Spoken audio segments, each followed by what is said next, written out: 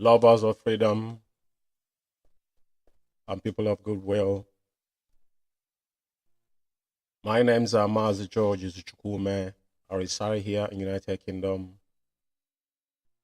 as one of the principal servants of indigenous people of Biafra, North London coordinator to be precise. Today is the 9th day of June 2023, year of our Lord, and it's 10 minutes on top of the hour, 8 p.m. here in United Kingdom, presumably the same time in the Holy Land of Biafra.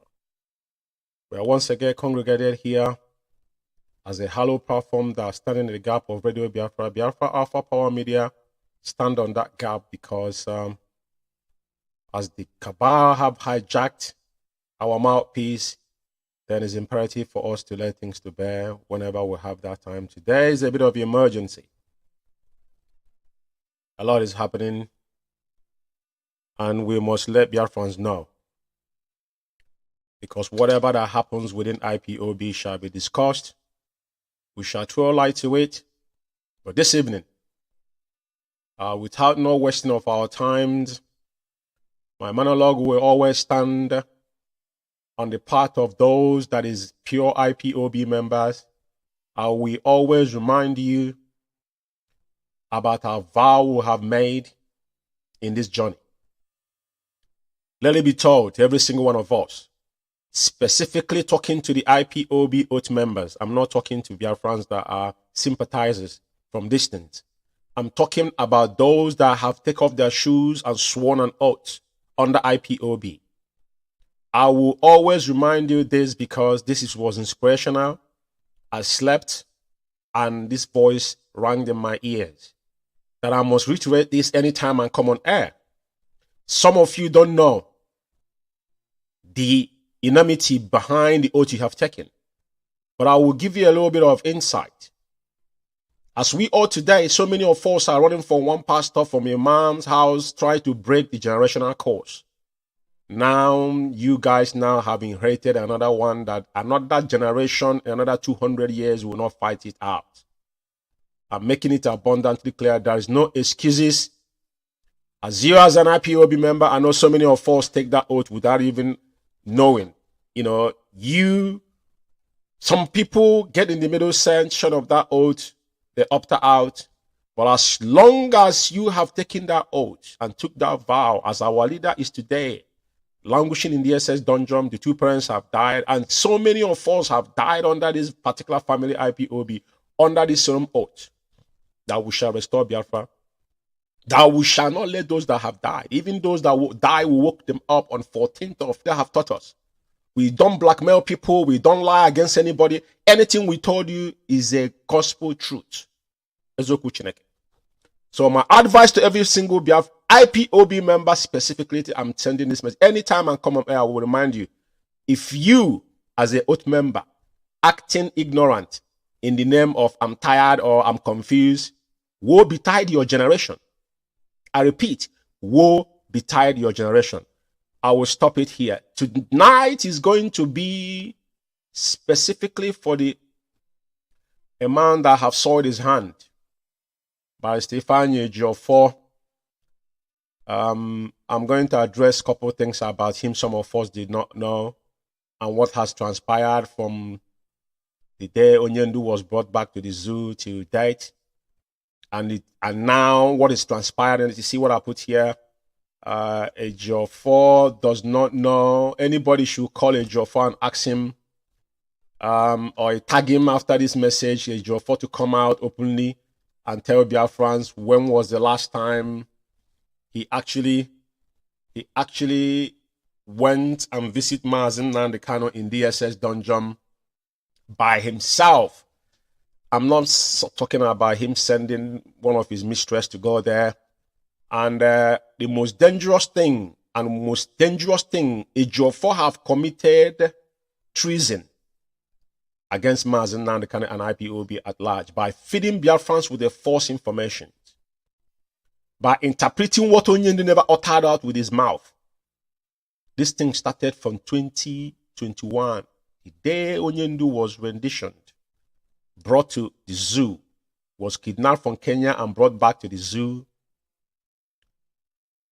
A 5-year job for treasuries towards Mazi Nnamdi Kanu is something that is deep that some of you will not understand. But I will tell you one thing tonight. I will take it one after another. When Onyendu was renditioned and appeared on that court on that 29th of June 2021, after a few weeks, they given Onyendu the opportunity to see his lawyer. Ejiofor never stepped foot in DSS dungeon. From August to December, Ejiofor never visited Onyendu. If Ejiofor can come out and show Biafrans the evidence of visit to Mazi Nnamdi Kanu from August 2021 to December, 4 months in counting, Ejiofor never paid Onyendu visit. Ejiofor was sending his mistress, one of his mistress, to meet Onyendu. And other lawyers are accompanying before Ejimakadem come on board. And this is one of the things, that is where all things start falling apart. That is where Ejiofor started all this evil in the name of his speaking for Mazi Nnamdi Kanu.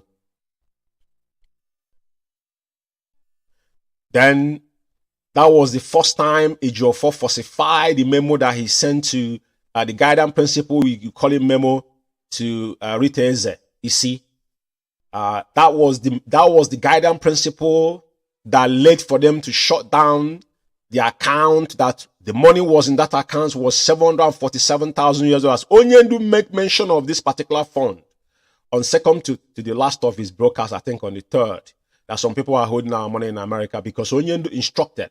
And I remember Charles Rabbi on a confidence told me that this money, Onyendu instructed Madam Oyibo to move this money. Madam Oyibo said yes, but because they all knew that Onyendu was, because Madam Oyibo, all of them, they were in the know that Onyendu was in Kenya. What was happening to Onyendu? They were calling Onyendu on phone. The day Onyendu was rendition, every single one of them they were talking to Onyendu because Onyendu was supposed to held meeting with them, including the so-called dogs. They're claiming that they didn't know Onyendu was in Kenya. They're all liars. They know. All of them was in it. So now, the guidance principle which you have made available to you guys, Ejiofor sat down in his bedroom and drafted that and sent it to Rita Eze, in the name of new guidance principle where omitted Onyendu's name, that Onyendu's daughter does not require anymore. Once Madam Oyibo uttered a word, no one should ever say anything. Then that was where that woman have that particular memo to go to America, enacted it, and open Umeh account after they closed $747,000. Now, for the record, and for this sake, this penetrated IPOB finance. This is the deeds of Ejiofor. Now, when they talk about the prescription of IPOB, Hachina Samuel talking about the Get Us of October, they're referring to the October. That was the same day Onyendu case was selected in court for obvious reason, because they brought Onyendu's case into it, right? Now, what about the case of 13th of October? We won that case in appeal court. Barrister Ezekiel and Ejiofor went in, and who knows what they arranged in court. The next thing we hear is the adjournment is in September. Who knows what they discussed? You're not aware of what they discussed. Now, some of you don't know that our leader is not being held for any criminal charges. It's just for civil charges.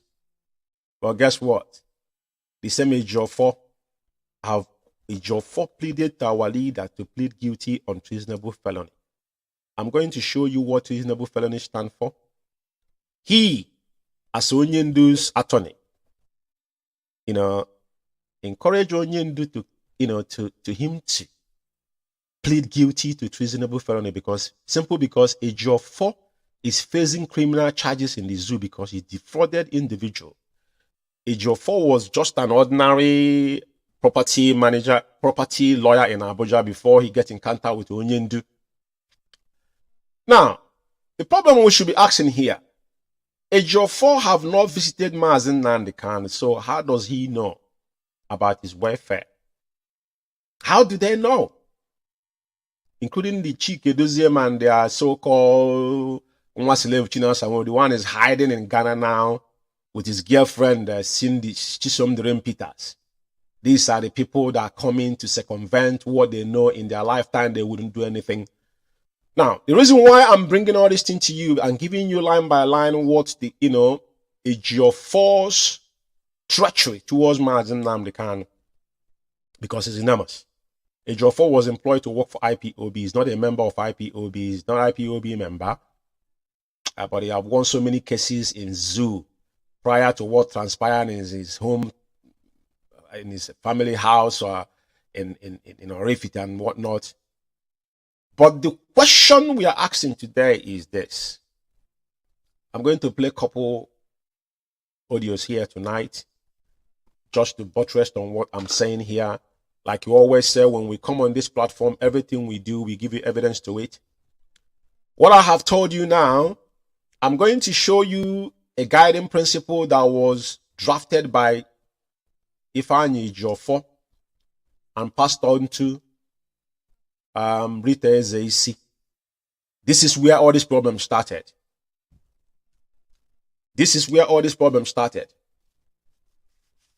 Now, on this particular guiding principle, on the E, he said every fundraising activities, it has to center in finance because they know that's the heart of IPOB. And Ejiofor, only case Ejiofor have one for IPOB is getting money to get our people out because we are paying money. Onyendu have said it over time. And he's the mediator, so he's not, if the zoo charge us 1 million, he will tell you 2 million. So he's been cutting and joining all this while. This is how their livelihood, this has they been surviving. Not that they have won any physical case, because Ejiofor could not establish that Onyendu house was invaded in 14 September 2017. Now, this particular garbage you see here was Ejiofor.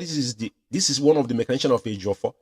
This is how Ejiofor destroyed the leadership, went into IPOB, and now the command and control they are shouting for, this is where they null and void here in this particular guiding principle. And that is what Chike Doziem, the vegetable, and his gang of criminals are operating till tomorrow morning. Now, what it says here on F is Rita Ezeisi is a deemed and authorized representative and has the authority to manage all financial operations, sign, execute documents and contracts in the name of IPOB and Mazi Nnamdi Kanu without any further authorization by Mazi Nnamdi Kanu. Also, all documents draft and final must be sent to, forget about the BWGG, which is via formal, the so-called lobby group. Now, this is where all this whole thing started, and this is why it's dangerous. But a lot of people don't know. I have to remind you guys the genesis of what is happening today. And as is now, the same thing is repeating himself now concerning Onyendu's health. The question you should be asking Ejiofor is, Ejiofor, when was the last time he went to visit Mazi Nnamdi Kanu to know how Mazi Nnamdi Kanu is faring? How is health? Remember, I made a broadcast on Wednesday. And I told you, anytime China Sanwo-Olu come out and say something, that thing he's saying is opposite. They were shouting that DSS should not, Onyendu should not go under knife under DSS. Now, Onyendu, private practitioner have come sanctified to access Onyendu. Guess what? Like I said it on Wednesday, it was them that stopped it because they are the one that told the ESS to stop those people that they wasn't aware of them. How would you know what is happening if you are not part of the what is going on? None of you visit our leader. When was the last time Ezekiel, the one he brought, the so-called Sam, went to visit Mazi Nnamdi Kanu? Because you guys are gallivanting around. Anybody that got in contact with Mazi Nnamdi Kanu is for that. It's just for them to collect money from Abuja and whatnot. Now, when China Sanwo-Olu wrote what he wrote on Tuesday, I did know that whatever China Sanwo-Olu has written was written by Ejiofor, because Ejiofor cannot write anything any longer. He does not write anything on his Facebook wall. Now he's one of those people who probably is getting paid by Facebook, you know. But first of all, I have to acknowledge our eminent, special counsel, which is Barrister Ejimako, and his tenacity and, consistency is the key. If you go through his tweet, as a man that has been employed to work for IPOB, he could see when a man is genuine and doing what he's been contracted to do.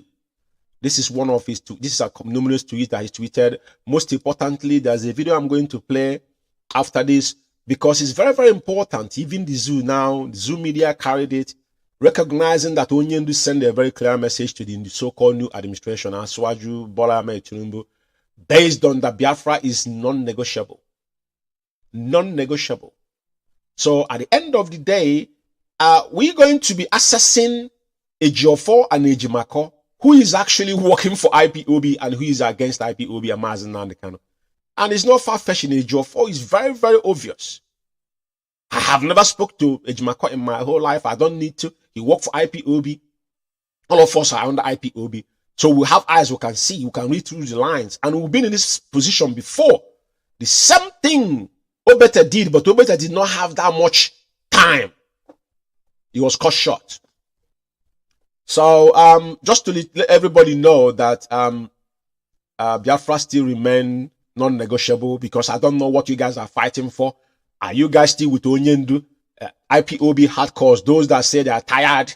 So if Onyendu still believe and standing on the ground that is IPOB, Biafra restoration is non-negotiable, and you're telling me you're confused. This is one of my monologue. I just made it abundantly clear to people to be wary of the oath you have taken.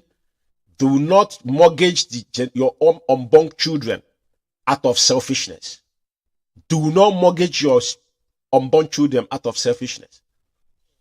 And as well, Meme actually said, I think on yesterday or 2 days ago, and that was a good news actually. Like I said before, Mazi Nnamdi Kanu will not die in the DSS dungeon, And when I saw this write-off from Meme, because those that were shouting that anybody that went to Onyendu, they're going to send their media rat behind them, and if they couldn't get them, they will send their killer squad in Biafra land after them.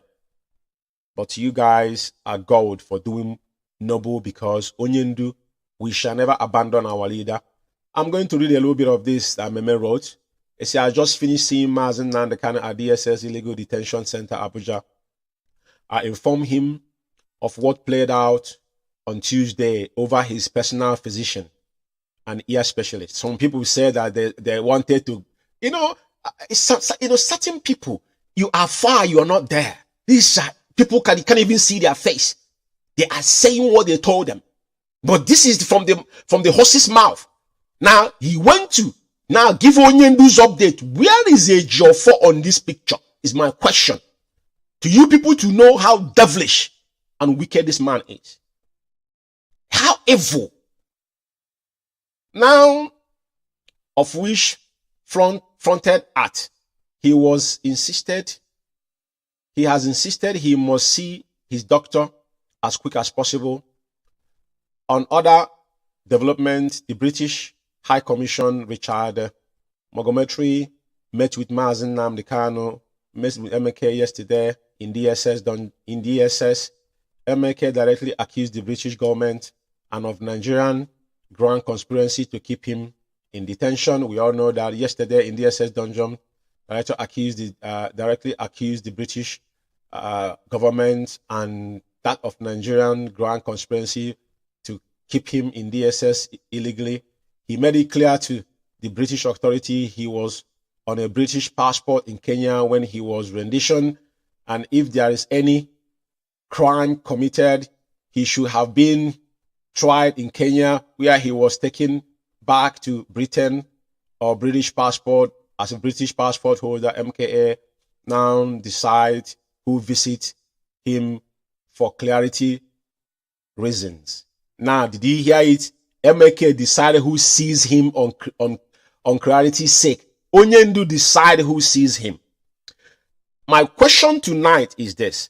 Ejiofor, when was the last time you see Mazi Nnamdi Kanu in DSS dungeon?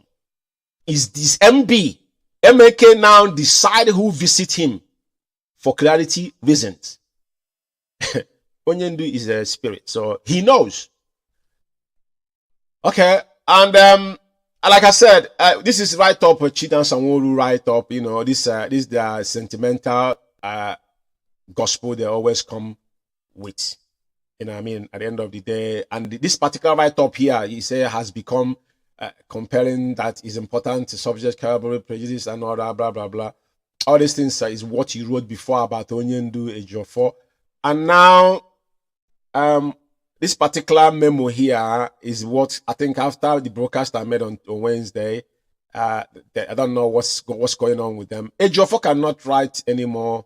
But for your information, as you can see, Meme said it in his write-up that MK decided who visit him for clarity's sake. Now, this particular memo is not coming from the vegetable himself. We know who read this memo. This memo is Ejiofor. Just like Riteze said at the end of this program, I'm going to put our voice again. Chikedozie was meant to put that particular guidance principle in our code and our letter heading. Then, but he couldn't do it because he didn't know where things were. Then Onyendu was just newly renditioned. So he couldn't have dared then because they don't know what's going to happen. But as soon as now they're becoming clearer to them, just like the same script that happened 2015, they felt that Onyendu will not come out. Now he's become emboldened. Now, the same thing has happened here because Ejiofor cannot write anything on his wall, even in Facebook. He doesn't tweet. He become dormant. But when you look at this thing was written yesterday, just look at this. I'm gonna read a little bit of this. Yeah, I'm said because I put it Ejiofor, Barrister Ejiofor press statement for avoidance of doubt. This memo is not and void, but I'm reading it for you to extract something and think about if these people actually want Mazi Nnamdi candidate. I said it for months. You know, when I pick on things, just like when I picked on Chidan Sanwo-Olu, some people we are still slumber. They still sleeping, don't understand the reality of things. We don't mice words. We say it the way it is, and no apology because I'm not blackmailing. I'm saying the fact. This is a pure truth here. This is not Chikedozie. He doesn't have balls now. But read through, he said on the 8th of June 2023, the Directorate of State of Indigenous People of Biafra has deemed it extremely imperative to, you know, this English all the time, to make it a public statement and clarification regarding the issues of Mazi Nnamdi, the leader of Indigenous People of Biafra's health, and plan for him to undergo surgery while still in the custody of DSS dungeon. I mean, question is this, is that what plan have these people have for Onyendu? What plan have they have for our leader? They don't see Onyendu, so how do they know? Meme just said it, that Onyendu decides who sees him. Probably doesn't want to see him. So, what are you going to do? Anybody, any of these idiots that question Onyendu, what they should do is they buy ticket ASAP. Chidan Sanwo-Olu is hiding in Ghana with Chinsondrim Cindy. Go down to the zoo and go to DSS dungeon and go and meet Mazi Nnamdi. Like Soludo did. None of them, they couldn't do it. Now, firstly, and for clarity's sake, the lead counsel of Mazi Nnamdi Kanu in the matter instituted against him by the Nigerian government, which matter is now before the Nigerian Supreme Court, is Barrister Mike Ezekome. We know Mike Ezekome was a common flag. Ejiofor was facing criminal trial, and he cannot stand to see Ejimako take charge as the lead counsel. It's not something to compare. Don't get me wrong.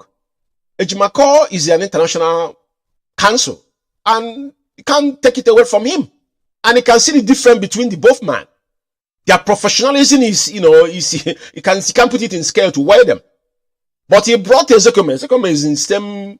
I don't care if it's Sam or Malame is the what is it called? The Attorney General Alamajiri. So talk less of do I care about his qualification? But we're talking about integrity, you know, because he brought him just to cover everybody. He brought Sam. We don't need it. Assist by Barrister. Now he assists them, but he brought him Barrister Ejiofor and others. Any matter therefore concerning Mazi Nnamdi Kanu, why still being detained at the facility of DSS, whether such issue pertain to his health or otherwise, must be brought to the knowledge and attention of the lead counsel to show you that this is Ejiofor. Ejiofor, you are the lead counsel. When was the last time you see Mazi Nnamdi Kanu 101? Does Mazi Nnamdi Kanu want to see you? Mazi Nnamdi Kanu don't need you. Onyen does not. You're working for us. And Mazi Nnamdi Kanu can decide to sack you tonight. You're nobody. It is not Nnamdi Kanu does not owe you anything. He can decide to have another lawyer for another attorney different from you, representing him. It's not your. You don't have the audacity to question when Mazi Nnamdi Kanu decide to make moves on his own. This is the what we people should take. Look at this particular memo here. I have told you. They told the SS. Now they are arguing that DSS should not undergo through treatment in DSS. Now his personal physician that now arranged, requested for, they blocked it as well. It is very clear to Biafrans. Because we'll be saying this, we've been clear, people think we are joking here. This is Ifeanyi Ejiofor dealings. The Director of State of Injustice of Biafra can no longer tolerate anyone or people who are either driven by, personaria or consideration of other motivation or endanger the life of Mazi Nnamdi Kanu. Who is doing that? This is you. This is actually you. Because, Mazi Nnamdi Kanu younger brother always go to see his elder brother. Because his brother is not your brother. You are just an employer who employ you to work for us. And if you're not doing the job, to hell with you, mate. You get me? Because this is becoming disgusting now, mate. You know what I mean? I can't stand this garbage here. But the reason why I'm reading this to Biafrans to see that this guy has gone haywire. They cannot control themselves anymore. They're disconnected from the reality. You know what I mean? So now, it's now impunity. They are the one now blocking the personal physician to Onyendu. People say they want to give him anesthesia, he's going to sleep. Standard in every operation, they dead in the area they're supposed to do the operation. You're not going to sleep, you idiots. I will get to that. So now, this is the write-up. But I just want you guys now, start mentioning names. Yeah? Okay, it comes down to, says, Mazi Nnamdi Kanu gets involved in any surgery must be conducted on him because they are not doctors but lawyers. Who says so? Barrister Ejimako, Emmanuel Kanu, and others working in cohorts with them must retrace their steps and desist from visiting the DSS office with people they call doctors without the knowledge of Barrister Zekome. Barrister Zekome, they don't need clarification. They don't need clarification from Zekome to go and visit Onyendu for crying out loud. Zekome employed him. I don't understand where this is coming. Mazi Nnamdi can decide who sees him. Onyendu can decide tomorrow to sack all of you together. You don't have the power to say that. This is bunkum. It's just the time he wrote some garbage, he's suing someone that live in Finland while you're living in the zoo. Right?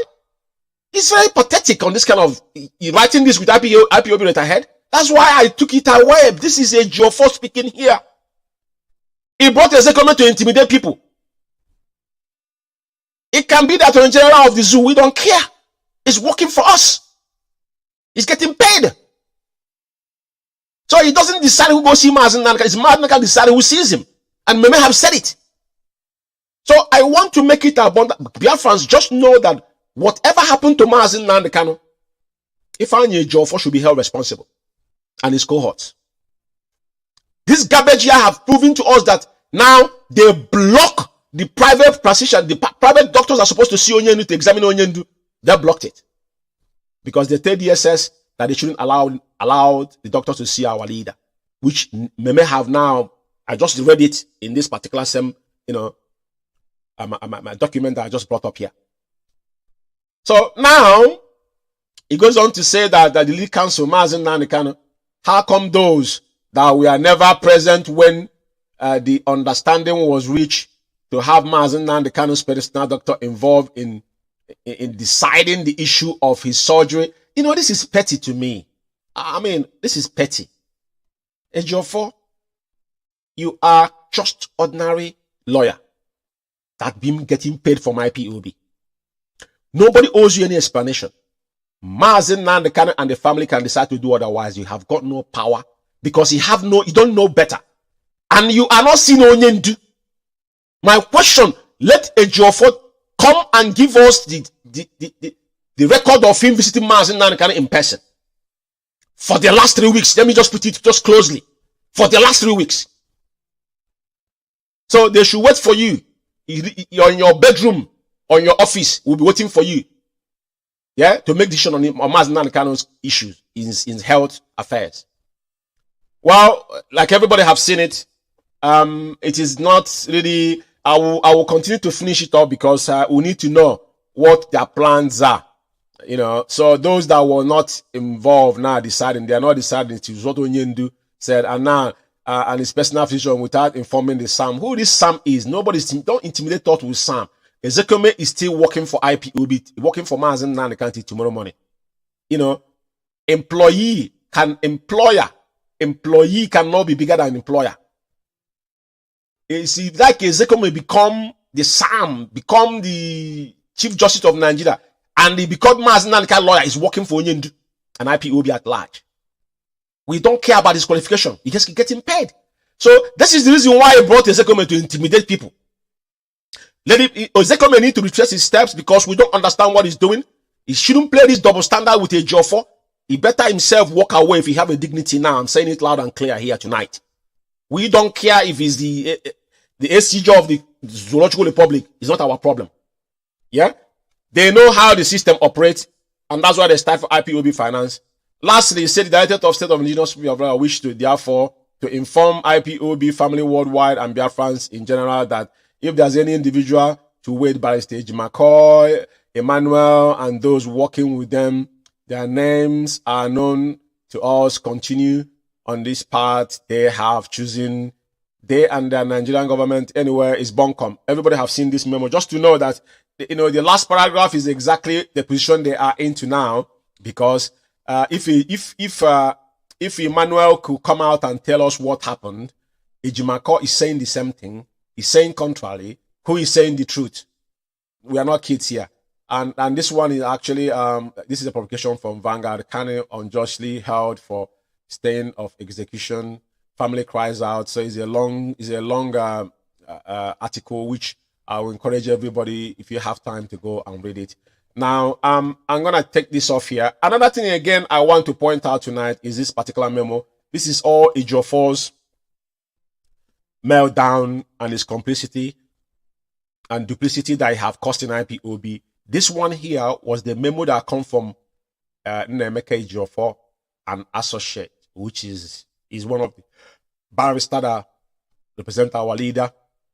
And Onyendu, this is official document with his letterheading. Ejiofor was copied here on the 13th. Look at, yeah, this is 12th article. The 13th said copies of these memos is to be sent to Chike Doziem Ifeanyi Ejiofor, ESK. Keep one for MMK. Has Ejiofor commented about this memo till tomorrow morning? The answer is no. Tells you all you need to know about Ejiofor. Ejiofor is the biggest enemy that we know now as it stands. There's something I want to put up here as well before maybe I'm gonna play some voices now. You know, because at the end of the day, it's very, very important that everything we do, we put up a now. Like I said, treasonable felony, probably Ejiofor didn't know what treasonable felony means, but at the end of the day, I brought it here because he's asking Mazi Nnamdi Kanu to actually plead guilty on treasonable felony. He committed no crime. Treasonable felony definitions and meanings mean an act that shows an intention of committing treason accompanied by any further act to carry out that intention. You know, so at the end of the day, and why treason is a punishable by death, and is a treasonable felony. Onyendu committed no crime which known to any man. Onyendu was abused. Onyendu, what happened to our leader is a crime on his own. The man we're talking about, this guy, this China, this is this man here, Ejiofor. Ejiofor, I don't know the devil that have taken over you, but whatever that is going through your head, when I see you start bleaching and all that kind of stuff, I don't want to go into personal people's life, but at the end of the day, the evil that you have committed is haunting you. That's one thing I know. The evil that you have committed is haunting you. And you and your generation will not come out of this. Mark my words somewhere. And this is not a joke. This is reality. Because you guys, what you guys are doing, I don't know what you want to achieve. You are employed to work for IPOB. Now you become the enemy within. He came to destroy Mazi Nnamdi Kanu and IPOB. But your generation will be sorry. You know. And I want again to you know, because our international council, which is Barrister Ejimako, will always say the way it is. I think this tweet was today's tweet, and he said, regarding the blackmail directed at the sincere effort to get proper medical care for Mazi Nnamdi Kanu, the word is independent, as an independent doctor or hospital personally chosen by Mazi Nnamdi Kanu, not a doctor or hospital chosen by DSS or someone else. Case closed. This is very, very concise. Now, this is why you should be careful of what you absorb. Ejiofor have committed treason against Mazi Nnamdi Kanu and IPOB at large. Because misinformation is a crime. You sitting in your comfort zone, sending your mistress to go to DSS dungeon, which you don't see that individual, when you don't discuss with them. When they come out, whatever they hear, maybe the breeze carry word past their ear, they will come and tell you. Then you jumped up to go and write. This is very clear here. I think it is in Premier Times as well. He's copied it there, Premier Times. Ejimako has come out to say that regarding the blackmail directed at the sincere effort to get proper medical care for Mazi Nnamdi Kanu, the word is independent. Independent, as in independent doctors or hospital, personally chosen by MMK, not doctor or hospital chosen by DSS or someone else. Case closed. This is very clear. I hope everybody have taken this home. Because when China Sanwo-Olu started shouting that DSS, Onyenu should not go into under knife on DSS, all this was distraction. First of all, they will film it to distract people. But it's settled here. Now, because whatever our international, our special counsel says is the way Onyenu have said it. I don't have any doubt in that, because I can see from the way the message come. It is undiluted, and everybody will have had it. This is not DSS choosing doctor or hospital. It is Onyendu's independent choosing, but Ejiofor and the gang of criminal in DOS blocked it. I want Biafrans to know that when they started shouting, the day China Sanwo-Olu wrote that, Ejiofor wrote it and give them. And now I have given Chikedozie memo to come and give you. You think it's them? No, it's Ejiofor. But you see, let Ejiofor tweet in his Twitter handle or write to encounter. I think you know that Ejiofor have written disclaimer against Ejimako before. When this thing happened last year, I knew that something was fishy. He cannot come in. Even the last court they went, you could see when Ejimako was leaving, he was stumbling to speak to Ejimako because Ejimako was going to see Onyendu. I have the video, I can play it. After the court, him and Excellency was there. They were gallivanting around doing nothing. If these people were sincere, after that, all of them should together from there to the DSS dungeon, but they won't go there because they have a different agenda. A granting interview, making himself popular, and they'll be calling them from back, giving them money. We all know all these things. I'll move on. So now I just want to play a video where the Zoo media were actually, I like this way they analyze about Onyendu's making it abundantly clear that Biafra is non-negotiable, and it is obvious that we need to let people see when they say something that is good, and we'll recognize it as well. I just want you to listen to this.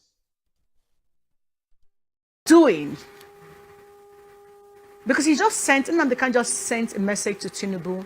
This is clear. This is a message directly to the president of Nigeria. Okay. whatever is going on, the determination for the state of Biafra, the nation of Biafra, is non-negotiable. He has made a very one statement, but fully packed. Yeah. Now, what is this government? Tinubu did say he's going to negotiate. I think that's one of the things he said during the campaign and all of that. Now, some people might say it's too early. I think that was when he came to Ebonyi, when he made it, or Imo, one of them. I can't really remember now. Yeah. Issues around security are very key, whether our economy is going to survive. Just like Peter Mbas said, you cannot be inviting people to come in to invest in your state, and then your state is being made to remain in a state of doldrum economically, especially with the Monday sit at home, which he started to fight head on. And for me, that is what I call proactive leadership. Don't just do the talking. You should be seen doing the work. And now, one would expect that by now, again, the President, Bola Ahmed Tinubu, would have come out to give us at least a basic idea where he's going on some of these issues. Well, Nnamdi Kanu have thrown the first die, which is whatever you want to negotiate, whatever you think you want to talk to us about, this nation of Biafra is non-negotiable. This shouldn't have been if steps had been taken by the previous governments to begin to discuss with Nnamdi Kanu prior to this time. This statement wouldn't have, because whether you like it or not, that is making this statement coming directly from Nnamdi Kanu through his lawyer, basically told his followers, it's game on. No retreat, no surrender. That's basically what he just did. And now what that goes to show is, if the conflict entrepreneurs aspect of IPOB agitation, if they were going to wonder which way forward, he has just fueled them again. The Simon Ekpa angle of it. If you're looking at his people who have been kind of calm and all of that, he has just sent them a clear message, even in public, to say, the deal we had for the nation of Biafra is still on. So the question is, are we going to see the president body language was looking for? The reason why I allow this to play, you hear the lady said that he mentioned name, and not saying that his people are quiet. You know, anybody that told you that these people does not listen to whatever IPOB do, the world listen to Radio Biafra. Onyendu brags about it. Universities call Radio Biafra. They listen to learn. I'm not talking about Radio Biafra up to today. But I can hear the lady said, because these are people in the media, they're confused. But that's the point I'm picking up. It's not about mentioning Simon Ekpa's name. To me, it's really not, it's quite irrelevant. But the point is, he said his people, he used the word, his people are quiet. Does that make any sense? Does it make, what does it tell you? What signal does that send? People know. And these people, China Sanworu, including Chike Doziem, just like when Saludo came, he said that IPOB is now working with us. He said that IPOB have emphatically come out and said that they are not part of the criminals in the state. These people, and this man wanted Onyendu out now, today and tomorrow. But when he realized that this is the real enemy, the man now distanced himself, and Anambra distanced himself. That's why he's teaching us and what is going away, because money, arguably, whether you want to believe it or not, Anambra have businessmen, and there's money in Anambra. Not because I'm from Anambra, but it's something you cannot argue. It's natural stuff. It's there. So, but he now is section Anambra, but they can hear. This is Zoom media. It is not me. And I have my reason why I allow it. That is, people are quiet. Onyendu 2017. It is not because Ejiofor win any case for IPOB. Onyendu was granted bail based that Onyendu did nothing. And the pressure they were going through. There was pressure. I mean, there was pressure on the Zoo government. And they have to succumb. That is why our leader was granted a stringent bail. And at the end, 14 September, they invaded the house to kill him. 28 men fall, including Jack, and still counting. That took the two parents till tomorrow morning. So I know why I played that audio. For clarity's sake, that there people are quiet. Take it home. Shows you that those that Mazi Nnamdi kept on him affair have compromised. It's very simple. Who jumped on bandwagon now become opportunist. I'm not judging anybody. Whatever you can do to restore Biafra, entirely do it. Monday sit at home was enacted by Chike Doziem and Chinasa Nworu. So all the deaths, all the mayhem that have happened on Monday, who liable to Chike Doziem is in audio. He said, I will take the full responsibility. So whoever is acting, perpetrating crime under the guise of Monday sit at home, is all these things is on Chike Doziem's head. He can't get away with it. I don't care who is doing what. It's not my problem. Because you see, in any case, one thing happened. You have to find out, lay foundation of what caused that problem. If there's an accident, you find out that accident could not happen again to prevent it. Now, question is this: who declared Monday ghost town in Biafra land? Where was it declared? Radio Biafra. Who announced it? Chinasa Nworu. Who asked him to do with Chike Doziem? And Chike Doziem have come out and tell that he will accept the responsibility because he was publicly questioned Mazi and Kanu. What was the reason why to call off the sit at home?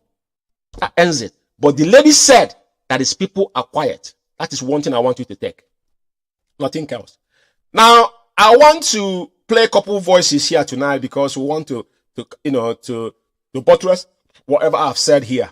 I'm not gonna be here for another 15 minutes. This is one slave's voice. I want you to listen to him when he was threatening people and all that. And I will say something as well, International. All of you used to see it. They come on social media.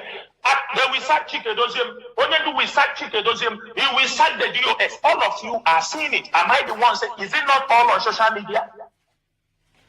These are distracting the struggle, and they are being controlled by government fifth columnists. They don't know some of them don't know what they are doing. Some of them knew. Mazi, for 1 year plus, when Onyendu, everybody remembered it.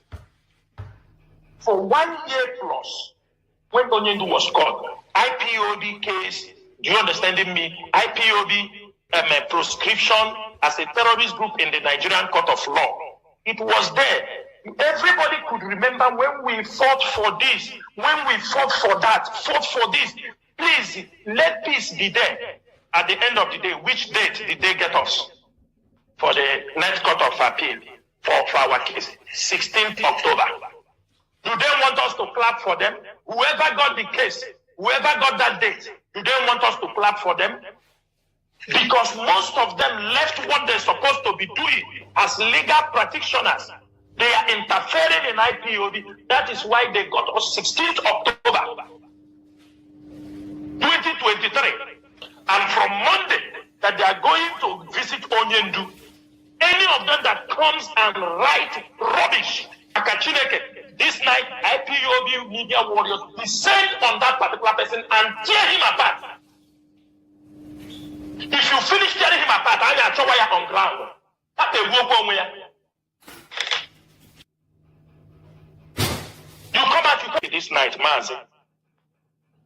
Whether you are IPOB lawyer, whether you are special counsel to Onyendu, I am saying this thing this evening. From Monday, IPOB members, everybody listening. If you see anybody, whether it is Onyendu siblings, whether it is any lawyer, he says he's representing IPOB, he comes outside on social media and writes nonsense that will affect the struggle, every media warrior descend on that person. If we find him on social media, we don't find, we will send ESN on ground to pursue him. Because we send ESN on ground to pursue him. Because we send ESN on ground to pursue him. Because we send ESN on ground to pursue him. Because they are the one causing trouble in this struggle. Yeah, it's very, very important that we understand. I've talked about the debt they got us on the IPOB prescription. I've said it from on the beginning of this program. I'm explaining and what transpired. So, but it's good that it's coming out from his own mouth. At the end of the day, the most trusted, as he called himself, a GO4, and now he brought Ezekiel to play ping pong with IPOB, and we are saying it is not going to happen, not a while under our watch. For tonight, actually, no, even there was not a time, all of them was working together, including Simon Ekpa. But this is what Simon Ekpa said about him as well. You need to listen to it. It's very important. Because like I said, when we do things, we always have our evidence right.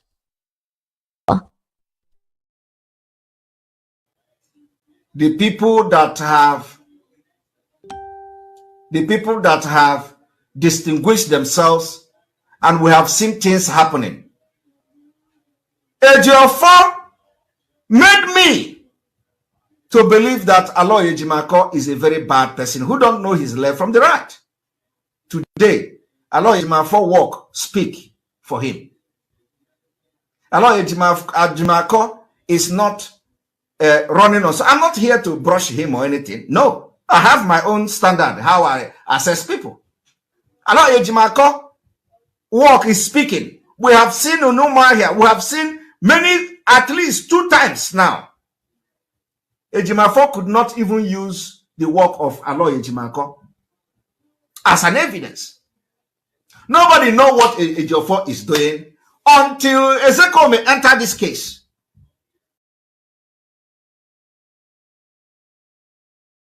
So if you know, like them, I would have started attacking Aloy Ejimako. When Onyendu was kidnapped, Ejiofor don't know what is extraordinary rendition. Ejiofor did not know that when a state commits crime, automatically they cannot sit and have the moral justification to try the person in a different crime. Ejiofor don't know this law. Ejiofor told that why should Aloy Ejimako come? That he should come and tell him where it is in Nigeria law. Hey! I laugh. I hope he is listening to me. Today, it is the same Nigeria court who Ejiofor say that Aloy Ejimako should come and show him where it is in law, have exonerated Mazi Nnamdi Kanu of any crime. The same law have also faulted Nigeria government or criminal activities against Mazi Nnamdi Kanu by kidnapping him from Kenya. You know, sometimes even a madman can make a sense. What he's saying is fact. And I've said it over time. But the reason why I'm bringing all this back tonight, so people to remember where Ejiofor, they were together. Someone out for 7,000 they share. Everybody called their own share there. He knows. I said it from the beginning of this program. Ejimako and Ejiofor has no comparisons. But because of the nature of our average Igbo man, jealousy and greed will not let him. That's why he brought Ezekiel. Ezekiel is brought, he want to intimidate us with Sam. As if Ezekiel is working for free for IPOB or Mazi Nnamdi Kanu. If Ezekiel is not doing what you ask him to do, let him get out and go to hell. Nobody cares. Including both of them. Or you can sack both of them if you decide tomorrow, you don't have decided. MK only person choose who can come and see him for clarity's sake. Meme said it, verbatim. Now, what he's saying here, I'm allowing it to play tonight because we need to show you. We don't blackmail people. This is the same guy. All of them was wine and dining. But at the end of the day, what happened? Ejiofor has gotten. Ejiofor is facing charges, criminal charges in Nigerian government. Mazi Nnamdi Kanu is facing civil charges. So how can he defend Onyendu? How? When Bruce Fem said it, all hell let loose. Because he told them the truth. How can a criminal defend someone that is not a criminal? Tell me where it happened anywhere in the world. Ejiofor is a common man, is a criminal.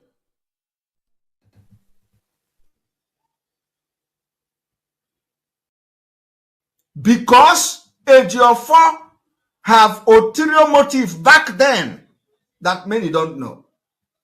You see, when I start to keep things, the same people have been attacking Aloy Ejimako. The same people. For the past 1 year, they have blackmailed Aloy Ejimako. The same people attack Bruce Fem. I do not know whether those people are not representing Mazi Nnamdi Kanu. They have attacked Bruce Fem. They have attacked Aloy Ejimako. And in all this attack, only one person is engineering it. the person is Ejiofor. I know what Ejiofor told me. You know, it is not yet. I'm going to be bringing evidence. I know what he told me about Ejimako. So if I am an illiterate like them, by now I would have done so many programs on Ejimako based on information this idiot give me. I think all of us listen to what Simon is saying. I don't blow up Simon trumpet. I never listened to him for one day. But this particular video, we had it because it's very vital. We keep vital information. And I think it's the right time to play to remind Biafrans. Whatever they had is their problem. But this is an actual fact.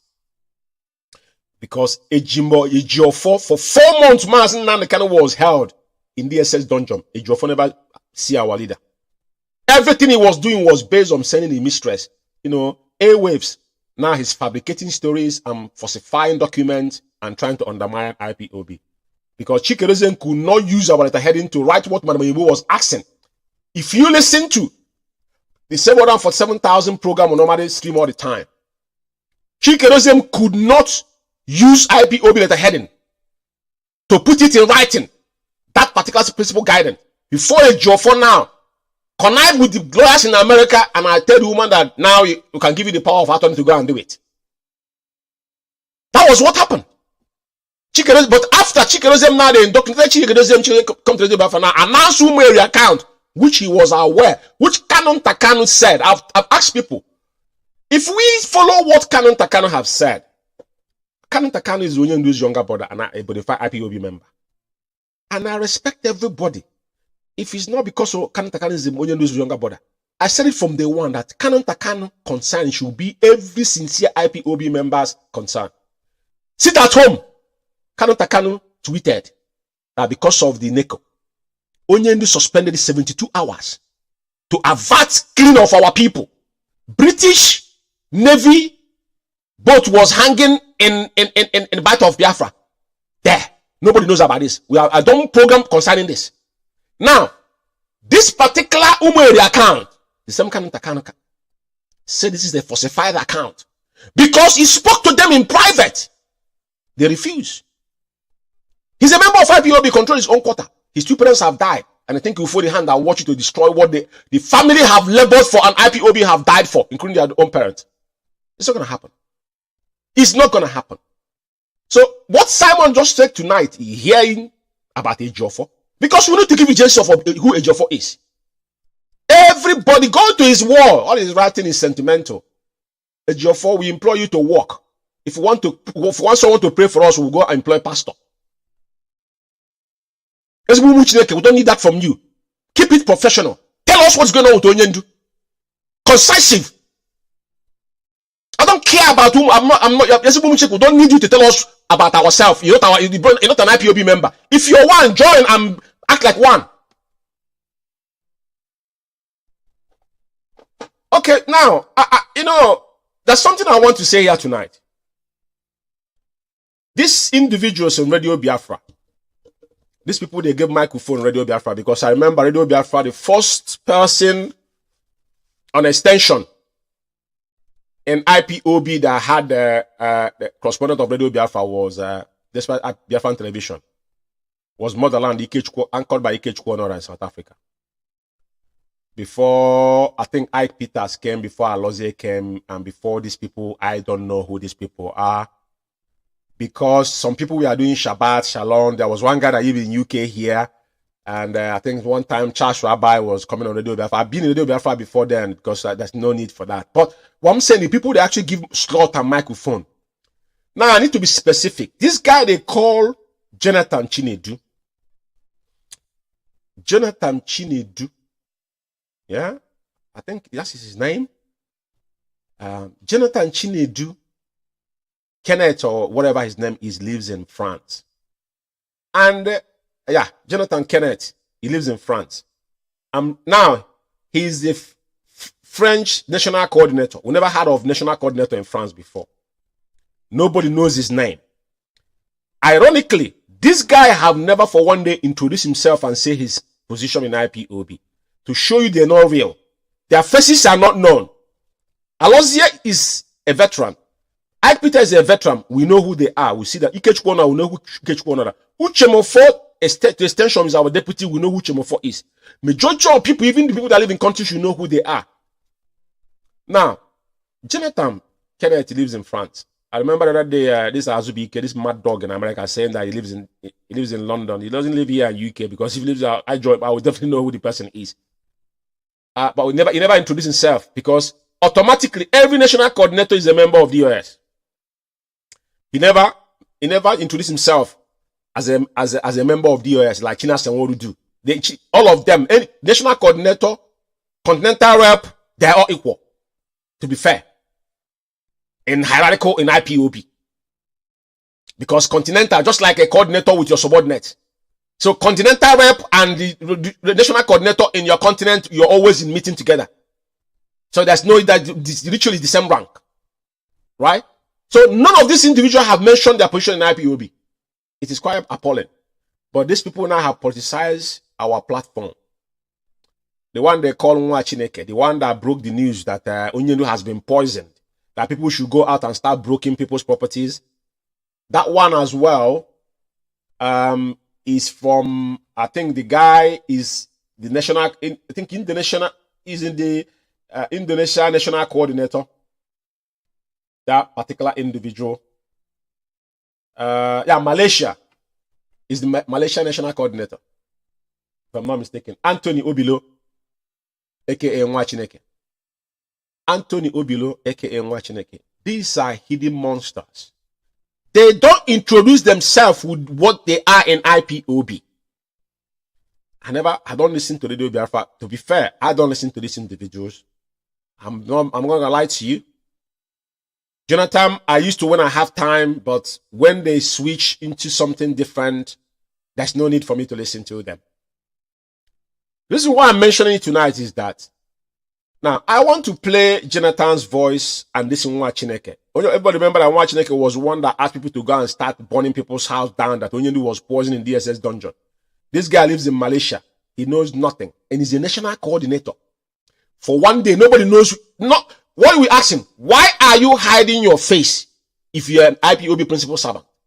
Why are you hiding your face? You are the biggest coward of all time. And it's about time no one to come to Radio Biafra, to anchor Radio Biafra, that people does not know who that person is. If people in Biafra land will know who they are, then why are people living abroad hiding their faces? If these people are not people sabotaging what we are doing, for crying out loud. Let's listen to Chinedu Jonathan first. And Nwachineke before the mad dog in South Africa. I want to play their voices for a reason. I've done with a Jofo. All I want to tell people that the Jofo is the one holding Mazi Nnamdi Kanu in DSS dungeon with his gang of criminals. He is the king leader. The Cabal leader is a Jofo. He can't speak anymore. Now he's deaf and dumb. Now he's opposing. Now he won't write about himself. He's talking about Sam. Ezekome is just an employee to IPOB. I don't give F what his position and his degrees are. It means nothing to IPOB. If I'm paying you, it doesn't matter what your degrees are. You're working for me. End of discussion. International. There are people still that we say, no, why are you doing this now? Oh, why are you doing this? No need of showing this on video, on Facebook. And when you don't put anything, people will think, oh, nothing is happening. Why not show us what is happening? So I see it's a problem. We have this problem. IPOB is doing something every blessed day. That is why we are progressing. Mazi Chinasa, Mazi Nasi. I don't know. There is some. Let me. I will take this caller that I've been calling since, please. But you continue and say something on what our brother said, please, before we close. Mazi, you know, some people will say, like you just mentioned, you know, some people will say, you launched ESN, why did you even Onyendu launch ESN, why did he show it people to the world? You know, people will also complain. They were complaining like that. No need to show them. But they used to be there. The military will make marching. They will say we are launching operation this. They march. countries will, from time to time, they show that the people are intact. Men, he was there. People are there. They say, oh, the ESN is destroyed. And they don't know. If you allow this wrong impression to go on, people continue to. They cannot dictate for us what we doing and what we know. We know better than what they are talking. When they come to the leadership, they will understand what is happening. They will have the kind of information we have, and they'll be able to make their own decision. One thing is this, like now our brother said, do something. You know, Mazi, he said we should, if you only focus on our great Biafrans, great Biafrans, Ibondoman, how a Pachagon Katan, even lawyer onion do and where idea. Okay, put you onion, Jessica Jabonian dog, how I sign the chime, everything, approve. And you're idea. Okwa maka gullibility because so was cowardice too much. I for a good I like you get ban. Eba ye dialogue where be the Yeah, this is the voice of the cowardice that lives in Malaysia. Call himself Chineke, ranting on Radio Biafra. Now, he's now mentioning names of people. The same guy that on Radio Biafra shouting that same Mazi Nnamdi is talking about now. He forgotten that he told Biafrans that Mazi Nnamdi was poisoned. He has just forgotten that. Now the same person.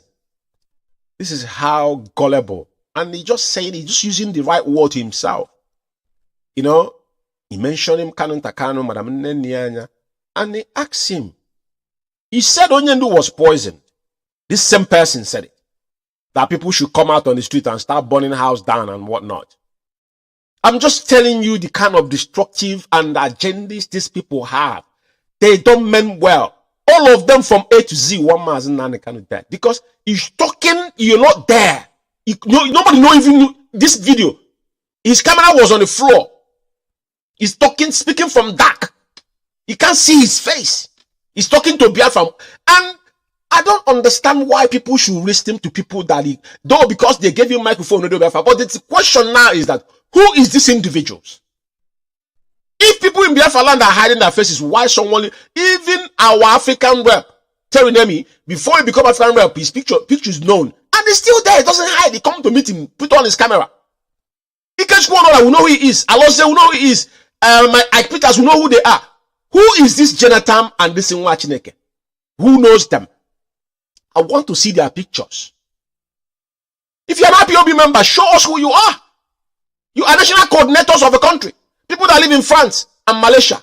Obilo is from Malaysia.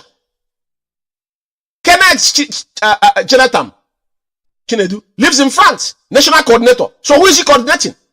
That is never mentioned one day on Radio Biafra.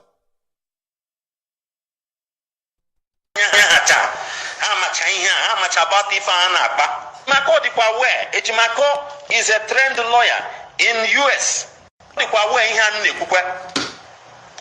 Barry Nifa Hachorime. Ozikiagazi treat the Shazionian instead on your black Abakotaziaka press on. Konyan to use Zoya Konyan to Chuepota, Assisium Bakaga 3 days secretly.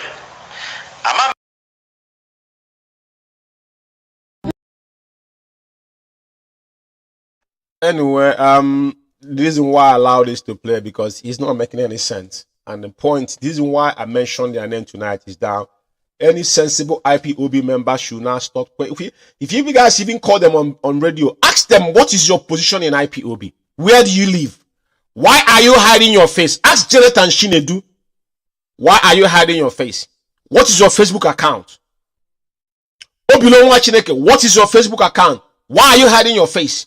If you guys are not the real moles, you come here to accuse people that you know nothing. You are the people that want Mazi Nnamdi to die in the SS dungeon, but finally, I want you to listen to this voice before I will comment on it, because we told them that they're going to eat their flesh of their own flesh. I think we are joking, but this is just the beginning.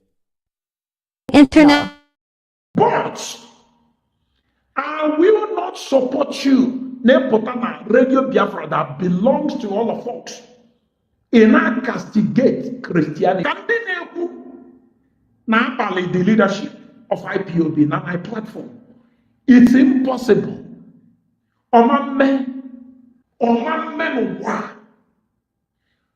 Simon, or any autopilot member insult to God, the leadership of IPOB, as much as those who claim to be IPOB media warriors. Now, some of them.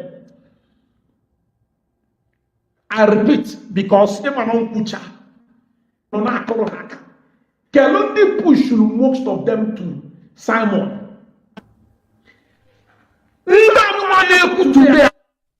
I hope you guys listen to what this clown just said.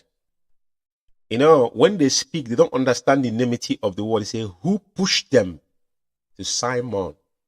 Did you hear him said it?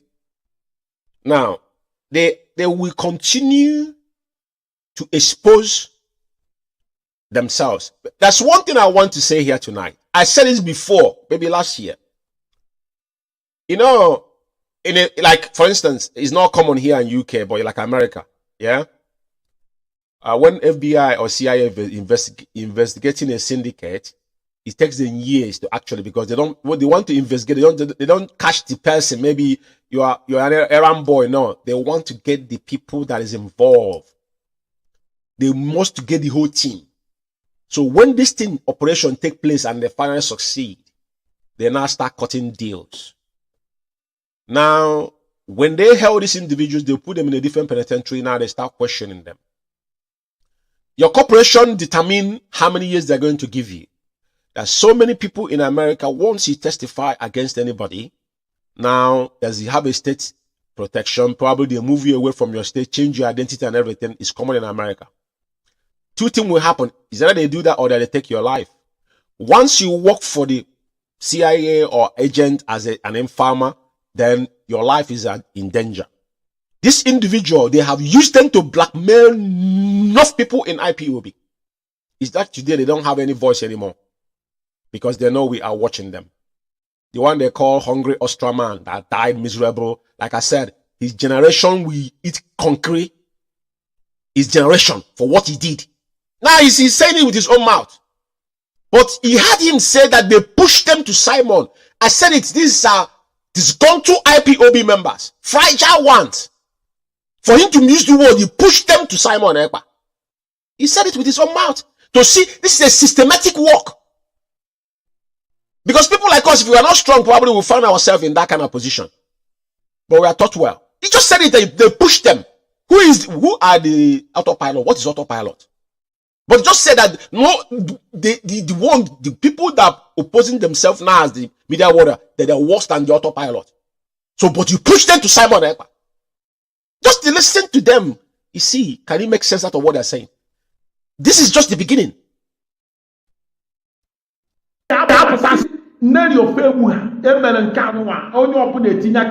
Kelunde that work with them till death are confessing. Till death. For confessing. So.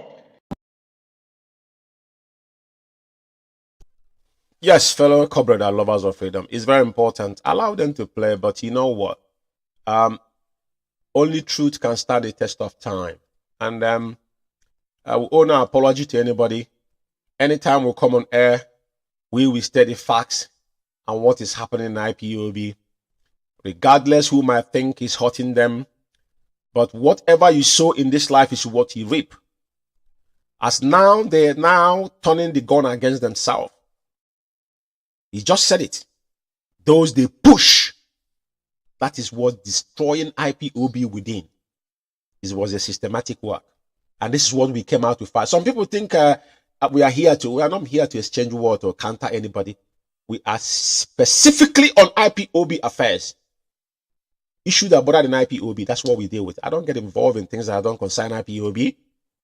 I don't post things that I don't looking for. I'm not looking for followership. I'm not looking for money under this. This is what we have sworn an oath. And these those that comrades that have the same ideology with me, or those that want to join, that want to attract. If Mazi Kanu came out on social media to make friends or to make name or to get followers, Onyendu can be a motivational speaker, he'll be making millions. Onyendu will be making millions. But just not why he was there. So we came here for those people that will listen and take it in. But what I'm talking about tonight, don't sit on the fence saying that you're confused. You just had that guy said they push some people so they know what they were doing. But don't, ignorance is not excuse in court of law. You cannot say because you're confused, that's why he couldn't take up it. Just like tomorrow you tell your landlord you're confused, that's why you didn't pay your house rent. You as an IPOB member sworn an oath. Now, Mazi Nnamdi is in DSS dungeon sick. Who is going to take care of our leader there? Who's supposed to contribute their own quota to make sure Mazi Nnamdi can come out? You can decide tomorrow and say he's tired. I want to come out. But do you know why he will not give up? Because already he sworn that oath and so many lives have gone, including his 2 parents. And he's ready to give more. That's why he's still there. So I will encourage every single one of us tonight to not sit in the fence. All you need to do is look more inward and ask questions. What they have done is they've gone around the world, divide IPOB within. There's Chikedozem with his gang of criminals. Now Chikedozem is now the leader of Biafra community, not IPOB. In UK here, IPOB under Mazi Nnamdi. If you have any question here, we are here to answer you. Our Twitter handle is there, and there's email as well. You can contact us or DM us.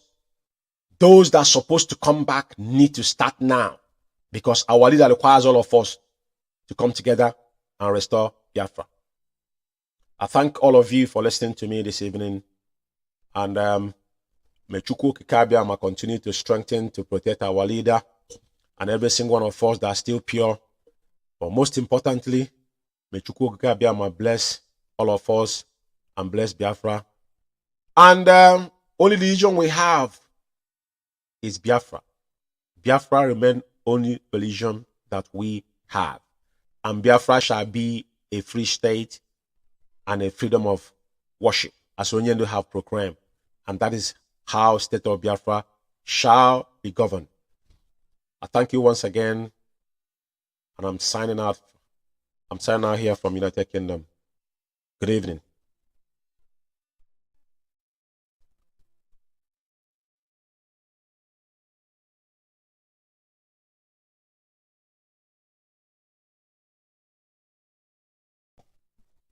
Good evening, fellow comrade, lovers of freedom. Good evening, good morning, and good afternoon, fellow comrade and lovers of freedom across the globe. My name's Mazi Umeh. I reside here in United Kingdom. And one of the humble servants of indigenous people of Biafra, under the leadership of our supreme, indefatigable Onyendu Mazi Nnamdi Kanu. The time here is 9 minutes on top of our 8 p.m. here in United Kingdom, and presumably the same time in the Holy Land of Biafra. I welcome you this evening into another edition of Biafra Alpha Power Media International, standing on the gap of Radio Biafra. As you all know, that Radio Biafra has been hijacked by the moles within.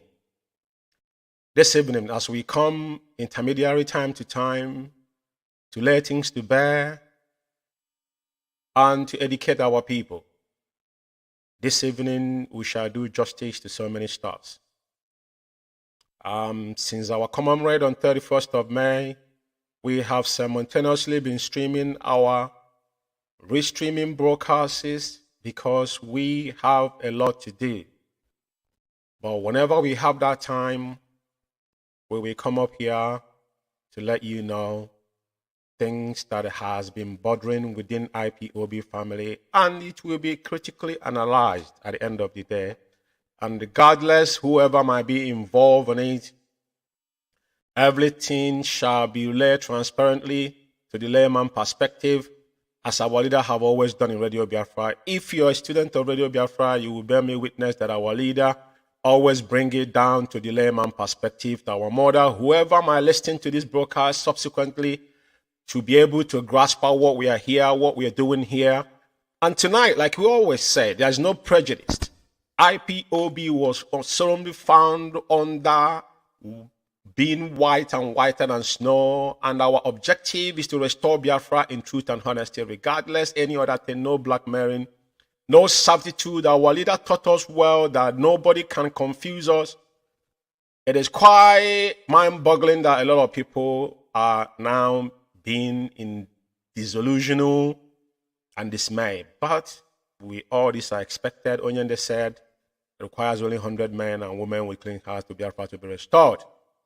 Having said that, my monologue this evening, like I always promised, that whenever we come up on this platform, we shall let Biafrans understand the agenda and the agendas of the perpetrators, all those moles that are led by Chike Doziem, the enemy at the gate, the vegetable himself, and the cabal within.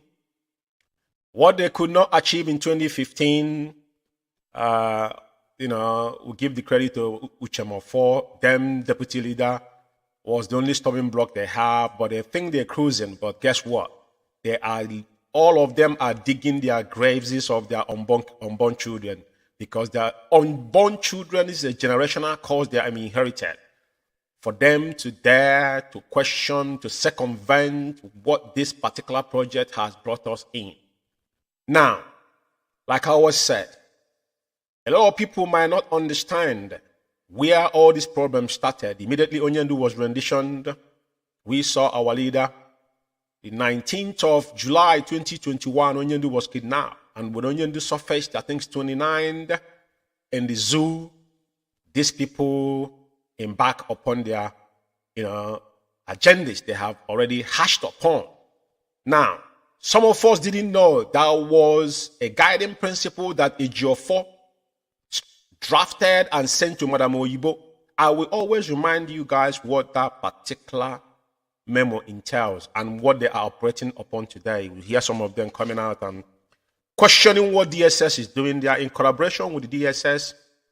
They work with every arms of government in the zoo, because IPOB is the highest contract in Abuja.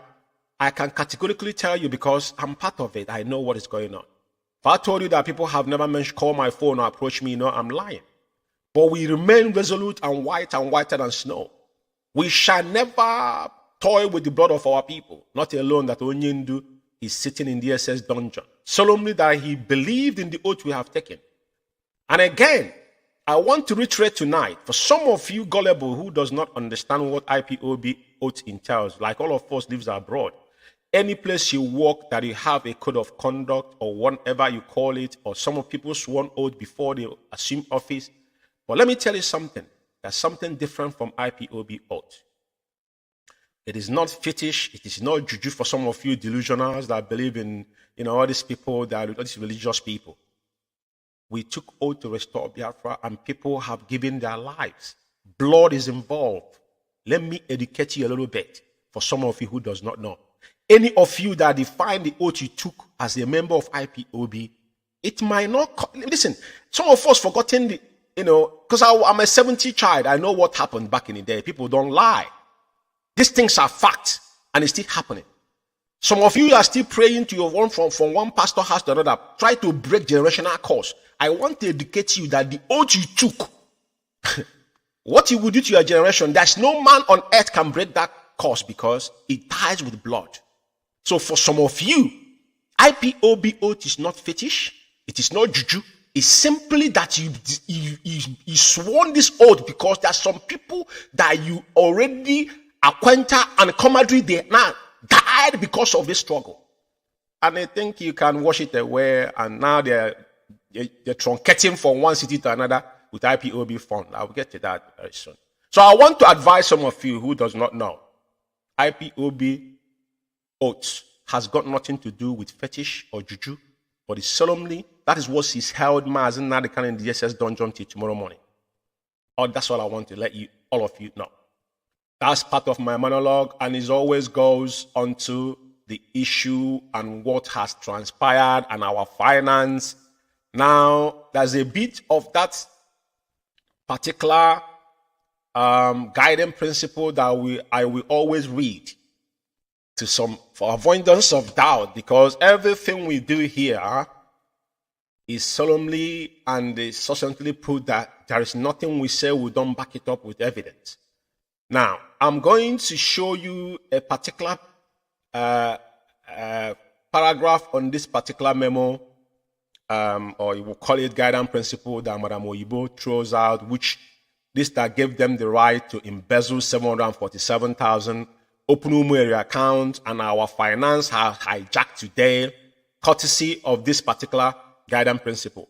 Now, on E, he said every fundraising activities must be approved by the head, by the IPOB finance and audit department until further notice. Audit department was nearly Ofebu. That is the agenda. And F said Rita Oeze is deemed an authorized representative and has the authority to manage all finance operations, sign, execute, document, and contract in name of IPOB and Mazi Nnamdi Kanu without any further authorization from Mazi Nnamdi Kanu. Now, what this means that if you see Chike Doziem, Chinasanworu told you that Onyendu was sending message, everybody was reluctant. That is where they're driven this power from, that whatever Onyendu said does not resonate anymore. They have their own agenda. Ejiofor drafted this junk and they're acting upon it. I just want you guys to know. Tonight, I'm going to acknowledge one thing here because I want to take it a bit by bit. So, I think on 26 or so, Governor Chukwuma Soludo had an interview on Channel Television. You know, I think that's the third interview he heard, stating emphatically, unequivocally, what his ideas and what he has been asking for, genuinely, that he want Mazi Nnamdi Kanu be released unconditionally. And passionate letter, I think about 5 pages that he wrote to the so-called president, which is the late dead Buhari, whoever is wearing the mask. Now, we have argued because we know that Soludo was pure. Soludo came in. He had a different idea. We don't believe, like I said, we are not into Nigerian politics, but we cannot shy away from the fact that those people there are the people that are legitimately being put into place to, to manipulate our people, right? Because there's an agenda. Now, we cannot do without them adding something and saying something. Somebody's going to ask you, what about those your politicians? What are they doing? And then they got in their own, quota from Abuja or whatnot. But Soludo has been exceptional. Abaribe is nowhere to be found since Onyendu was rendition. He's been excreted himself from IPOB. Now, Mazi Nnamdi Kanu is back. Nobody knows where Abaribe is till tomorrow morning. Now, but he's done his own part. We appreciate him for what he have done. But Soludo have come. And do you know why? All this particular individual they call Chinasanwo, this faceless idiot, now, is that they've been attacking Soludo because in Soludo find out that they are not up to what they said they were, because they are the main problem. If you see him shouting at Anambra State Homeland Security, they have worked with all these people, and these people know their capability.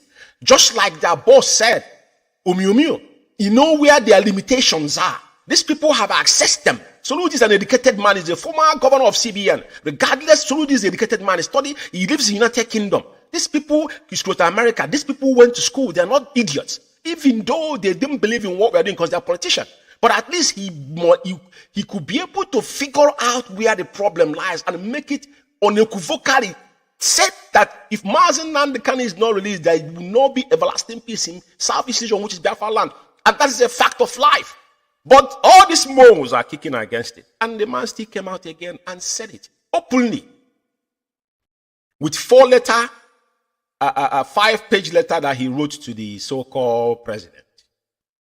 Now, I will just roll into his letters before I play his voice, because we must acknowledge this fact. A lot of people have done this, but the fact is that Soludo remains. It's a passionate appeal for the urgent release of Mazi Nnamdi Kanu. And there's a particular paragraph I need to read to you to understand when a man is very genuine in what he's saying. Honest appeal. He said, especially during these past 8 years, as you shepherd a transition process to hand over your successor, you might as well help to smoothen his easy take off by resolving some of the lingering issue, such as Mazi Kanu's detention. I therefore respectfully call on you as a statesman to discharge a historic show of mercy and release Nnamdi Kanu before you hand over on the 29th May 2023. And it comes down to say Chukwu Masolido, CFR governor, and copy the so-called Aswaju, the Bola Ahmed Tinubu, and the so-called Abubakar Malami, the Sam, the Attorney General of the Zoo. Now, this is a fact that everybody must live with.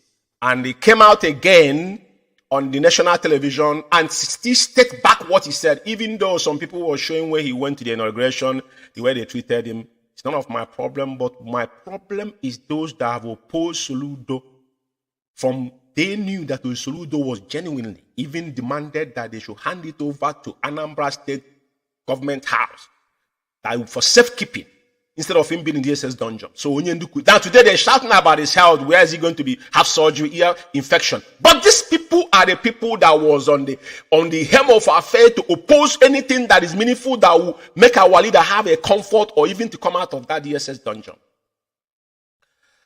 Now, I want to play that particular audio a little bit.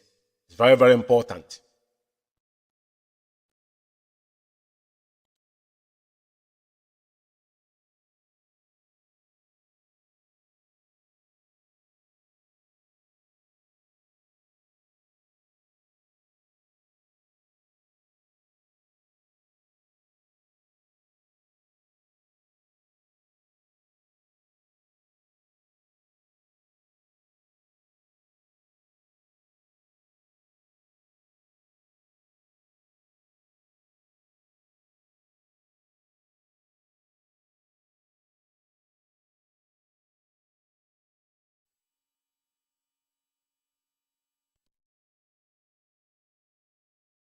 I don't know. Don't have a clue why sound is not coming out.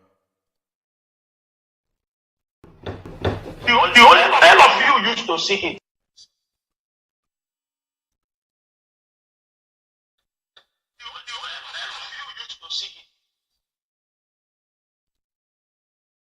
Okay, I think the audio had issue. So I will skip it. A lot of people have seen this particular video, and for some reason it's not showing here. The sound is gone. I haven't got a clue why that is happening, but I will skip it, which is fair enough for me. It's been out there. A lot of people have seen it. But the point I'm making here is Soludo was very honest in what is requesting for our leaders being released from the DSS dungeon. So I will escape that. Now, the center of attraction that we have now is that our leaders, ear infection in DSS dungeon, and subsequently the DSS now is now refusing our leader to have his personal physician to look after him and all of that thing and all of that. But the truth about the matter, this is the tweet from our barrister, the special counsel, Barrister Aloy Ejimako. He said after going through so much trouble to advance the cause of arranging proper medical care for Onyendum, MK, DSS made sure it didn't happen. This will not stand. Onyendu must get the proper medical care that he needs from, physical of his own choice. And that is a very simple fact. And goes on, our prince, which is Prince Kanu Umeh as well, today stated what transpired. Saying today, the 6th of June, 2023, the DSS denied Mazi Nnamdi Kanu's personal physicians and ear specialists access to examine him and his personal medical record. After the doctor, we are initially cleared to proceed to the medical unit where they were supposed to meet with Mazi Nnamdi Kanu for his ear examination. An agent of the DSS suddenly stopped them halfway into the medical unit and asked them to leave. The doctor were confused. All effort to know why they were being asked to leave proved abortive. The DSS did not give any reason at all as why Mazi Nnamdi Kanu doctor were asked out, if I'm not mistaken. Now, that's the arrangement there. I want to say something here. A lot of people should not be confused about this. These things that are happening is something that we are very, very, very familiar with, the ethics of the zoo. But let me tell you one thing. This time around, what makes it more severe is because we have the enemies within. The people that are working with the zoo government, these individuals have hell-bent on their own about what they are doing. Now, if you hear them talking about Mazi Nnamdi Kanu welfare, just know that what they are telling DSS, do not allow Mazi Nnamdi Kanu to have access to his personal physician. I'm going to upload the writing of this guy they call China Sanwo-Olu. I don't know who that guy is, if he's a human being or if he's a dead person. I haven't got a clue. But I'm going to play his audio, the audio of 27th, where he admitted his position in IPOB, and subsequently he does not live in Kuwait. If I'm not mistaken, that monk does not live in Kuwait anymore, because as soon as Onyendu was renditioned, they felt that they have accomplished whatever they are doing. He moved to Ghana, and since then, he's been shuttling Ghana to the zoo, and killing the ESN commanders from a distance, because in collaboration with the DSS and all that. So this is something they have all agreed, that Onyendu should not have his personal physician, because all they want is Onyendu to die. But Mazi Nnamdi Kanu will not die, and Onyendu will definitely have the medical, have access to the proper physician that he required. Let it be known that anybody somewhere telling you that they're actually saying this for the benefit of Onyendu or for anything that has to do with Mazi Nnamdi Kanu, tell the person that person is lying. Now, there's something I want to show here. You see, the reason why sometimes we bring things and we have evidence to it is to know when people are become, mediocres. This guy is somebody that is nobody, just like this guy they call Ostraman. The Ostraman, they said he died. Some people say his sickness predicts him joining IPOB. And I ask, if Ostraman death predates him joining IPOB, so where did he get the nerve to be questioning principal servant that have been there before him, that because of somebody gave him peanut? His death is just, like I said, if Ostraman was on that oath, his generation will eat concrete because of his treachery. I don't care if he's dead or alive. I'm telling you, as long as you're in this family, is in our code of conduct, that you shall not go against anybody working assiduously to restore Biafra. So the reason why I'm pulling up, because one day this guy will die miserably, and people that day they will put his picture, his family member will put China Sanwo-Olu's picture, and he will see people crying that China Sanwo-Olu have killed more people than even the zoo have killed, because sit at home, Monday goes down, have take over 2 million lives and destroy Biafra land. Single-handedly, they initiated it, not Mazi Nnamdi Kanu. You can see when people are being mediocre, harsh word, CEO, this is CEO mindset. This is where he's putting himself. Because some of you don't know that China Sanwo-Olu is the one now running the US. This gang of criminals, he is the one now on the ground. Because Chike don't want to say anything, because he's liable to it, as he have already accepted that he's going to take responsibility what has happened. Calling for sit at home. Now he's keep quiet because he know what is going to happen. In nutshell, he know where all these things is going to end up with. Mazi Nnamdi Kanu is going to come out. And despite when coming out, these people are going to face legal proceedings with time because of the crime they have committed. He's telling you about the mindset of CEO. Talk less, do more. a parrot talk too much, but he's the one talking too much. He come to Radio Biafra ranting like a mad dog, and your face is not there. Nobody know who you are. But he could see this sarcastically. And some of these people, we see them, because what they do is social media, they're looking for, all of them that they're monetized, is a blogger. He's looking for followership. Maybe Facebook is paying him indirectly because all of them build their platform with the blood of our people. But everything he says, everything he's now marked out here is exactly opposite to what he's doing. Because you're proving to be CEO. Parrot, you talk too much, but cannot fly high. An eagle is silent. Are you silent? Of course you're not. But has the ability to touch the sky. A lion is silent. And silent from who? Who is the lion? Is he you? So all this is sarcastic words. You know, to sometimes he want to give you guys content to talk about. Fellow idiots. Right? I'm going to talk about their empty threats and empty promises after I finish this, because I'm going somewhere. Now, this is something this guy wrote. I want to bring it completely where it's full, and I want to read it verbatim. And this is opposite of what the DSS is doing today. I'm going to play his voice on 27, and this thing that he wrote, you see where China Sanworu, DOS member, China Sanworu, if you're a human being or a dead rat, what is your position? You have already admitted that you're Middle East rep. I will play your voice. But let me ask you a question. Does Middle East still exist in IPOB, if I may ask you a question? It takes you 19 months since we called you out to actually mention what your position are. You're a member of DOS, and now you said you're the rep of Middle East. And what is the rep of Middle East and DOS member? Can you actually, expatiate what you meant by being the member of DOS and the Middle East rep? Because sometimes people sound idiotic, claiming that you're educated but you're dumb. You're claiming that you're a member of DOS, at the same time you're a rep of Middle East, because you cannot tell people what your position are, because even the Middle East does not exist. Now, this is where DSS is driving whatever they have done. Remember when this guy wrote this thing, and before the DSS reacted, the day he wrote this, go and check the day he wrote this, and when DSS reacted, if he's not to have his personal physician. Now, he says, shed wide attention. I want to draw the attention of IPOB worldwide and all the lovers of freedom over this danger development concerning the health of Mazi Nnamdi Kanu over the urgent ear surgery by DSS medical doctor.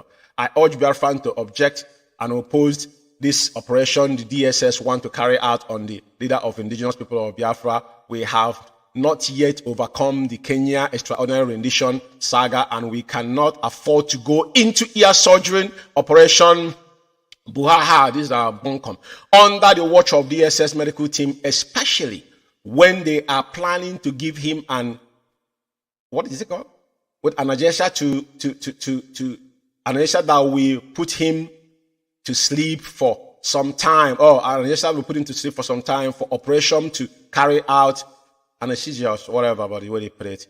What if Mazi Nnamdi Kanu failed to wake up? Do you see where this guy is going? Everybody that have surgery, even my son, when he was circumcised, they will give you anesthesia. Anesthesia does not mean you're going to sleep off. They numb you, dummy.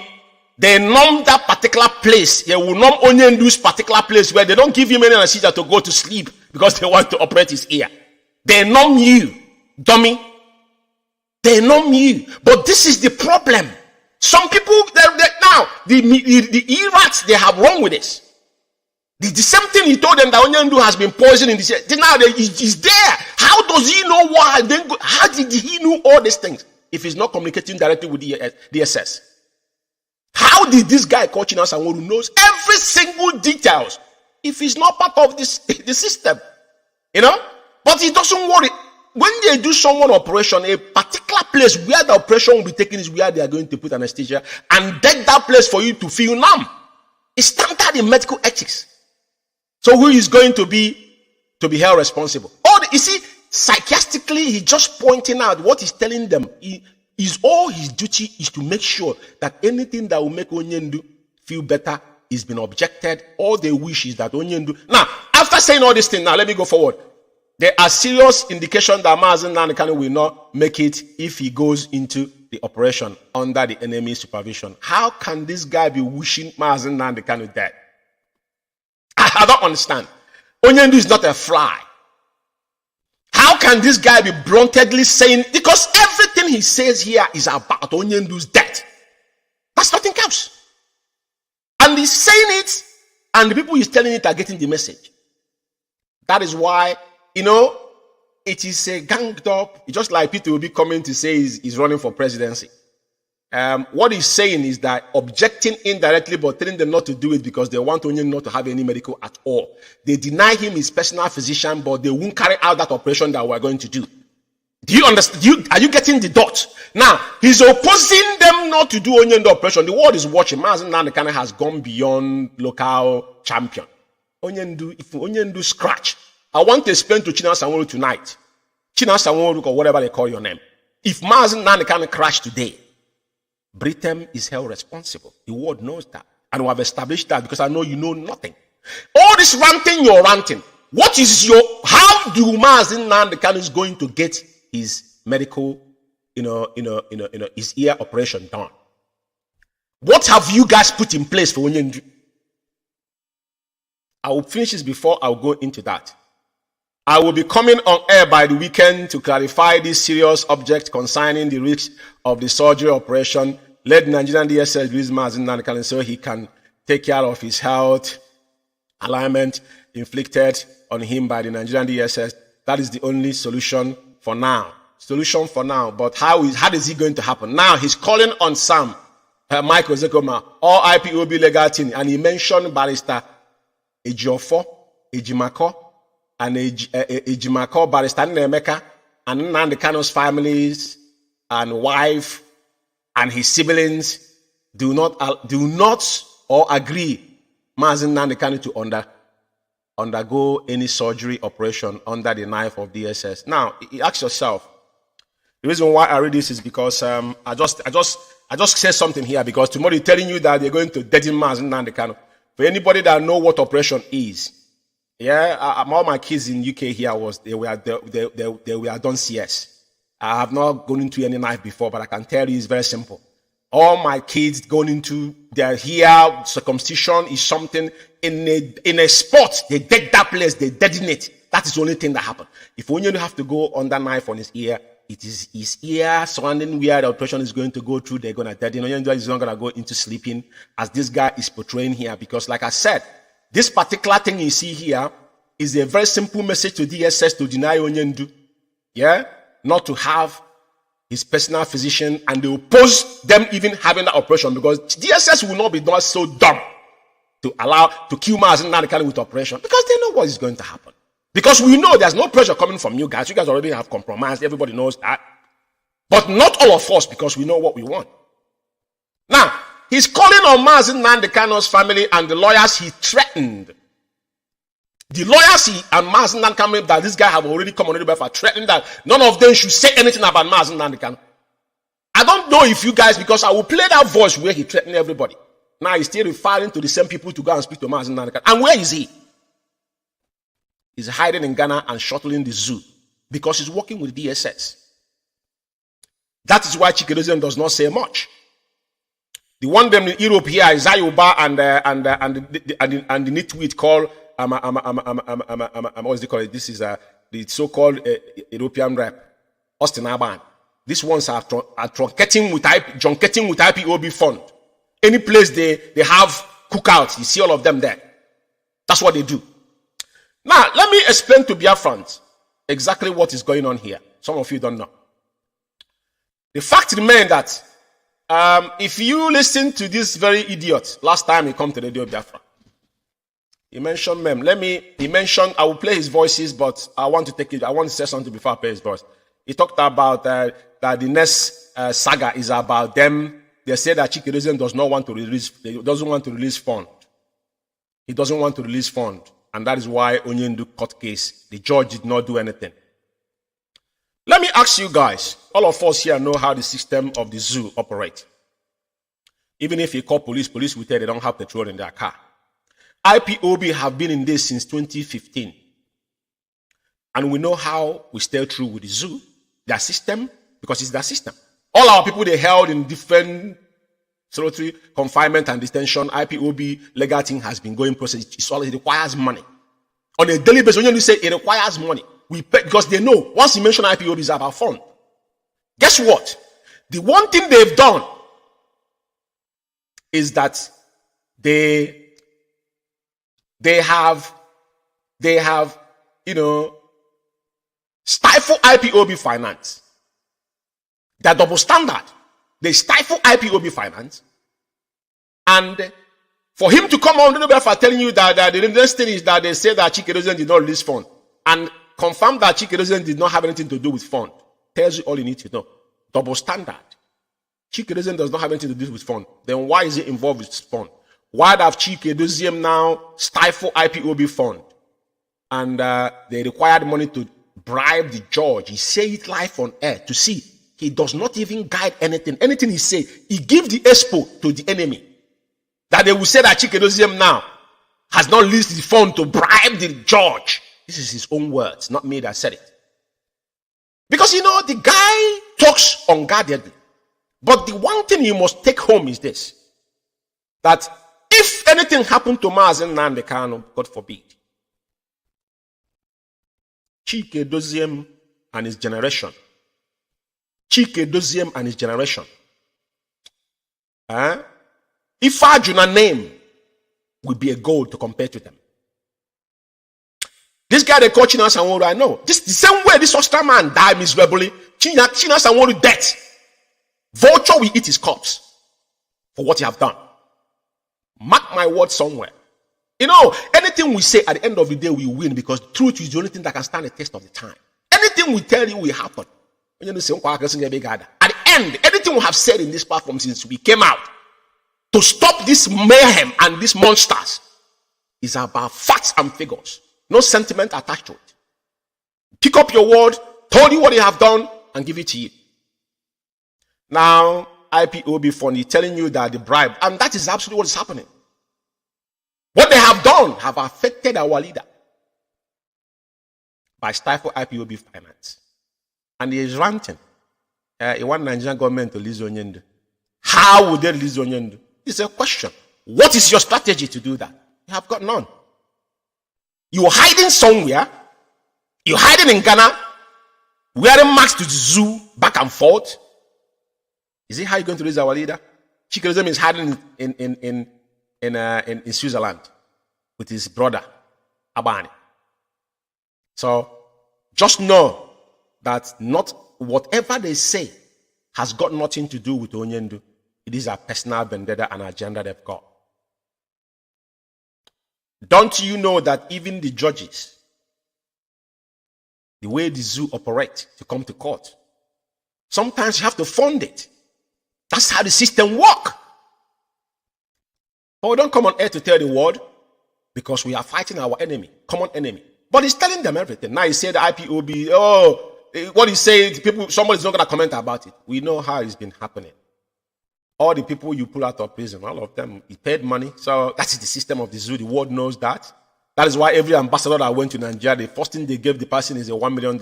They know how the system works. So, but you knew that. Now, how do we get Onyendu out of DSS? Onyendu is paying for his food in DSS dungeon. And he have the temerity to talk about the judge being bribed to blackmail who? To now, what I'm saying is that I want you guys to be highlighting where these men have gone and what they have done. I want to remind some of you who may be familiar with their gimmicks. Chikedozen with his empty threats and promises by, the promises that were made to their slave masters and all that kind of stuff. Things they have said in the past. If we remember Chikedozen coming on air telling you that that we shall replace zoo flag with Biafran flag. That was in 2021, if I'm not mistaken. I think it's end of 2022 or 2021.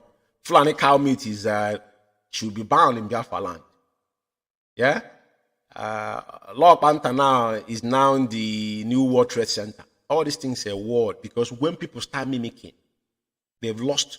Now they are politicizing what we are doing because they send signal to the zoo politicians They will call them in a corner and give them a bag of money. That's what they do. Hey, come back here. The one they coaching us and all these are empty threats and promises. Then one slave, you know, Ogu Mozambique is wanted dead or alive. Have you found him? We shall revenge Aba Massacre. Aba Massacre was masterminded by China Sanworu. Akbarama when they was killed because he know too much. And the funny thing is that this guy called China Sanworu was in a bar the day this thing took place. He's telling you someone called him. Someone called him at his own time. He was sleeping. So what time was his time at his sleeping? You know, he was taking nap. Somebody called him. His attention that there are protests going on. And who so defended and who bought the shoes for all these men to be on the street of Aba and asked them to mark? When they call you, they have gone into 40 minutes. All these things is what he said. And he said you're going to revenge. We have not seen any revenge. He ordered the assassination of Akwala Mende and his men. But you know what? We're not going to. Aba Massacre must be. This is one of the things you must remember. That particular day is a day you will live and know that there's a day queries will come up with Aba Massacre, regardless how long it might take. But you will never get away with it. Because that was a straight order and it was severe. Over 100 men still missing. Akwala Mende and his men, over 50 of them was murdered in cold blood. Now, what I want to do now is I want to say something here. You know, a lot of people, 30th of May, so many people came out and show that we started this from 2014. Onyendu initiated this particular memorial because Biafran hero and heroines was never, that was only war that was fought. Nobody remember. Even our refugees, they never came back home after the war because of the way the things went. That's why you find our people in Guinea, in Malabo, which is Equatorial Guinea. Our people that went there on all this island, none of them Gabon president is a Biafran. All the childs that went for refugee during the war never came back. Those that went abroad, all of them never came back. Everything was, no victor, no vanquish, and it ended there. Nobody asked for their kit and killing where we're there. And Onyendu walking the spirit of those that have fought before us. That is why I'm saying to some of you that question IPOB oath. IPOB oath is involved with those that died 67 to 70. Some of you didn't know. The first senator that was built in Enugu in 2014. A lot of things happened there. Even though the enemy saw and they knew the significance of that memorial and that senator. But like I said, 30th of May is a day we go into sober reflection. But unfortunately, some of you that watched around the world see what happened. The Cabal, even when you see the Cabal, when they are talking, we have a proceedings on 30th of May, a standard reading worldwide. That is IPOB reading on 30th of May from 1 to 7. And now people can give their own inside personal, family issues. Some of us didn't see the Biafran war, what the story you've been told. Now, or what has happened in this from 2015, 16, 17, 18. Now we'll have new events that have taken place now. We can give stories about what happened. So, but as we are talking now, you can see what happened in Italy. Because Cabal, when they hatching this Cabal, they started it like, you see, when they went to Belgium, they're looking for loyalty. They said they're coming to UK for 1 million man march for 2 days. All these things are IPOB fund. They're using to junketing. All these so-called principal officers, you see them. They couldn't afford all this before. If they could afford it, why haven't they traveled to those cities? Like the one they call Isaiah Yoba after they went to Italy, he spent 2 days there, going to Rome, taking pictures, posting in Facebook. Beautiful city of Rome.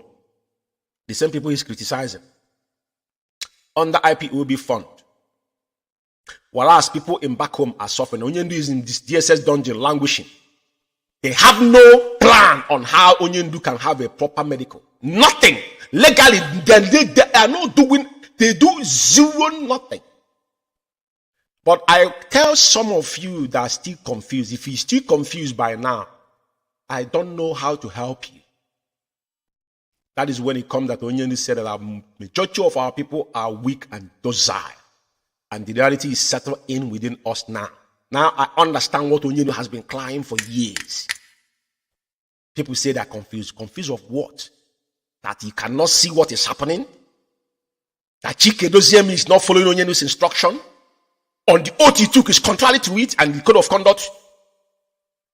And you don't see that? I want to start with playing the voice of the slave child that threatened our leaders' families and the lawyers that now is requesting for them to speak to Onyendu to show you how double standard this individual are, that they have nothing to offer.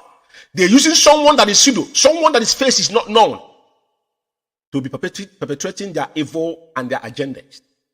And after that, I'm going to play the voice, the people that went for Jamboree in Italy, claiming they're IPOB member. They're seeking loyalty. That's exactly what they are doing. So, but firstly, let me see if this video is going to play to listen to the voice of the slave child threatening those that are supposed to have access to Onyendu, whereas he's nowhere to be found. For avoidance of doubt.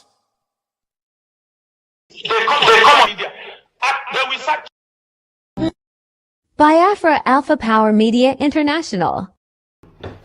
All of you used to see it. They come on social media. They will sack Chike Doziem. Onyendu will sack Chike Doziem. He will sack the DOS. All of you are seeing it. Am I the one saying, is it not all on social media? These are distracting the struggle, and they are being controlled by government fifth columnists. They don't know what, some of them don't know what they are doing. Some of them knew. Mazi, for 1 year plus, when Onyendu, everybody remembered it. For 1 year plus, when Onyendu was caught, IPOB case, do you understand me? IPOB proscription as a terrorist group in the Nigerian Court of Law. It was there. Everybody could remember when we fought for this, when we fought for that, fought for this. Please, let peace be there.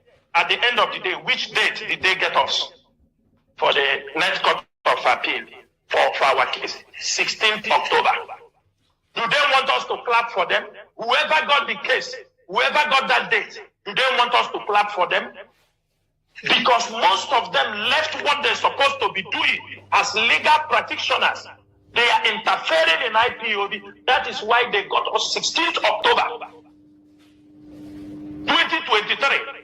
And from Monday that they are going to visit Onyendu, any of them that comes and write rubbish, this night IPOB media warriors descend on that particular person and tear him apart. If you finish tearing him apart, I will show you on ground.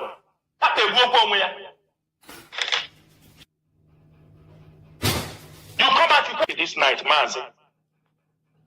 Whether you are IPOB lawyer, whether you are special counsel to Onyendu, I am saying this thing this evening. From Monday, IPOB members, everybody listening. If you see anybody, whether it is Onyendu siblings, whether it is any lawyer, he says he's representing IPOB.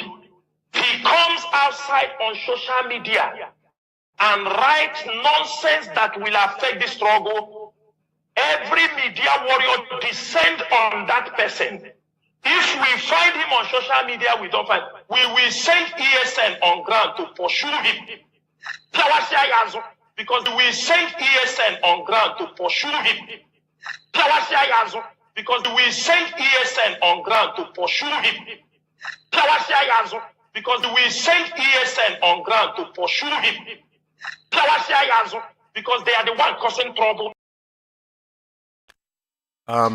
Enough of his ranting. You know, one thing is very paramount. Whatever I said, we said on this platform, we have a very, succinctly put evidence to back them up. This is the same person now writing to ask those people to speak to Mazi Nnamdi Kanu. And the same person told you that sometimes the lawyers bring message. Now they will use their brain now to do what they wish to do. The reason why we are taking it one at a time is that to people to understand where we are, for those that are still confused about the reality of things. These are the people that are holding Mazi Nnamdi in the DSS dungeon. And these are people that are passing messages to the DSS to hold Mazi Nnamdi Kanu. Just like Governor Chukwuma Soludo has realized and make 360 degrees. And since then, Anambra has become their worst enemy. We'll come to that. Now, let's go to the 30th of May. There's a reason why I want to play this video here. I want people to realize what 30th of May is. 30th of May is not the time you even travel from one city to another, especially you live in Europe here. And what you're going to ask is that expenses of that traveling, who is forfeiting that expense? They're going to tell you it's their money. They're lying. It's not their money. Austin Abani is a born criminal. Austin Abani. I will start from when Onyendu. I have evidence of Austin Abani requesting money for a particular individual. I have the evidence. My own is that, like I said, if they question, including the girls' bank account back home, I know how much we contributed, how much George Umeh contributed. He has got no right to do that. Onyendu have said nobody should mandate any money, but then we kept, we were saying no problem, things are moving forward. But they planned this thing from day one. Just like this idiot they call this former Italian national coordinator that were running Italy from here, Proxy. Michael Iruanya, he was advising Ogro, tell Ogro that he left 8,000 euro on Italian coffin. I'm still asking Michael Iruanya. I think I saw him in the UK meeting 1 or 2 times here. Don't know, I think he lives in Scotland now. Michael Iruanya are part of the Cabal, the harsh ones. Now, you opened your mouth publicly and said that you left 8,500 euro. Like when you see the Senate questioning people in America, are we going to run a transparent government? Because you guys have brought our finance. When you say from day one that every organization formed by our people, once they share money, that organization will die natural death. And that's why Onyendu distance every man from our fund. Onyendu no man should near our fund. We have only one central command, and that central command is commanded by Onyendu. Finance is Madam Nyanya. It is being that way, even with Chemofoku not there. Who are you, riffraffs? I'm still asking Michael Iruanya tomorrow morning. What was the 8,500 euro you were boasting that you left in the Italian coffin? What was the money meant for? We have our international account to show you it is not today. Just like in UK here, 10,000 or 14,000 we raised in the medical corps. That was what brought problem here. When national coordinator came, he was questioned. The money went into individual account. To get the statement of account, people want to know where their money went to. It became an issue. So I want to show this video to show you where they have gone. 30th of May, they went to Italy. On IPOB, they went on tour. The day we're supposed to be, in America, on the Memorial Day, nobody travels. Do you know what Memorial Day is? People don't travel on Memorial Day. People don't travel. People go back home. So you stay on your home country and remember those that have failed. What they are preaching is to believe in the leadership. He asked him, who is the leadership without Mazi Nnamdi Kanu? Look at Isaiah Oba, a bloated monk. The idiot I spoke to has gone, don't even know his left from right. The idiot I spoke to, asked him, you are a deputy European rep. This is what's happening in United Nations. You people should solve this problem. He said, I don't know. Before I talked to, I said, my brother, there's an issue. Because you see all these people saying that, they have turned IPOB into social club. So what they are doing now is that they're sharing money within themselves. They see their meeting, anytime they are doing meeting, you see them put it on Facebook, where they are drinking. It is not freedom fighting. That is not freedom fighting for me. I know how we do our meeting here. Those are serious. So I'm going to put the video. For a reason why because Austin Abani is the real devil. That nitwit, that monster. Austin Abani. Austin Abani is the real devil. Quote me anywhere. As that guy is ugly, his heart is more darker than the charcoal himself. Austin Abani. When he started with Madam Anya, Austin Abani, why would you, he's talking about command and control? You are just the ordinary European rep. Madam Anya is the head of finance. And you dare question Madam Nyanya, and he tell me you're doing command and control in IPOB. Amadio Hamaboya generation, you are a devil. You people started this evil. I asked you a question, you never answered me. You see him in Italy. And some of all these majority of all IPOB seen today, some of them are looking for paper. People need to know the truth. The majority of these people, they're holding hostage are those who are looking for paper. Assess all of them. Some of them are living in law for 10 years. They didn't have paper. It's now we get to realize why some of them join IPOB. And I'm telling you, if you swore an oath, I've told people, anybody that got paper with IPOB blood, yeah, that paper will suffocate your generation. As a young man in UK here, I tell him something. When the guy came out, he called me and said, "My brother, don't call me, please. I've done my job. You're a member of IPOB. Attend meeting. Just know this is a board of our people." All the people jump in my media warrior. 80% of them are asylum seekers. But Amadio will strike all of you dead, one after another, for toying with the blood of our people. I want to play them where they are on Jamboree in Italy. Believe in leadership. You ask him, which leadership are you talking about? Which leadership are you talking about? Is there any leadership or the IPOB than the one Mazi created? We say no to it. Anybody somewhere mentioning any name is the biggest enemy of IPOB. I want to hear what they say because I still got another 30-40 minutes on this program, please. International.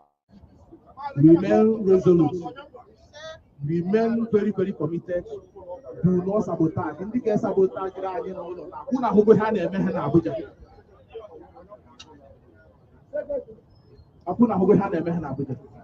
please use it as an example and remain committed. Support us, support the leadership. Remain committed. Do you hear the moron? Remain committed, support us, support the leadership. Did he even have him mention Mazi Nnamdi Kanu? Did you hear this idiot? This non-titi, this dumb idiot, this dumb fool, this bastard. Did he have him mention Onyendu? Support us. He's on a trip in Rome. I think this is the first time I was in Rome in 1997. I traveled to Rome first, 1997.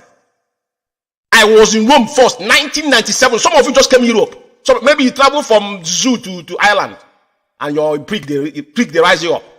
I was in Rome 1997. I don't know where some of you were then. Because I will mention the year I traveled, I have gone countries. I know some of you then, I don't know what you are doing. You just went to Rome yesterday and taking pictures to show how low life you guys are. This is something we have given up. We've told the world on our own fund. Decided to join and do struggle. They think we'll come here to have fun. He listened to him. He said, he's talking about themselves, not about the Onyendu or IPOB itself. To show you their mindset and the agenda these people have for this struggle. Let's go. Support us, support the leadership.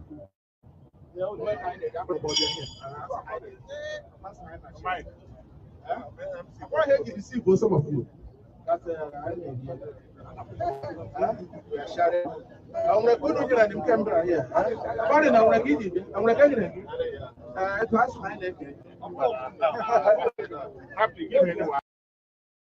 You know, life is a bitch. This idiot they call foreign. He lives in Poland. I don't mean to degrade people, but look at the clown. I think they used to live in Italy, but he saw his hand in Italy. Then he moved to he chose to live. If you want to live in Alaska on Eskimo, is entirely up to your business or Basaram. This animal he's seen here, I wrote me a personal message. Thank the IPOB Italian and also the national coordinator, the new national coordinator of IPOB Italy. Yeah, he's thanking the new national coordinator because that is the purpose. Italy was a no-go area for them. And I warned them a couple months ago. And it was in verbatim in the memo in the sent. But they could see acknowledgement. It's not there to give any word of issue of that bothering IPOB. On a Memorial Day, you're talking about people to support the leadership. Not to support Mazi Nnamdi Kanu. Not to support Onyendu. Not to tell them, oh, what are we going to do to get Onyendu out? Now he's talking about what they are doing. Anyway, let's go. He has, for him to get us to come down here is not an easy thing. At the time, I remember speaking to him, he said, Mazi, I don't know that this national coordinator is this difficult. I said, welcome to that. It's just that there's no job for me. I said, no. So we've been there before. Please, he will definitely need your support. Encourage him. Don't be a discourage to him. And also, we have our European mobilization officer here, Mazi. Also, anyway, I'm not gonna let these idiots. Okay, it's okay for him and useless as now. This one now, this bloated cow is the center of attraction because he is the one now. Now they're projecting a member of DOS. You know, every member of IPOB must publicly maintain decorum. He's claiming that he's a board of DOS. But he comes outside to film, you know, to bring catastrophic event within IPOB. People's belief is something that you don't toy with. And they know where they're going with it because now they have failed. And their final push is to see how those that steal, because now the fire on the mountain is within themselves. Because anytime when you groom a monster, when that monster is actually, you know, fully blown, what it will do is to turn around and look inward. That is exactly what is happening. People don't know how IPOB ought to react. Forget about what they are talking from their mouth. Some of these men don't sleep at night. Take my word for it. So I will let these idiots, but I want to show you this is where they went and the word that come, the Italian new national coordinator, the one that opposed. This is not, he's not Italian national coordinator is Ogro. Not this monster they're showing you on, because this is a gang of criminals. This is what they do everywhere they go. He's look at him, telling you that it takes him, how it takes him to get into Italy. How did he get you there? Because they fund your transport and your hotel accommodation and all that, and food you're eating. Anybody that see you, can you run for 2 minutes as I'm looking at this idiot through this screen? You cannot. Now, I'm going to let them. I just want you guys to know, on a Memorial Day, and these are people claiming they are principal servants. Do they understand what Memorial stands for? He say he lives in Ireland. Irish people supported Biafra immensely in charity. They are the one that so many of their pilots die for giving Biafrans relief. And we respect Irish people for that because we are in the same struggle. They go through British. But not because of people like this. Now, I want to move forward again to the last broadcast that this idiot made. I want you to hear where he introduced himself, who he is. For some of you that have been doubting when we make a session on this platform, because we are not here to blackmail people. That's why I told them, if the so-called Austria man, he will not rest in peace. My George Umeh said it. Anything I do, let it follow me and my generation as one oath to it. Because Smilas, I knew that he embarked upon to blackmail people based on what somebody told him. I don't know if he's under oath, but if he's not under oath, you see, IPOB, there's something people must understand about IPOB. Everything that concerns IPOB has to do with people's blood. So knowingly or unknowingly, you involve yourself in IPOB, there's a detriment to it. And it's a heavy one, which is generationally caused. I feel no sorry for him and his household. Because before you embarked on black, like I'm saying today, every word I said, I judge you. If you want me on debate, come out. Those that know me personally, call me on phone. I will tell you time and date. We don't blackmail people. That's why I give you evidence first.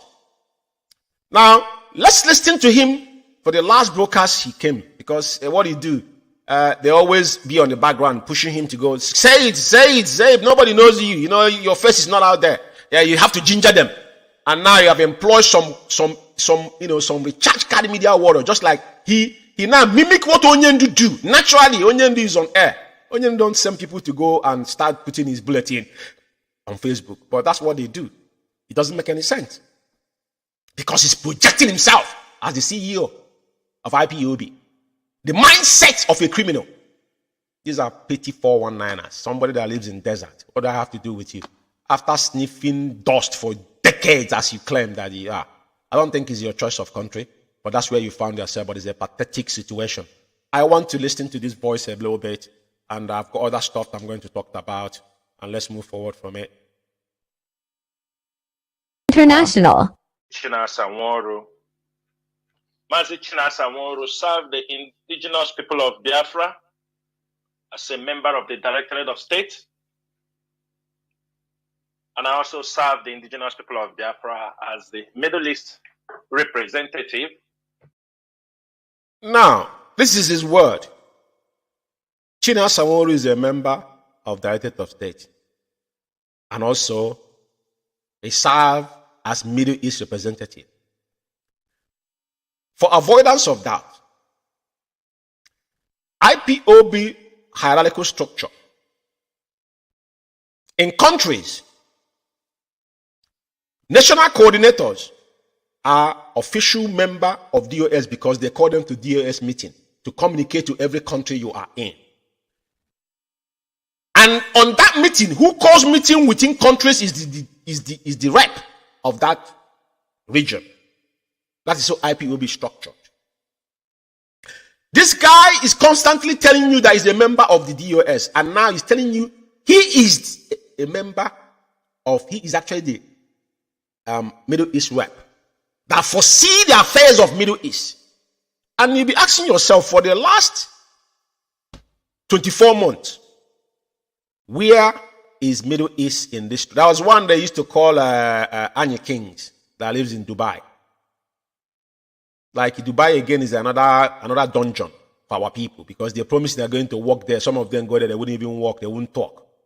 We understand all these gimmicks. That one is nowhere to be found.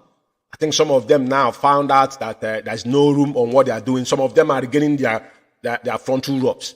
I don't hear about him because, you know, all these people that I see jumping, all these people, all these failing angels that came back in IPOB, we pick them up from day one. That's why we are gatekeepers. These people that you see that went now, they bring them now as a contractors now to become the attacking dogs. But my happiness today is that after 19 months, I've been hammering on this idiot. What is your position? The question you people should be asking Chinasa Nworu is, how is Middle East doing in this struggle?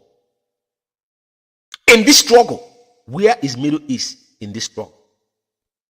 From day one, Chinasa Nworu has been a stumbling block. Onyendu have suspended him.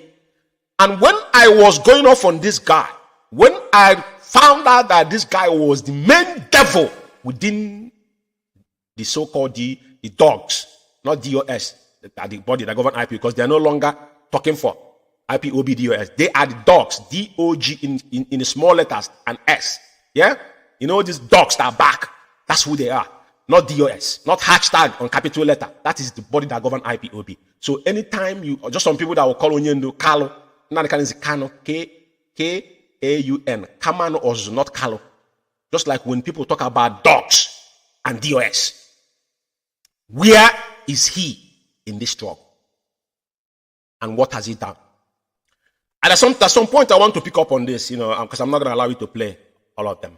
Because I got other videos to play. But I just want to, my only point I wanted to give you, because when we say things, we back it up. That Chinasa Nworu has no affiliation with IPOB security architecture. He might have been sent errand, but he wasn't for some of those Onyendu mentioned as is. You know, when they talk about and what is it called again? As a word he used, what's that word? The what is this? Emissaries. Onyendu emissaries. It was not mentioned One day he confessed that Onyendu suspended into Chikedozium, and I said, my instinct never lied to me, because Chikina Sanworu has a pathological hatred. Austin Abani hatred to about Onyendu was when Onyendu suspended United Kingdom, because Okachi is their brother. George Umeh was the first person I stood for Okachi, and I still maintain my ground on that time. Not for now, not for Okachi of today. Okachi of when he was our national coordinator, I stood my ground because I did the right thing. And when Onyendu came, I didn't speak to Onyendu, but I followed the command and control. Onyendu, the same thing I was stood upon is what this Onyendu decision. Which I'm for, leave Okachi, let me deal with Okachi. When Onyendu disbanded UK, Austin Abana his mouth was running mouth on that meeting. Onyendu tell all of us to go to hell. You guys are rats in the cage. Onyendu moved on. Onyendu lifting United Kingdom suspension because of one of our sisters died here. And they hold that against our leader. As long as Onyendu was rendition, now this evil, they spearheaded on their everybody now, the hatred they have for Onyendu now spike up. We know all these things. They don't think that we don't know. We know. Like I said, I want you guys to come out and question any word I've said. Can you put no pants completely? I want to listen to you. There's something I want to pick up here. This evening, I have come here since the Nigerian government failed to kill Mazi Nnamdi Kanu, or when they failed, immediately they renditioned Mazi Nnamdi Kanu, and they failed. Kanu today never knew that he would be renditioned, kept under the DSS dungeon after he have lost his family, the parents. What happened in Afarupi Beku? I am sure if he knew all these things, if there was a fortune teller who told him all this, but because pivotal. I have to interject in this particular session. You know why? That is why I know that this guy don't even know who Onyendu is. He said if there was a fortune teller, Mazi Nnamdi Kanu embarked upon this journey, and it was clear to him. Let me remind you more on again. Onyendu proclaimed that he will sacrifice his two parents in front of them with his wife in Afaruku Ibek. I want to reiterate again, you idiot. Mazi Nnamdi Kanu said it in front of his two parents, even before Joseph Kanu come and visit them in 2017. Onyendu knew what was going to happen to him. Let me remind you. Nnamdi Kanu have predicted what only thing that has not happened, what Onyendu have said since 11 years ago, is that Biafra will be the final miracle. That the day Biafra will come, just like as you run like a madman now, none of you will believe it. All the things you're saying here is that you're buying time. Mazi Nnamdi Kanu he's not regretting being in the DSS dungeon. That's one thing I want to clarify here. If Onyendu want to come out tonight, he will come out. It's just to him to say that, you know what, I'm tired with these animals. Like Onyendu said, if it is not for Chukwu Okabiam, I will never speak to any of us. I want to correct your assertion tonight. Because you're so daft that you don't even know who Mazi Nnamdi Kanu is. If fortune teller, who is the fortune teller to tell Onyendu? Mazi Nnamdi Kanu see beyond any fortune teller that ever lived on this earth. For your information. I want to pick up one or two words again. In this struggle, some businessmen in Anambra were part of the people who sponsored, who put money for the rendition of Mazi Nnamdi Kanu. Some businessmen in Anambra. I'm not. This we have all this. This for me, this is a shenanigan. Some of us remember when they itemized so-called DOS. When we were not sure, and the more powerful is writing his jargon. When they send him, he will write. They put name, even if Ifeanyi name was included. Later they now clarify Ifeanyi was not there. All this was happening. We were just quiet watching. Now Anambra is sectioning Anambra people because why? Money is not coming into their pocket anymore. Do you know why it's mentioned Anambra? Because Anambra has become no-go area. They're not getting what they were getting. Because China does not, it doesn't mention that it's the European Middle East area, because Middle East does not function. The guy for the last 17 months is in Ghana, sheltering Ghana and the zoo. Living large on the IPOB post. The money was supposed to be channeled to our people and Onyendu's issues. That is why he will tell you that DSS should not put knife under Onyendu. That it will give him an seizure and Onyendu will not wake up. Did you see his mindset and his wishes to our leader? The only thing he which Onyendu is to say that man, you know, DSS cannot kill Onyendu. The world knows that. Onyendu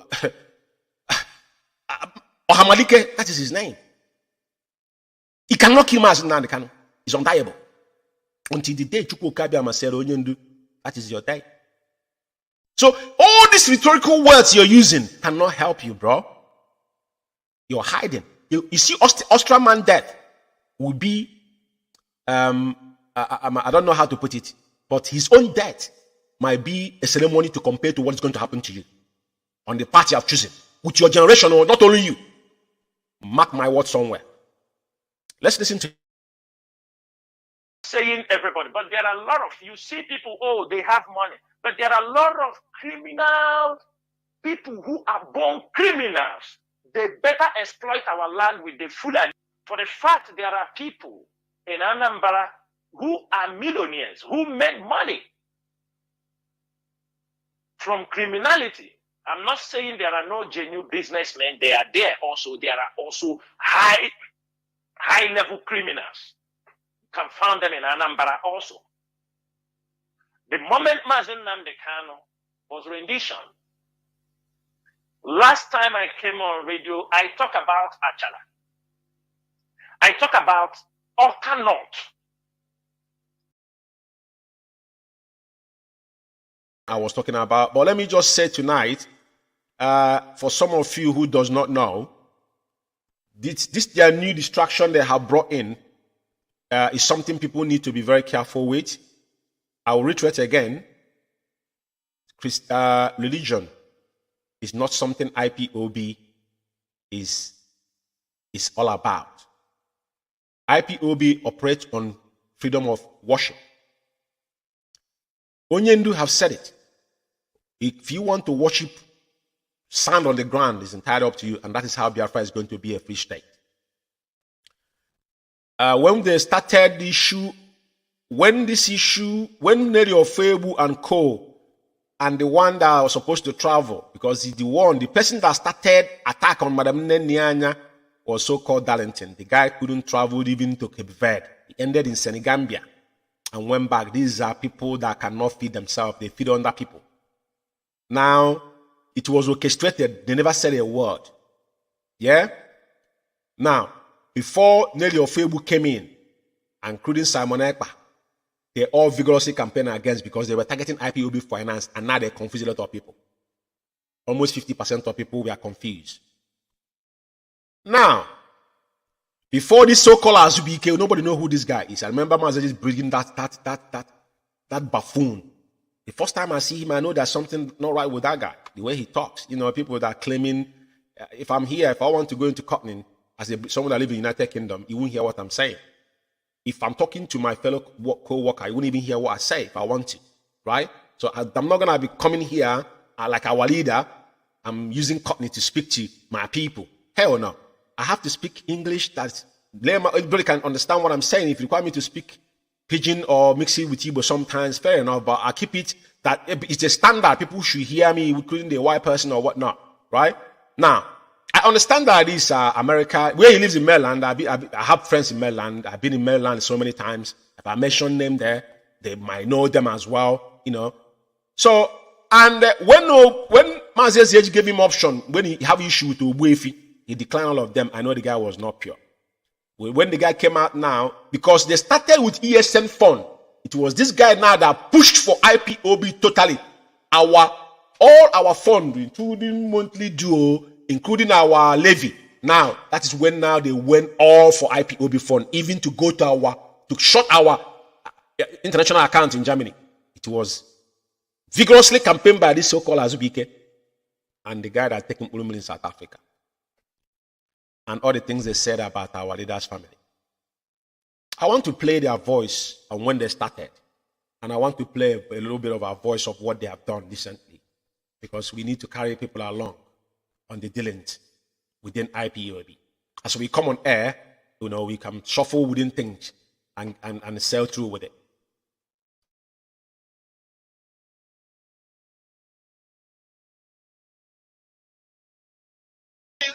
Canada is just a bad market.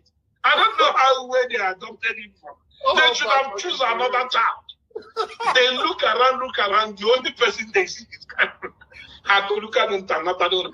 Now look at what we have brought upon ourselves. Yeah. So the thing is, not always. It's not. I don't know why people are saying, if you are indeed the son of Ezekiel, how come your father, your junior wants blues or Gabriel?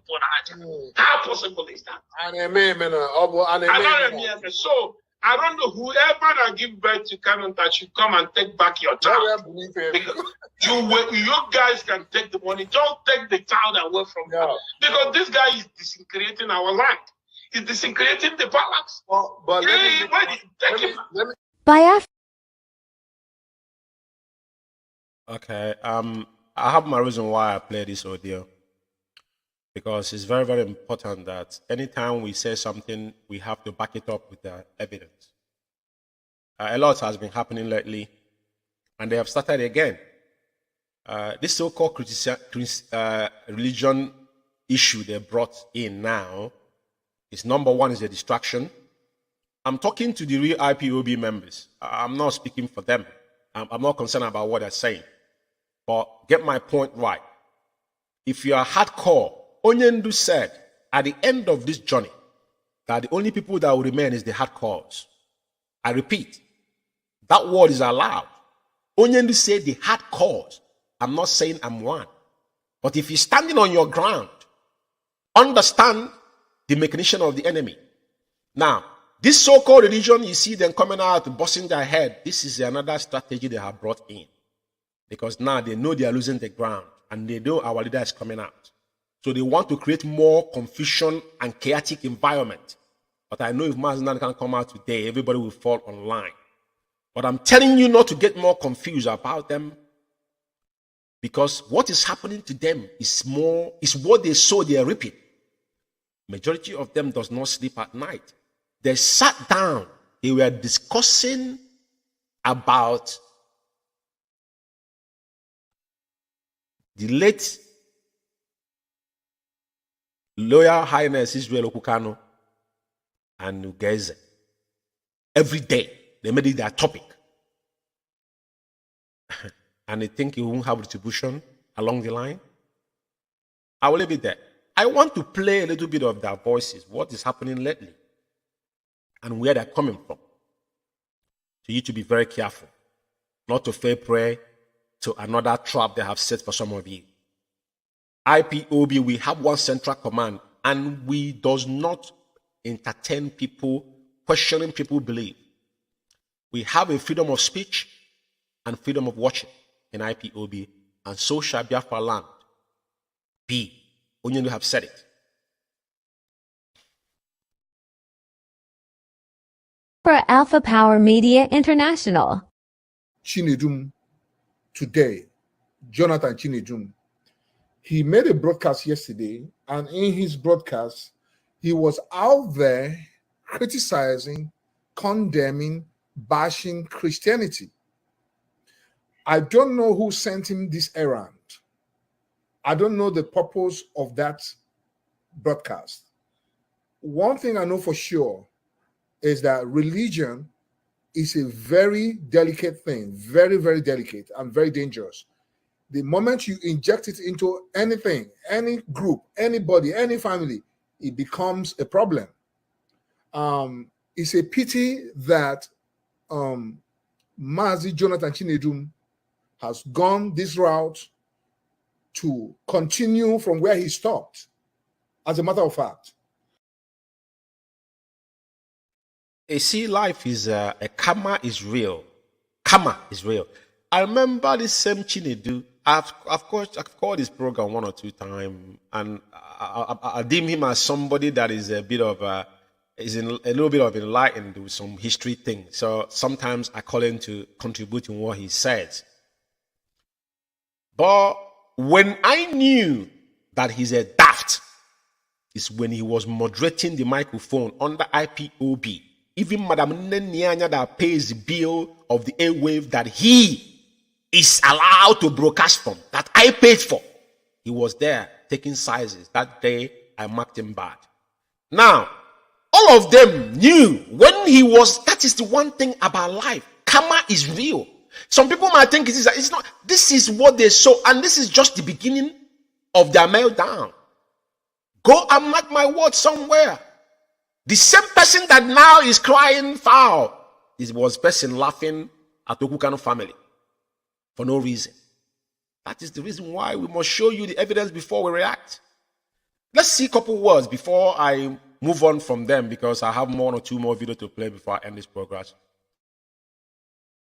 My question now is, what is the purpose of this broadcast? What is the purpose, or what is the gain for criticizing Christianity? Is this our primary goal? I thought the primary goal of IPOB in general is to restore Biafra, to restore our political and national freedoms. These 2 things are the key things that I think we are, that's our task. I am surprised. Even Mazi Chinesanwuru mentioned it in his broadcast that it brings division. The key word there is division. Why is it that Mazi Jonathan choose to come to Radio Biafra that I pay my money to support and come there to criticize and bash Biafrans? Now, Christianity. Now, I've been reliably informed that Jonathan Chinedu don't even have a family in UK. He does. That means if you don't have a family, you don't even pay your dues. Another thing again, I want to correct this idiot, because I'm 110% sure that Jonathan Chinedu does not live in UK. But if the person live in UK and hiding, that means they are not pure. I wouldn't say, but I'm saying, if Jonathan Chinedu reside in UK and I, George, you may don't know him, then he does not exist here. Because our deputy leader of all people, we have access to him, talk less of who is he? But the good thing, my happiness here, is that the same person that we are ranting his mouth, cussing out, he's the person that said Kanu is not biological son of Israel Kanu family. Do you know what that means? Do you know what that word means? I don't think he understands what it means. And I want him to say something before I react on it, before I shut off this idiot. I'm calling on these people, these puke face people to show me their financial records. I want to know how much they have contributed so far, either in ESN or in their normal dues. They pay monthly. We pay monthly. Where is the account? I want to know how much they have contributed to this movement that they want to destroy. So did Mazi Nnamdi Kanu leave IPOB for people like this leadership, current leadership, to misdirect us in terms of religion? Is religion our focus now? Which is better, religion or our freedoms? Which is better? So why is it that the leadership is allowing Isaiah Uba to come on radio on his personal thing and be bashing Christianity? Chinedu Jonathan comes on Radio Biafra, the Radio Biafra that I contribute to sustain and support monthly, to come and bash Christianity. What right has he got to do that? And as a matter of fact, everything is on the line. I don't care anymore. Has he reset the brain in his family? Has he reset the brain in his nuclear family? Who is his father? What rights has he got? That if he was brought up that he wasn't well brought up. Because if I'm well brought up, I will not go out there and be bashing and attacking people. I'm gonna stop him here. I hope somebody listens to this guy. You know, like I said, karma is real, but this is just the beginning. Our advice, the real hardcore, is to ignore these individuals. Everything they have done is now retracting back on them. You see, life, if you know how your life is going to be, when you're hurting somebody, go look yourself in the mirror. He said he was, he says he was brought up well. He was brought up well. And he says from Omoahia that you see vendetta. You know, this guy, I don't know his family, but he has something against the Kanu family. But you see God in heaven. Whatever you sow is what you will reap.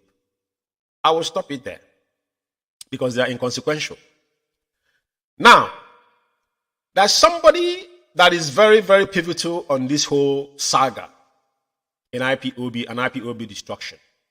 The same role this guy played in 2015. Onyendu dismiss him in court. Obete. Ejiofor is a very dangerous man. If I knew Ejiofor is from Olefite, I grew up in Itemmeli. You know, when he has issue with one of his brother and he said the guy never helped him and all that, I go back on things, how people talk.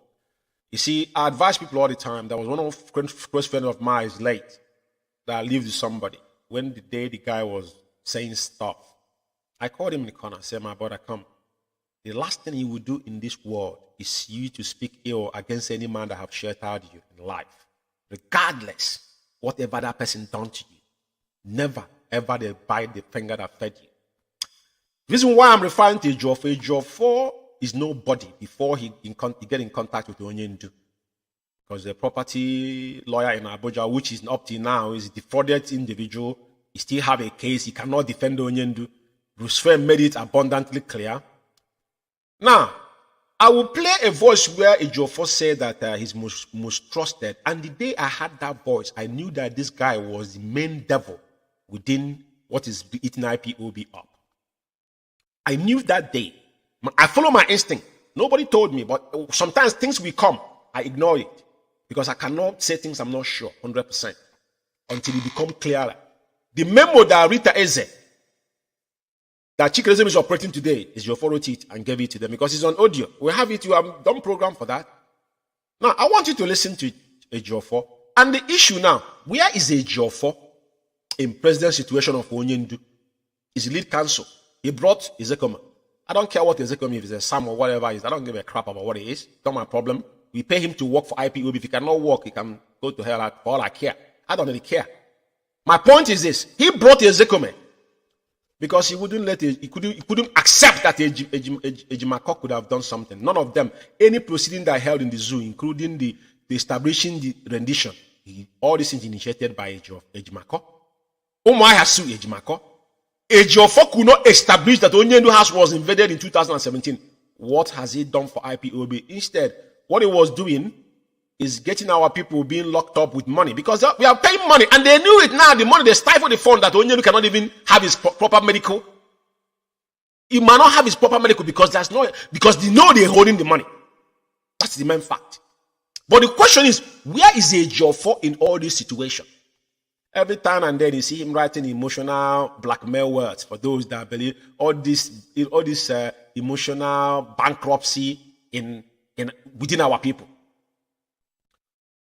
Let's listen to him when he said that word and he understand where. No. For you, do you have anything to advise those who are fighting the DOS and the leadership of IPOB?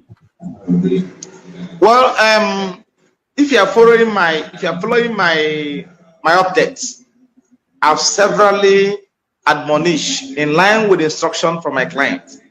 And what I can tell you is that I understand that many people don't understand that any message coming out from me is coming out from Nnamdi. I must say it today. If I write any word, I'm saying this because I know that tomorrow somebody will record what I'm saying now and keep it for him to see. Any message coming out from him, from me, but this mouth, writing updates, is coming out from him. Don't add, don't subtract. I don't even subtract. So I encourage you to pay attention to my updates. I'm Nnamdi Kanu most trusted. Go and write it down. I am his most trusted. Most trusted. I will stop him there.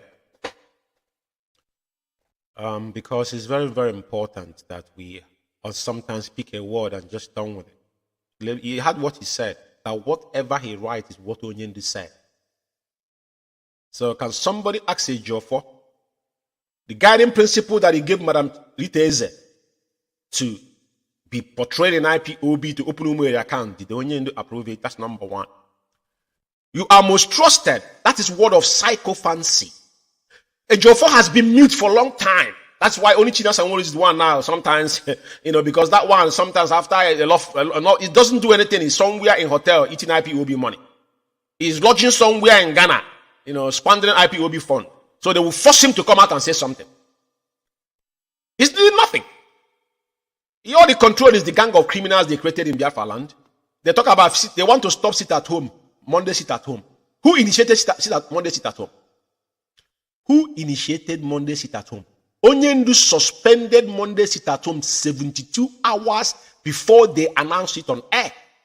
Who initiated it? So whatever happened, it is you and your boss, which is Chikedozie and the vegetable, are responsible for anything that, like I said, any death that have taken place from the day you people announced that sit at home. You guys are liable to it. Ejiofor, where is he today? It's nowhere to be found. When Ejiofor made this assertion, I knew that Ejiofor is the real enemy against Onyendu. It is very plain. It's very obvious. I can upload his colleague Nnemeka's memo where he copied his name with Onyendu's name. Till tomorrow morning, Ejiofor never commented on that memo. But he was quick to react on Soludo's issue. And when Bruce Fem pointed out that he has a case to face because he's facing fraud case in the zoo, so he's not qualified to represent Onyendu. That's why he never done anything. Onyendu was released in 2017 out of pressure. That pressure, because he was a political, Onyendu did nothing. It is fact. Onyendu Mazi can't done nothing. What we are fighting for, self-determination, is enacted in their useless law, and even in West Africa. It is something that gives us, just like Julius Malema in South Africa, they're in parliament. The legislation allows you to agitate, just like us. But because we're dealing with animals. So where is the Ejiofor in all this? The most trusted. That's why I played his voice tonight. But let it be known, Ejiofor is the most dangerous one among us. And Zekome that he brought, I don't care what he is, because he was one that recommended him. There's a soft touch between them. That is why they're arguing with the zoo prosecutor when they go to court.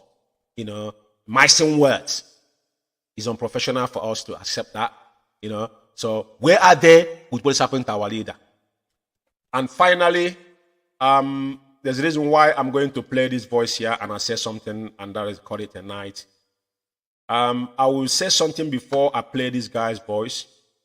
Some of you are not rooted in the struggle and not actually qualified or graduated in Radio Biafra. Onyendu have done extensively a lot of teaching and he's given us a lot. That's why we can withstand any pressure.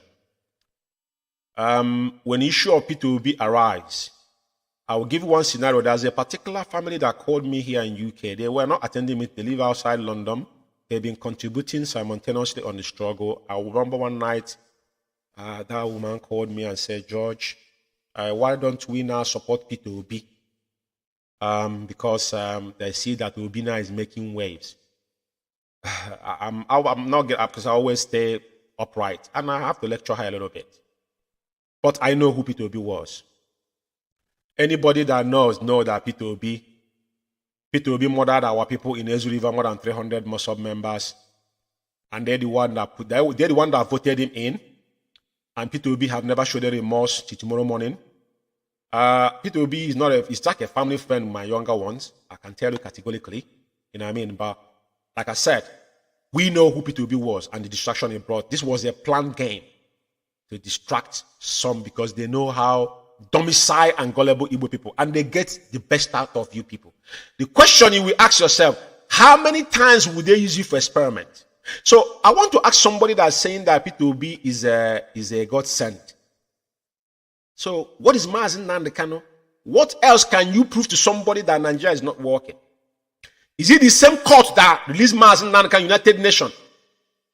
Human Rights Working Group have sanctified Onyendu, and their court of appeal discharged Onyendu that it should not appear in any other court. Is that the same court you want to go and sue the same people that the Malami? Is that where you're going to sue them? You didn't know this, so you still want to prove to them because P2B now is the God sent. And IPOB pull a press release that P2B is a God sent. Can you listen to that? I don't know who this Emma Powerful is, but sometimes they say the guy lives in Ghana. You see all these people that live in sub-Saharan Africa. Yeah? It is a pity. But Onyendu said that wretched people does not do freedom fighting. So I want to tell you tonight, P2B never came to contest the election. P2B came as a distraction. Now, even when they ask him about Biafra, he said Biafra died 54 years ago. So he has no remorse about Biafra. The man is a stone cold. You see the way you talk like somebody choking his neck? He's a very deadly animal. Put me anywhere. I judge you yesterday because Mazi Nnamdi Kanu have done extensively. Go to YouTube and type Ezu River. Onyendu went and do that particular investigation himself because Onyendu was one time a Mossad member because our internal leader established Mossad to Biafra not to be forgotten after he came back and found out that they ridiculed him. That same ridicule is what Onyendu have stand against because he has a mandate from heaven. That's one thing I want to correct. But like this recharge card media warrior, this guy, they give him 4,000 naira. You know, some of them will be writing, maybe they're using dictionary to write. But when they speak, they can't even speak. They're choking them to death. You know, and they're claiming they're writers, they're teachers, they're this, they're that. But it's very important to see where he's defending the so-called dogs about quoting P2B as their messiah. And I'll close this program. There we go. Okay, this is just a very quick one. You know, I have been reading a lot of things from some people, especially in the social media, both Facebook and Twitter, people talking about that IPOB press release. They say they describe P2B's minded as divine-minded. And some people have been making things out of it, saying some sort of things, saying that why should P2B's minded be described as divine? It is quite pathetic. This guy, you see their write-ups, because they don't work. They will sit down and be copying and pasting with mandate. His mandate is called mandate. He's a teacher. Claim that he's a philanthropist. Teacher. Teach me nonsense. This is our people that are sharing 4K. He's explaining to you why P2B that you can capitalize. You know this kind of who use this kind of English in this modern days? Capitalize. And someone tell this guy to go back and try to look more into his modern dictionary. Because this kind of word was word we used when we were still in primary school. Because I was born 70s though, you know. But it's very good that they come out now. You think holding microphone is something they can just sit down in your comfort zone talking jargon. Mandate is not mandate, sir. It's mandate. And second of all, P2B, let me allow you finish because it's not long. Minded. I don't really understand what some people are trying to say. I don't really understand some people sometimes. How is it that you cannot describe P2B's minded as divine minded? Okay, now take for instance, if it is certain that P2B was rigged out, if P2B is truly the people's choice, it's the people's choice, not the choice of God. Because if the P2B's choice, Obi is a people's choice, then why is it that somebody, when it is destroyed? And meanwhile, when we say that P2B's minded is a divine mind, don't you know that Obi's voting of P2B in this election have already scored a very big point for freedom fighters? Or don't you know how to capitalize? IPOB have used capitalization for a very long time to score a very... Jesus Christ of Nazareth. God give me strength. You know, I'm highly, highly disappointed. Highly disappointed. But you know what? I have taken a lot of heat as long as it has to do with IPOB, because when I look at my leader and his position, I think we only say this project is 30 years, but it's a good thing. These are one of their media warriors. It's just like when they came out and said that Ogulu, Italian National Coordinator, cannot speak, he cannot write. I will bring Ogulu on this program one day to interview him 101 with me. Because, you know, we'll say things the way he is. He is Italian National Coordinator. And the day they had joint program with the Americans, you know, a worldwide program. To be honest with you, I've had these people speak for months, years. I have not had Ogulu speak before. But I was flabbergasted that day that interview was carried out, and the man was, you know, was spot on his words, very concise, as he should be. Look at somebody that claiming that is a writer. He's calling mandate. It's not like, you know, sometimes slip of tongue. If you say something once, then you realize that it's, you know, a slip of tongue. You could say is a honest mistake. But the guy constantly saying mandate. That is divine.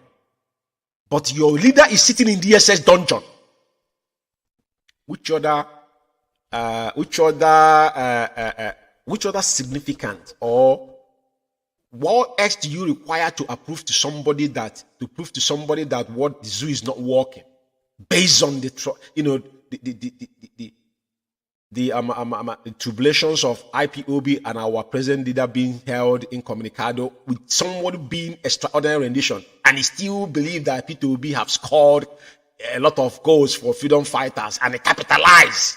The word capitalize is something that I have not had this word for over 3 decades. Anyway, I'm gonna call it a night here, and I thank every single one of you that have listened to me. For those that are just joining, good evening, good morning, and good afternoon, fellow comrades and lovers of freedom across the globe. My name's Mazi Umeh. I reside here in United Kingdom. And one of the humble servants of indigenous people of Biafra, under the leadership of our supreme, indefatigable Nnamdi Kanu. The time here is 9 minutes on top of our 8 p.m. here in United Kingdom, and presumably the same time in the Holy Land of Biafra. I welcome you this evening into another edition of Biafra Alpha Power Media International, standing on the gap of Radio Biafra. As you all know, that Radio Biafra has been hijacked by the moles within. This evening, as we come intermediary time to lay things to bear and to educate our people. Biafra Alpha Power Media International. Hi, sweetheart. I'm so sorry. You know my phone. I know you understand. Okay, luckily, the person that called me, honey, I have been very frustrated. You see, since yesterday, I'm honestly very frustrated. So maybe if I found somehow, some certain things I don't have. But right now, thank God that you said what you said. So when the person that called me, I asked him the question. I said, I have one of our financial secretary, national financial secretary, that asking me, there has to be, please correct me if I'm wrong, because I answered the question that I asked you based on what I know. But correct me if I'm wrong. Correct me if I'm wrong. What you are asking me is that you want to know, you want to have or see the document that gave me authorized representative. Is that what you're looking for, honey? Yes, the one that was the one that the lawyer gave you. Yeah, the one that the one that they have to give me that authorization. Okay, yes, good. Yes. Because when you asked me the question, I said to you that my answer there was more for me and you. That my dear sister, all we know is that we are financial secretary and financial treasurer. Whatever they gave me is what I gave you, and what I give you is what I have. But you were asking me about the document that actually that can prove that I am the one that there was authorized. Right. Wait a minute. That's not. Wait a minute. No. That's not the one. See, in our meeting, after we had that meeting, remember after the meeting, the emergency meeting we had with the lawyer, after he made all of that stuff in the statement, you said, "Can you please give that to me in a memo?" He was supposed to give you that in a memo, in a header. From his attorney, from that attorney's office. Okay, if that's what you're looking for. Yes, because that's it. I have been getting harassed by my members asking me for this information because nobody wants to put it. It's just I can't. I can show them the information you gave me. I can show them that information, but right now it's like. Really? Okay, listen to me now. Let me tell you. I asked that question because I did not want to do anything without putting in writing. He said, yes, there is something put in writing. So after the meeting, my dear sister, the man called me and said, where is your email?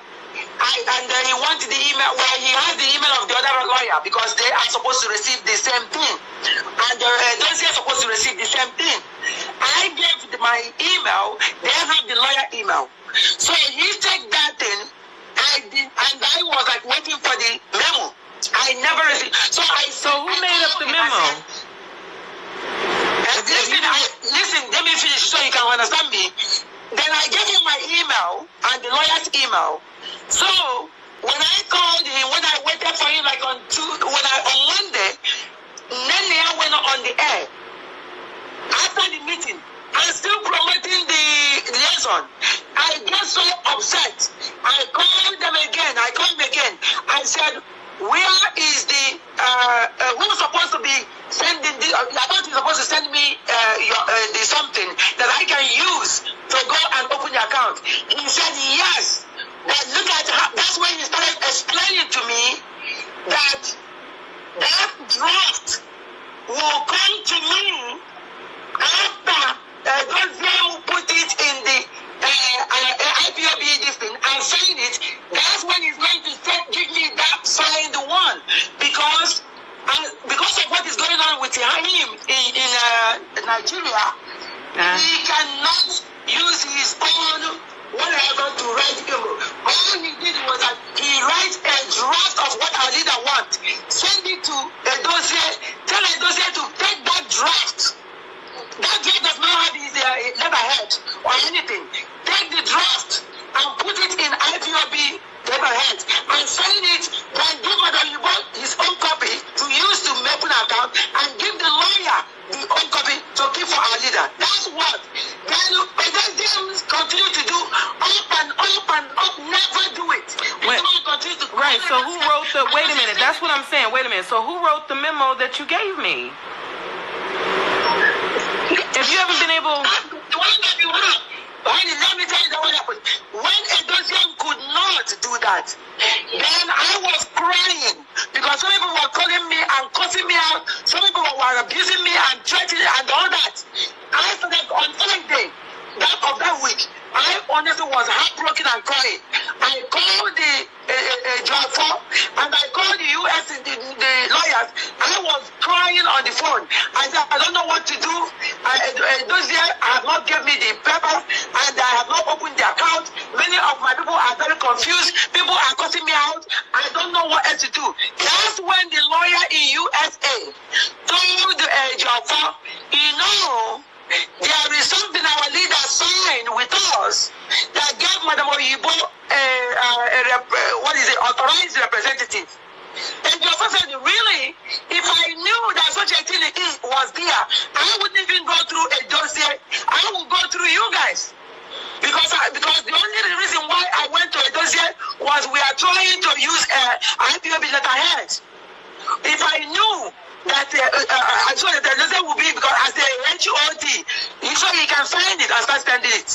That's the only reason why he went to Edozie. So the lawyer, Ejiofor, told the lawyer in USA, activate it. Please activate it. So they are the ones that activated this because. Okay, so the lawyers here in America are the ones that did it. Activated it, yes. Okay. What? They sent you a letter. With both of them. Right. Okay. Ejiofor and this thing. Right. So that means that. All right. So that means that they had a document that was signed, that was on a letterhead for the lawyer.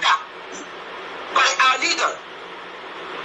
There is a document they have that's signed by a leader that gave that to represent. Okay, the affidavit. It was the. Where's the affidavit? You're talking about the affidavit. So that's what, based on what you said now, Madam Latina, I only want you to please understand the whole story so that you cannot get confused and you're thinking that I have something that I'm not telling you, I'm not answering you. I'm telling you what I know. Now, please, after this story, you're going to tell me that you understand what I mean. Please, or you're going to say what you understand. So I'm 100% sure that you understand what I mean. It was the only reason that made these lawyers, the four of them, to even do anything else because our people were calling me on Friday and they were calling me all kind of name. Some people record something and some people are confused. Some people were saying, where are we going to put the money? I didn't know what to do. I started calling Ejiofor and calling this lawyer. They were all in line. I was crying. I said, if you guys want to help me now, help me. Because I don't know what else to do. I do not know. I don't know why Edozie has not signed the paper for me to go and open an account. They keep delaying it.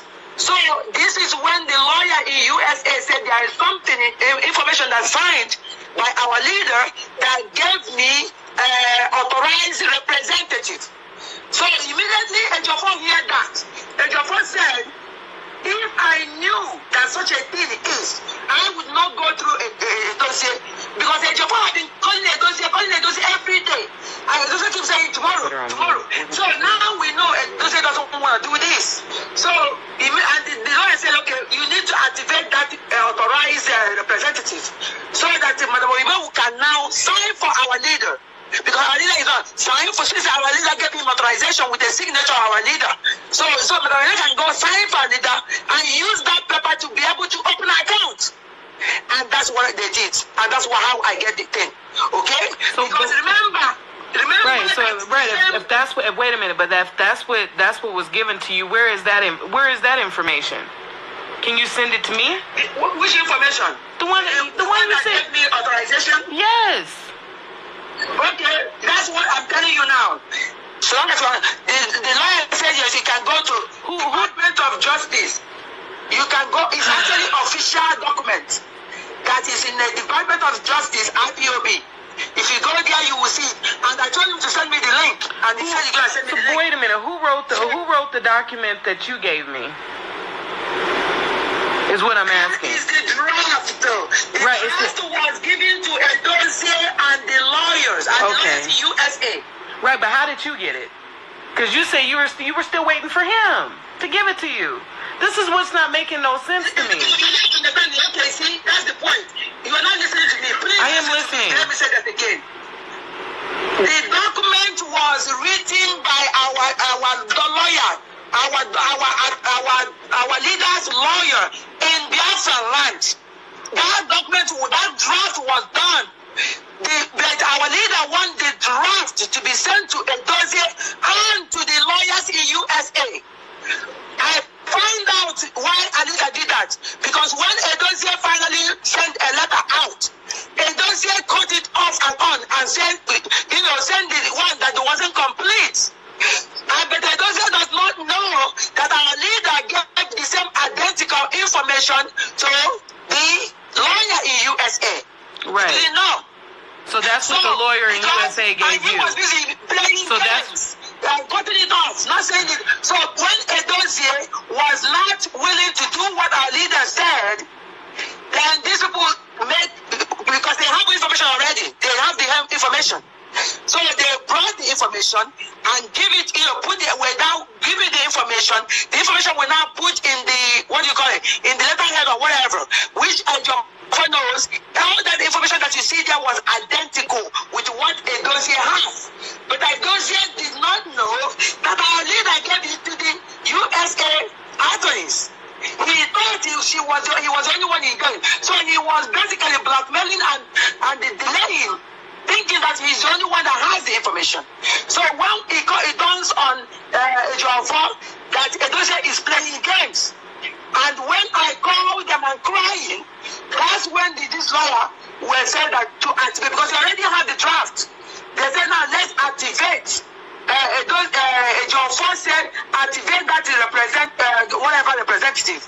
So if anybody wants to know whether it's true or not that our leader actually put my name as the whatever representative, the lawyer just said you can go to the official website of the Department of Justice, IPOB. You're gonna see it there. Our leader signed it, and it says whatever that it was said in this document. It says it's there. So this is how I get it, honey. Because this is how I get it. Because otherwise, a dossier still does not give me. But unfortunately for a dossier, he did not know that these people has it too. The lawyer has it. Who drove to get the affidavit signed? Eh? Who was it? What is it? Electronic? You got it off the thing. You got it off the site. The information was given to me. I have to, because I'm supposed to sign for our leader. So if you're notarizing something, you have to go physical and they take your information to sign. So I get information from them. I went over there, I looked for the notary place, and they take all my information, they notarize it, so that will give me an opportunity to sign. So immediately I did that, I took the same paper and went to the bank and used it to open an account. Okay. Because that's the only thing I used to open an account. Right, well those still have not given me anything. Right. Now. Okay, and I understand that, but as of now, it looks like you have been acting all on your own. There's no documentation. You haven't. This is what I'm talking about. You know, Jesus. This is how it looks. It looks like this is literally how it looks. Like if there's no information coming from the outside, and the information that you have is something that you got and went and had done by yourself, it looks like you are acting. It's not me that get it and do myself. The lawyers did it and give it to me. Right, but why? So if they, that's what I'm saying. If the lawyers did it, where's their copy? Because the thing is this, the copy that you sent me was done in Maryland. Is that where our lawyers are? Honey, the lawyers will do something and send it to me. I do understand because I've gotten documentation. I've gotten. Right. It's on a letterhead. Usually when it's coming from a lawyer's office, it's on a letterhead from that lawyer's office with that lawyer's name on it. And it's a memo. He don't want it to be in our IPOB letterhead. He did not want I understand that. But for your and I, that's for our regular, that's for the members. That's for the members in a regular letterhead coming from his lawyer. But for you and I, we're supposed to have documentation from the lawyer's office itself. Okay, that's what I'm telling you now. The document that you're going to have that said that I'm the representative, we can get it. The lawyer is about to send me the link where we can see where our leader signed and said that. That's number one. Number two, I told these lawyers now, just a dossier or something. No, they say a job for. I said a job for. One way or the other, you have to honestly come out and let the people know that this is from our leader. You cannot, this is the only way you can just this is for people. So a job, according to them now, said he's going to do it. I said he's not going to do this. Oh, actually, I called him. I didn't pick up. I didn't get him on the line. But the most important thing is this. These lawyers in USA, at least, have already said that they're going to send me the link. Because I said if anybody wants to know, this is already filed in the Department of Justice. So under it's official document. That's where the representative come from, authorized representative come from. And the only reason why that came on board was because a dossier was sitting on, didn't want to do it. So they have to do it. If Dozier doesn't want to do it, then this, what do you call it? The lawyers have to do it. But because I'm the authorized representative, they have to give me this information. They have to give me the paper. I have to actually get it as an email where it's actually clear. So I have to basically take my computer and went to the authorization people, whatever. They printed it out from my computer, from the email. They printed it out so that it will be this thing before I even notarize it. I give my information in his eyes. That's how it was. But they give it to my computer. I went there and just do it, and they put it in words or something like that. It's still there. So I take basically my email, the whole thing, take my phone, my computer, went to the place, and go there and say, this is the information. I saved it. I go there and see this is the one, and they bring it out. They print it out. I gave them my information. And all the things that they asked me for, I did it and notarized it. That's the only way I could have opened an account. Otherwise, I wouldn't have. By now, I wouldn't have opened an account. Well, okay. At this point, I'm not. I am stepping down as the National Financial Secretary. I can't do this. I cannot. I can't function like this. I can't. There's way too much going on, and the information that I need, I can't get. Which automatically ends my my chapter here in Colorado. Listen, what information you're looking for? I told you that they have, my members here have been poisoned. I thought they had been poisoned. Oh, okay. And I told you that I had gotten phone calls. You are trying to prove something. Yes, I have to bulletproof. I have to bulletproof what I've been doing. It has to be bulletproof. If I'm putting this information out there and they're requesting to have certain information and I don't have that information, that makes me look some kind of way. No, listen to me, honey. No, but it do.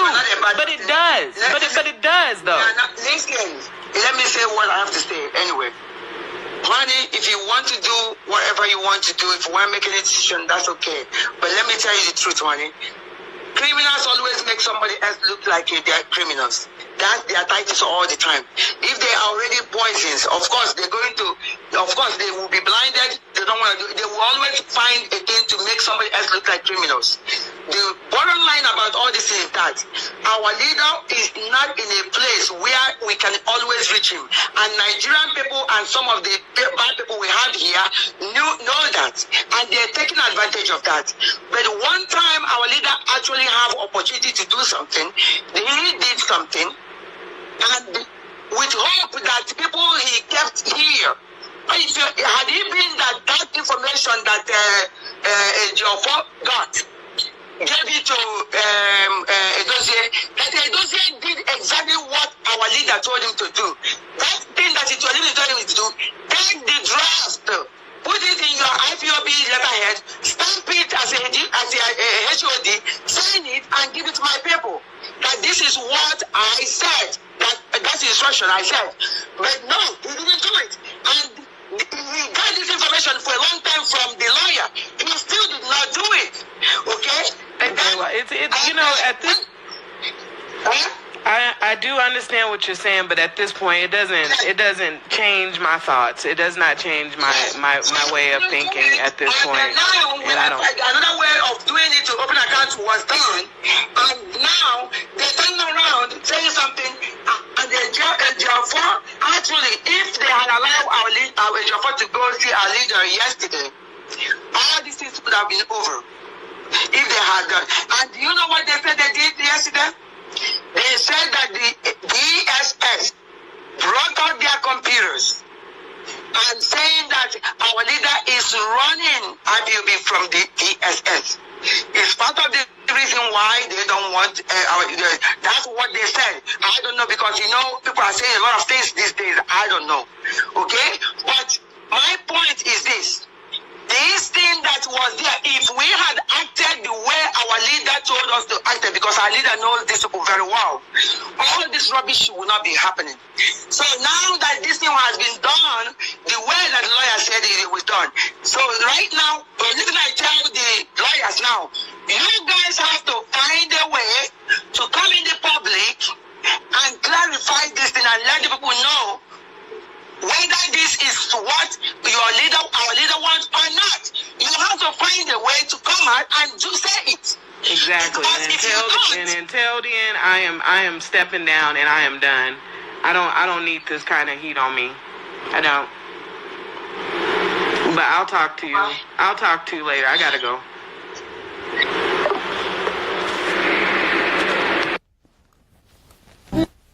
Biafra Alpha Power Media International. Biafra Alpha Power Media International. Hi, sweetheart. I'm so sorry. You know my phone. I know you understand.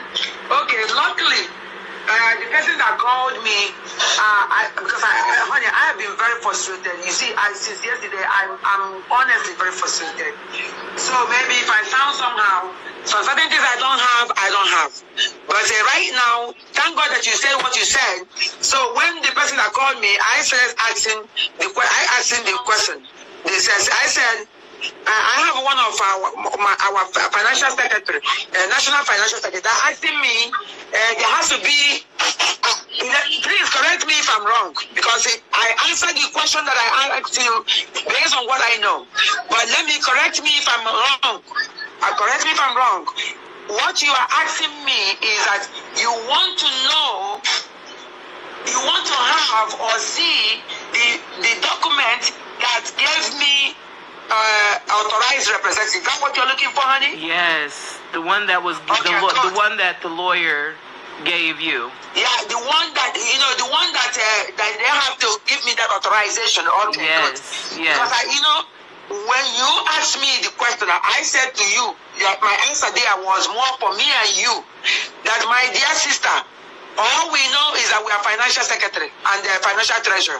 Whatever they gave me is what I gave you. And what I give you is what I have. But you were asking me about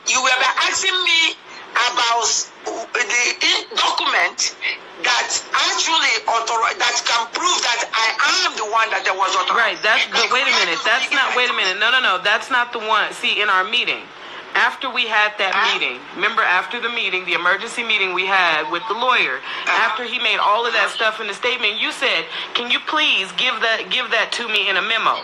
He was supposed to give you that in a memo, in a header, from his attorney, from that attorney's office. Okay, if that's what you're looking for. Yes, he didn't give because that's it. I have been getting harassed by my members asking me for this information because nobody wants to put it.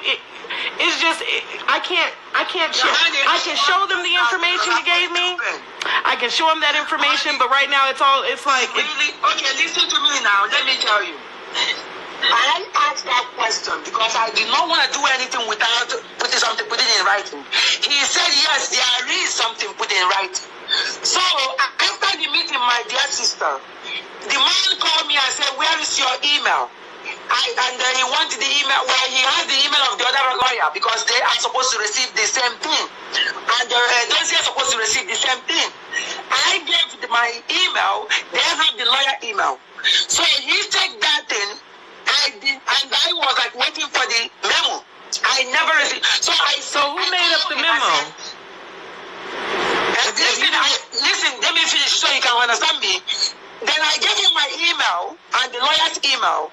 So when I called him, when I waited for him on Monday, then I went on the air. After the meeting, I'm still promoting the liaison. I got so upset. I called them again. I said, where is the who's supposed to be sending the? I thought you're supposed to send me the something that I can use to go and open the account. He said yes. Look at how, that's when he started explaining to me that draft will come to me after those who put it in the IPOB this thing and sign it. That's when he's going to give me that signed one because of what is going on with him in Nigeria, he cannot use his own whatever to write email. All he did was that he writes a draft of what our leader wants, send it to a dossier, tell a dossier to take that draft. That draft does not have his letterhead or anything. Take the draft and put it in IPOB letterhead and sign it, then give Madam Yubo his own copy to use to open an account and give the lawyer the own copy to keep for our leader. That's what. Then them continue to do up and up and up, never do it. Right, so who wrote the, wait a minute, that's what I'm saying, wait a minute, so who wrote the memo that you gave me? If you haven't been able... Let me tell you what happened. When a Dosian could not do that, then I was crying because some people were calling me and cussing me out. Some people were abusing me and threatening and all that. I started on Sunday of that week. I honestly was heartbroken and crying. I called the Jaffa and I called the US, the lawyers. I was crying on the phone. I said, I don't know what to do. Those years have not given me the paper and I have not opened the account. Many of my people are very confused. People are cutting me out. I don't know what else to do. That's when the lawyer in USA told Jaffa, there is something our leader signed with us that gave Madam Oyibo authorized representative. And Jaffa said, really? If I knew that such a thing was there, I wouldn't even go through a dossier. I would go through you guys. Because the only reason why I went to a dossier was we are trying to use IPOB letterhead. If I knew that I saw that the dossier would be because as the HOD, so he can sign it and start standing it. That's the only reason why he went to the dossier. So the lawyer, Jaffa, told the lawyer in USA, activate it. Please activate it. So they are the one that activated this because. Okay, so the lawyers here in America are the ones that did it. Activated it, yes. Okay. What? They sent you a letter. With both of them. Right. Okay. And this thing. Right. So that means that. All right. So that means that they had a document that was signed, that was on a letterhead for the lawyer. By our leader. There is a document they have that's signed by a leader that gave that to represent. Okay, the affidavit. It was the. Where's the affidavit? You're talking about the affidavit. So that's what. Based on what you said now, Madam Latina, I only want you to please understand the whole story so that you cannot get confused and you're thinking that I have something that I'm not telling you, I'm not answering you. I'm telling you what I know. Now, please, after this story, you're going to tell me that you understand what I mean. Please, or you're going to say what you understand. So I'm 100% sure that you understand what I mean. It was the only reason that made these lawyers, the four of them, to even do anything else because our people were calling me on Friday and they were calling me all kind of name. Some people record something and some people are confused. Some people were saying, where are we going to put the money? I didn't know what to do. I started calling a phone and calling this lawyer. They were on the line. I was crying and said, if you guys want to help me now, help me. Because I don't know what else to do. I do not know. I don't know why Edosia has not signed the paper for me to go and open an account. They keep delaying it. So this is when the lawyer in USA said there is something, information that's signed by our leader that gave me authorized representative. So immediately Ejiofor heard that. Ejiofor said, if I knew that such a thing is, I would not go through a dossier because Ejiofor had been calling a dossier every day. And the dossier keeps saying tomorrow. So now we know a dossier doesn't want to do this. So the lawyer said, okay, you need to activate that authorized representative so that Madam Oyibo can now sign for our leader. Because our leader is not sign for since our leader gave him authorization with the signature of our leader. So Madam Oyibo can go sign for our leader and use that paper to be able to open an account. And that's what they did. And that's how I get the thing. Okay? So, because remember. Right. So if that's what. Wait a minute. But that's what was given to you. Where is that information? Can you send it to me? Which information? The one you said. Gave me authorization. Yes. Okay. That's what I'm telling you now. So long as the lawyer says yes, you can go to Department of Justice. You can go. It's actually official document that is in the Department of Justice, IPOB. If you go there, you will see it. And I told him to send me the and they said you're gonna send me the link. Wait a minute. Who wrote the document that you gave me? Is what I'm asking. Is the draft though? The draft was given to Edozie and the lawyers and the lawyers in USA. Right, but how did you get it? Because you say you were still waiting for him to give it to you. This is what's not making no sense to me. Okay, see, that's the point. You are not listening to me. Please, I am listening. Let me say that again. The document was written by our lawyer, our leader's lawyer in Biafra land. That document, that draft was done. But our leader wanted the draft to be sent to Edozie and to the lawyers in USA. I find out why Anita did that. Because when Edozie finally sent a letter out, Edozie cut it off and on and said, send the one that wasn't complete. But Edozie does not know that our leader gave the same identical information to the lawyer in USA. Right. Do you know? So that's what the lawyer in USA gave you. Was busy playing games, cutting it off, not saying it. So when Edozie was not willing to do what our leader said, then these people because they have information already. They have the information. So they brought the information and give it, without giving the information will now put in the, in the letterhead or whatever, which John knows, all that information that you see there was identical with what Edozie has. But Edozie did not know that our leader gave it to the USA attorneys. He thought he was the only one in going. So he was basically blackmailing and delaying, thinking that he's the only one that has the information. So when it dawns on John that Edozie is playing games, and when I called them and crying, that's when this lawyer will say that to activate, because they already have the draft. They said, now let's activate. John Ford said, activate that to represent whatever representative.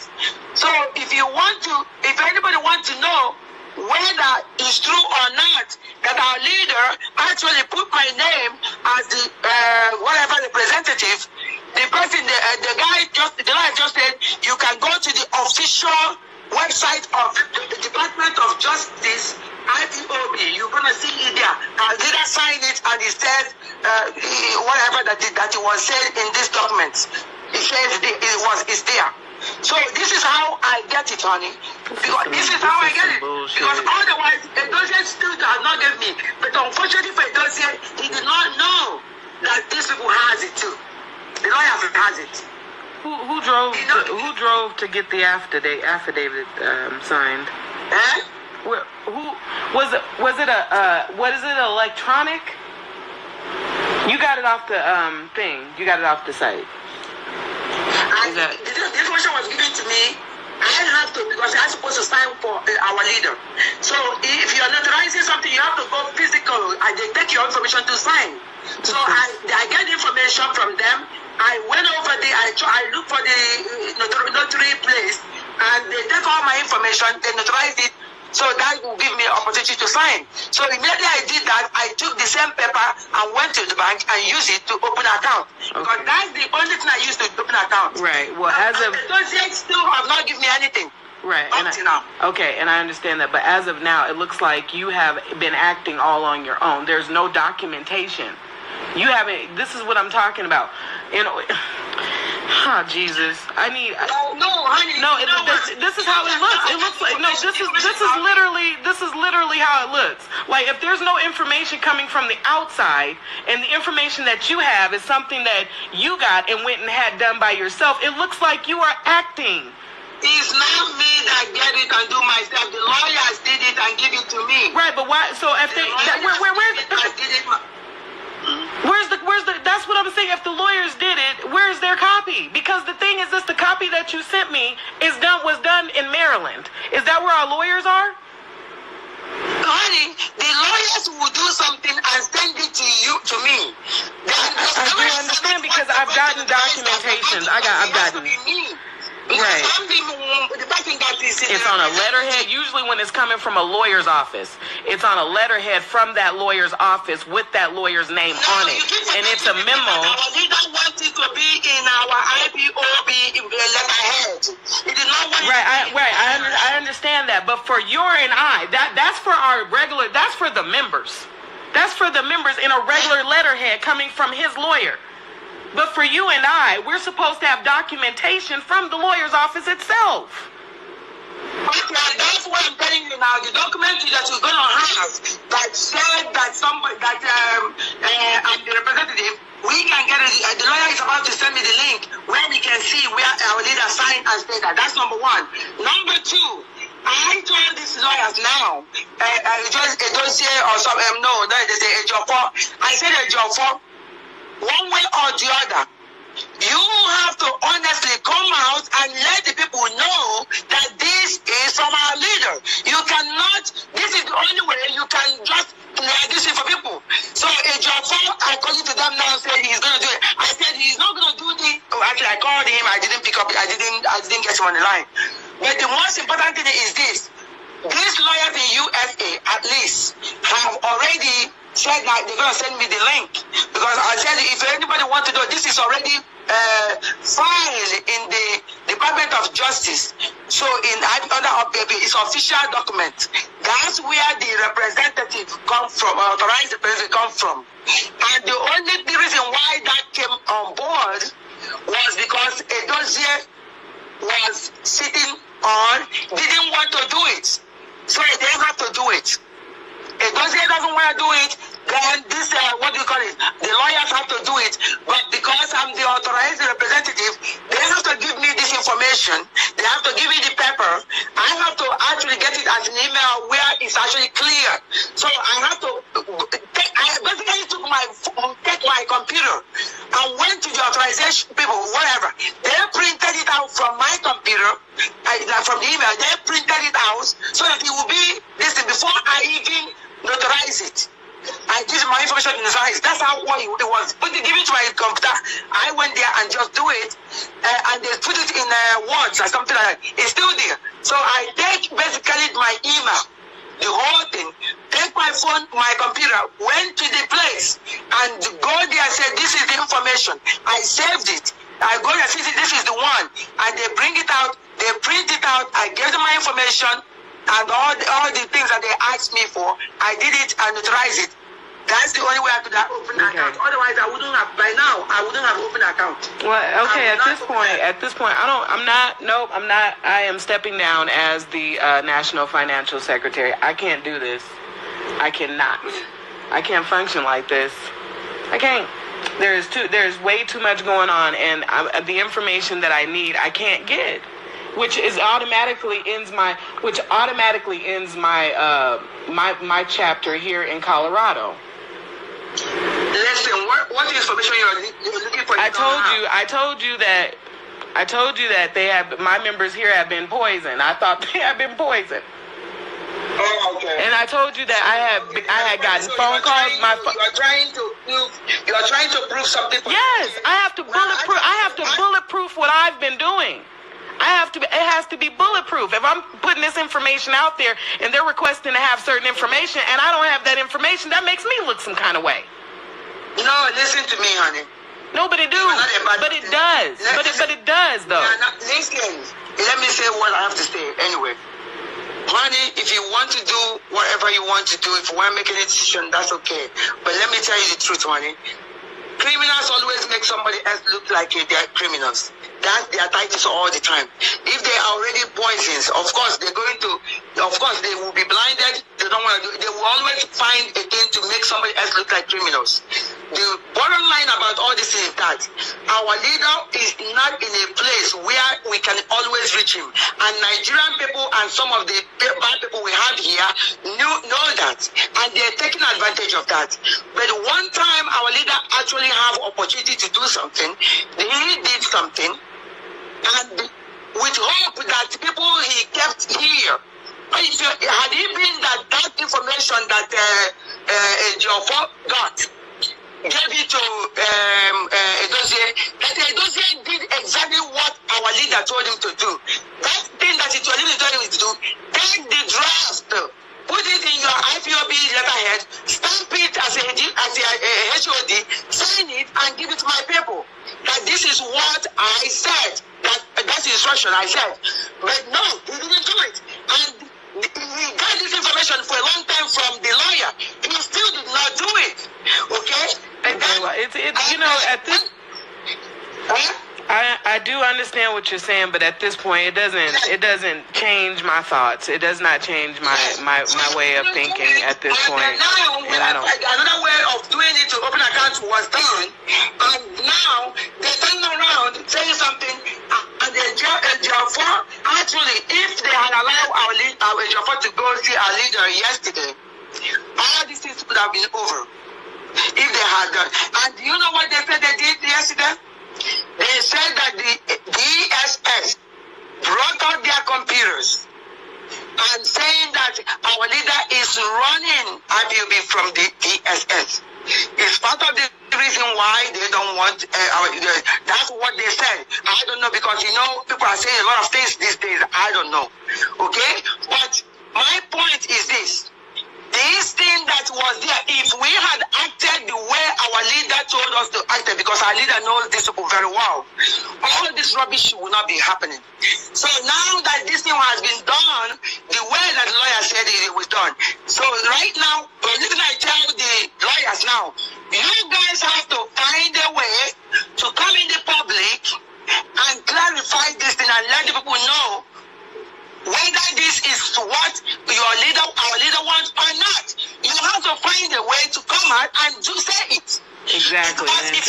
And until then, I am stepping down and I am done. I don't need this kind of heat on me. I don't. But I'll talk to you. I'll talk to you later. I gotta go.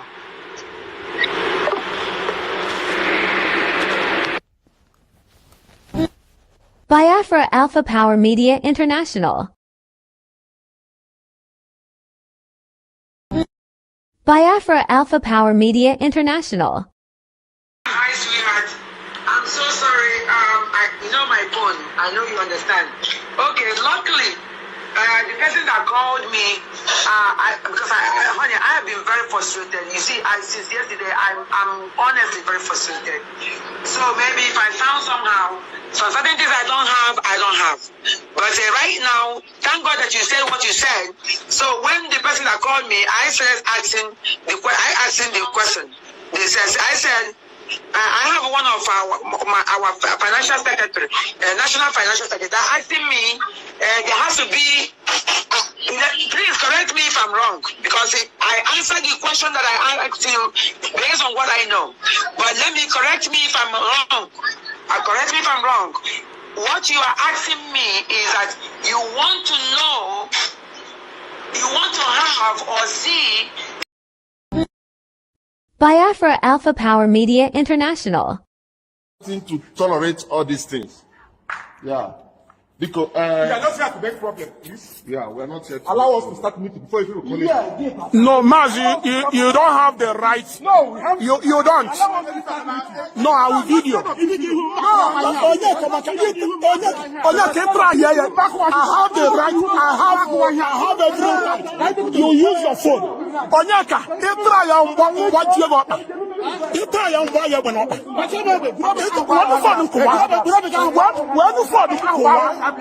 Wherefore, if try and buy your banana. Onyeka, try go there and then phone mkowa. I have the right. You have your phone. You have your phone. If you like, Onyeka, where phone mkowa? Where phone mkowa? You okay? Okay. Onyeka, where phone mkowa? Kowa phone. Kowa phone. Onyeka, kowa phone. Onyeka, kowa phone. Onyeka, mara is kwago mana kowa phone. No phone now. What you phone? I want a video everywhere. Biafra Alpha Power Media International.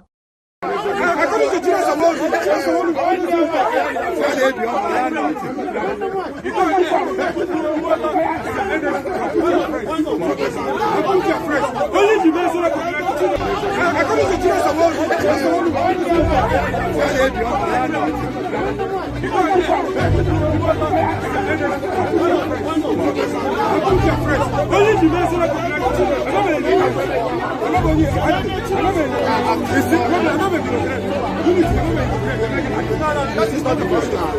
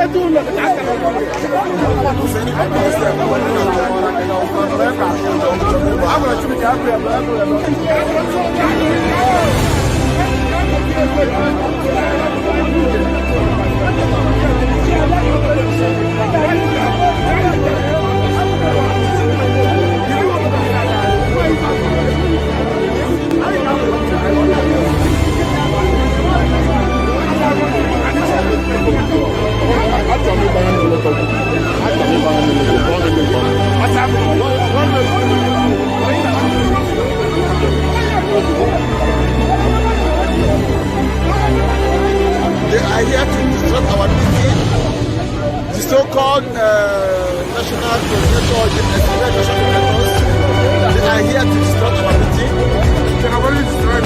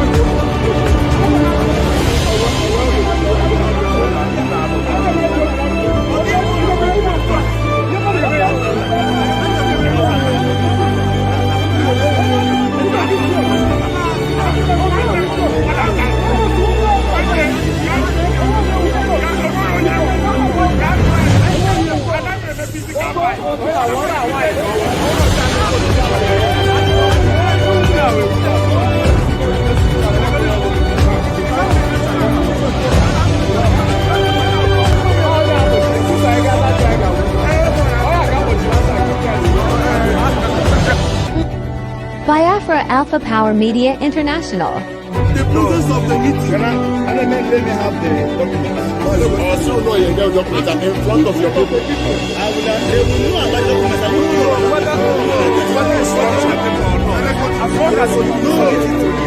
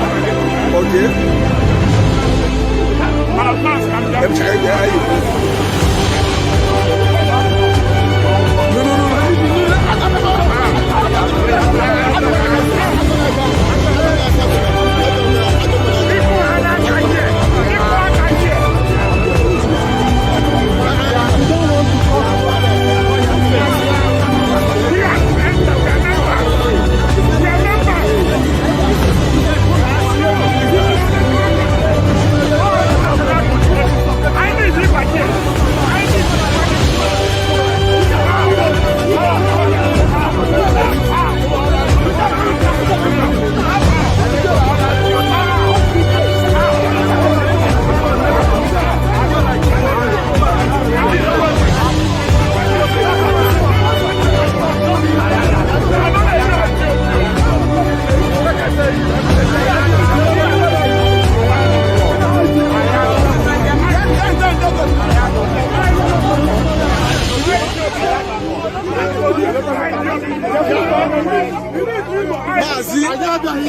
Sobo. This is not going to go away. I'm going to go away. No, you want to what is that?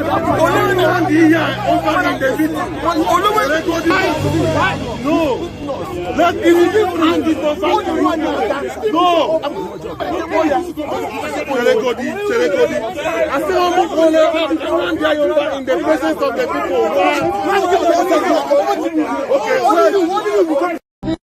Biafra Alpha Power Media International.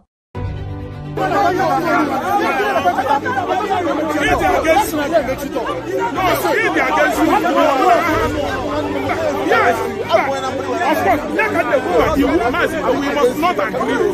The person of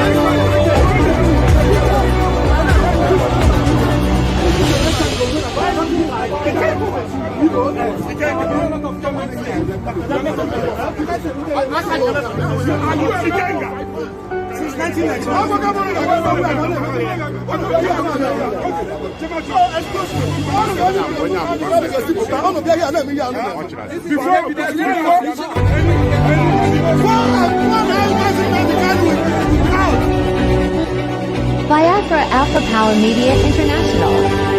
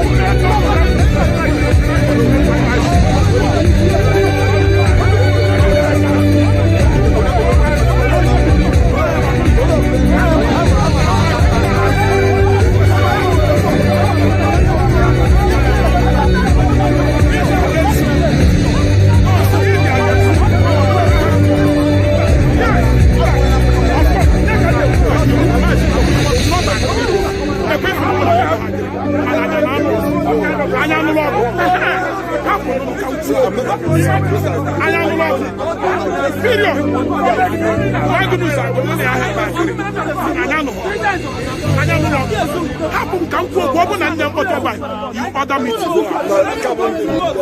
Biafra Alpha Power Media International.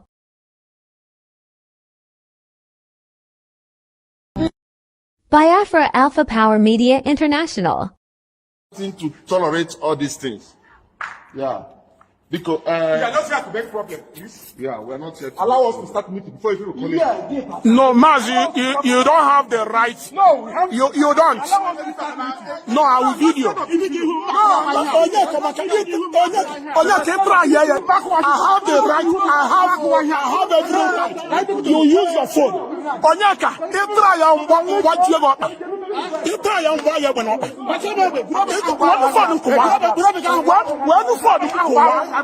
Wherefore, if try and buy your one.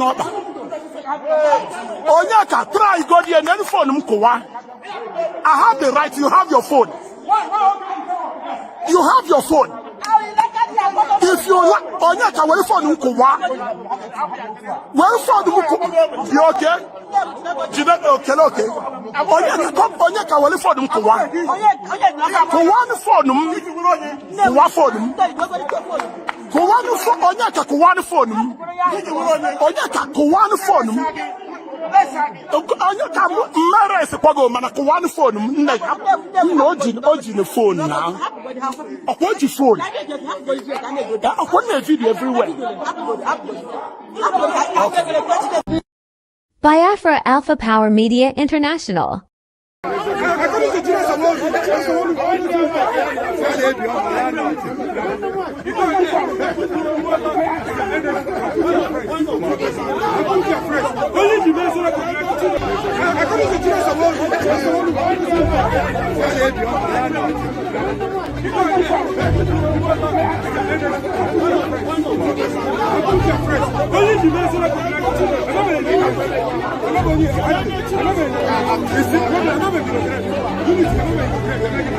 That is not the question.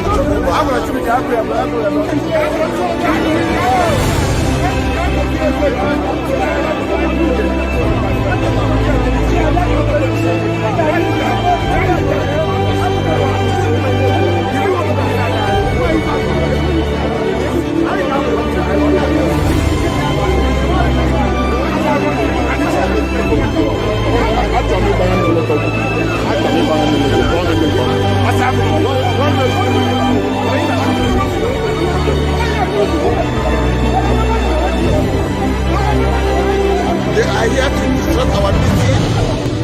The so-called national coordinator, they are here to disrupt our meeting.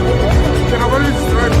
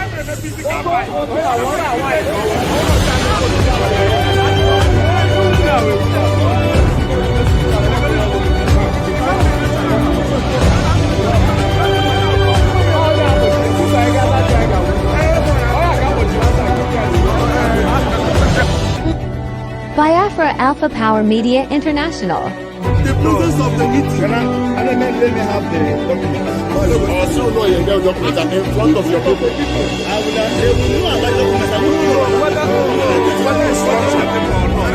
As long as you know it.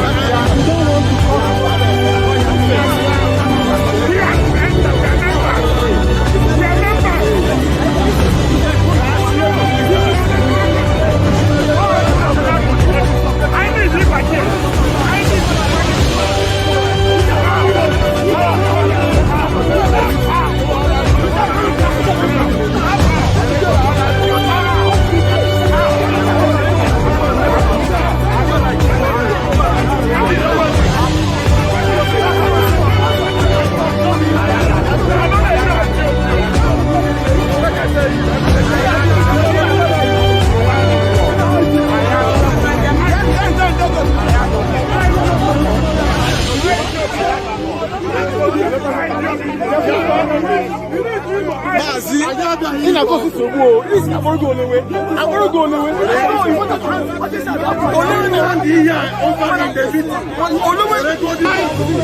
No. Let me hand it over. No.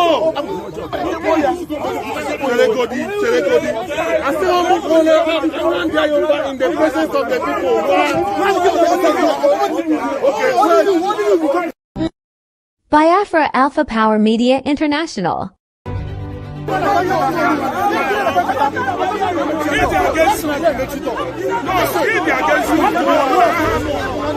Yes, of course, we must not agree.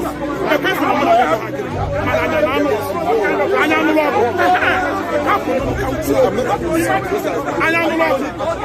Period.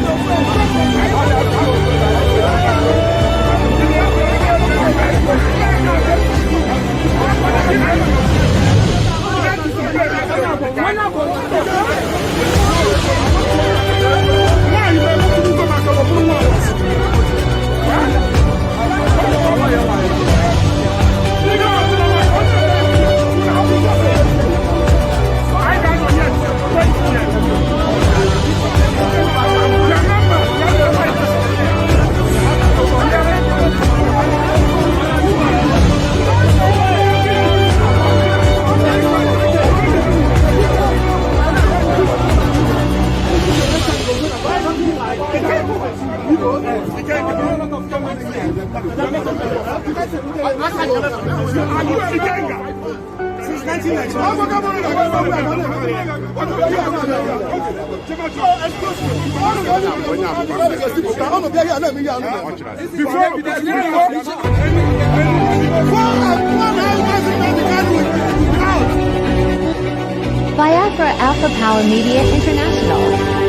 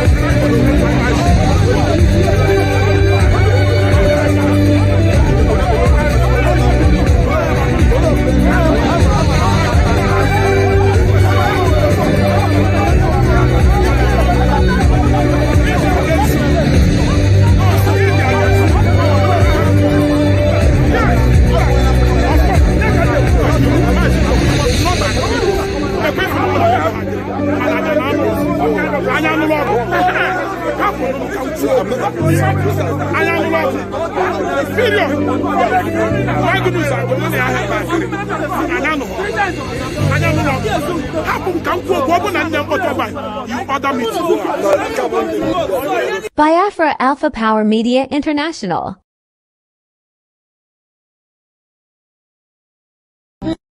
Biafra Alpha Power Media International. To tolerate all these things. Yeah. Because we are not here to make problem, please. Yeah, we are not here to allow us to start meeting before you call it. No, Mazi, you don't have the right. No, we have you don't. No, I will video. I have the right. I have every right. You use your phone. Onyeka, what you got? You try on why you went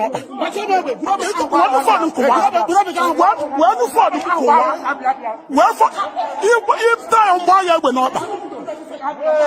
Onyeka, try go there and then phone Mkowa. I have the right, you have your phone. You have your phone. If you like, Onyeka, where phone Mkowa? Where phone Mkowa? You okay? Okay. Onyeka, where phone Mkowa?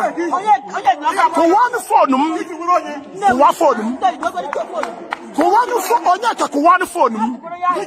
Onyeka Kowa phone. Onyeka Mara is Kwago man Kowa phone. No phone now. What you phone? I put a video everywhere. Biafra Alpha Power Media International.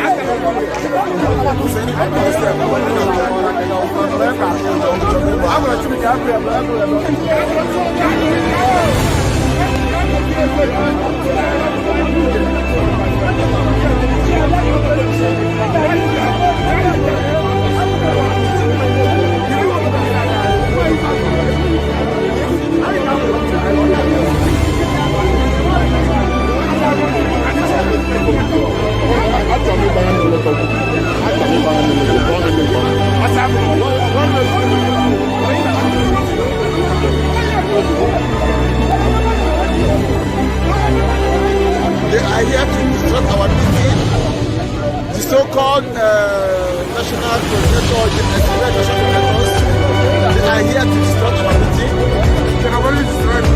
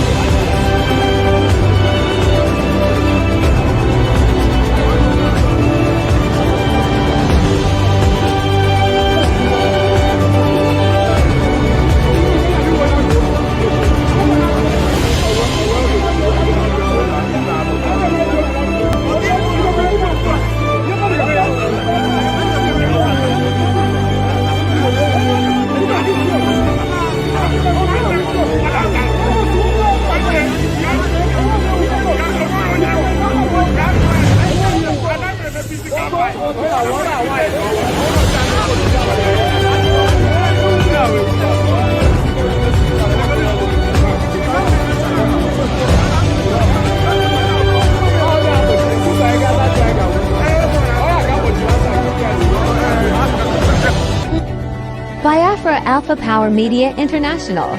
The process of the meeting. Let me have the documents. Also, no, you know documents are in front of your people. I will know about documents. I will know whether it's Unshakeable or not. As long as you know it.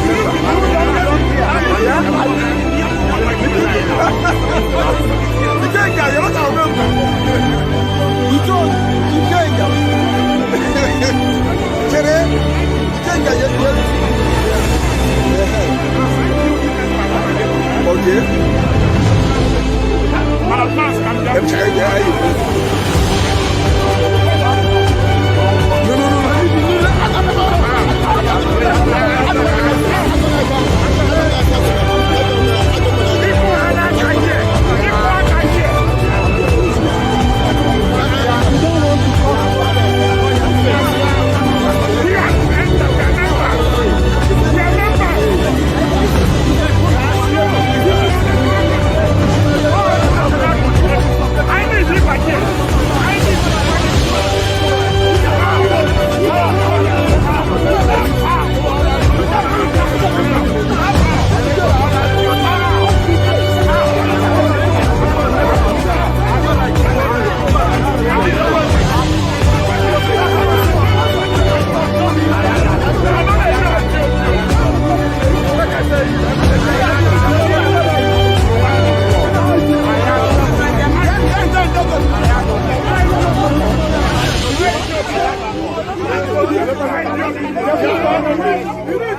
Mazi, in a course of war, this is never going away. I'm going to go away.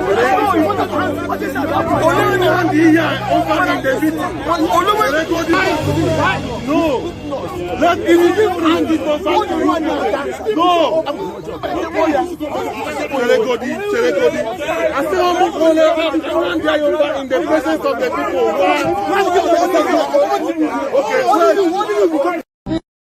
Biafra Alpha Power Media International.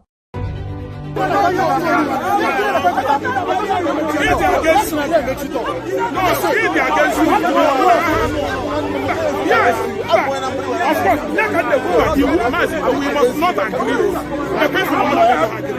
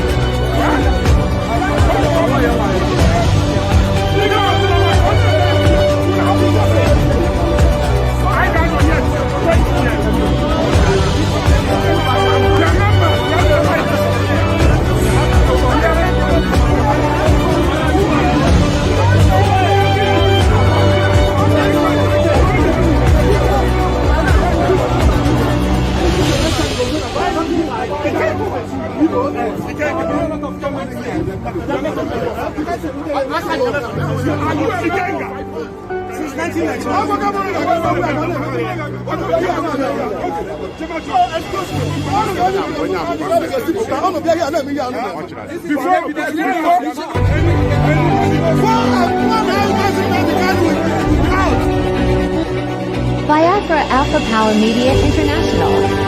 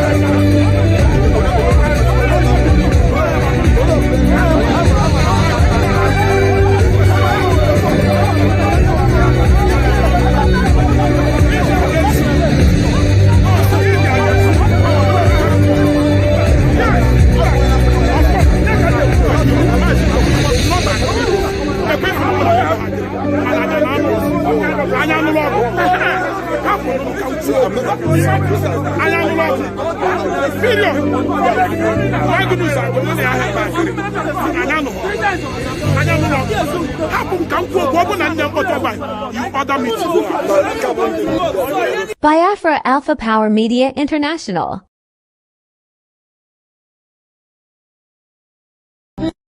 Biafra Alpha Power Media International. To tolerate all these things. Yeah. Because we are not here to make problem, please. Yeah, we are not here to allow us to start meeting before you call it. No, Mazi, you don't have the right. No, we have you don't.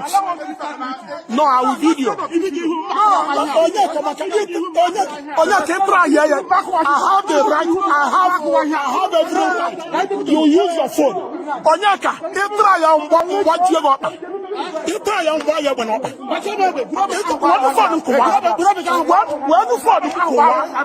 Wherefore, if try and buy your one. Onyeka, try go there and then phone mkowa. I have the right. You have your phone. You have your phone. If you like, Onyeka, where phone mkowa? Where phone mkowa? You okay? Okay. Onyeka, where phone mkowa? Kowa phone Onyeka, kowa phone. Onyeka, kowa phone. Onyeka, mara is kwago mana kowa phone. No phone now. What your phone? I want a video everywhere. Biafra Alpha Power Media International.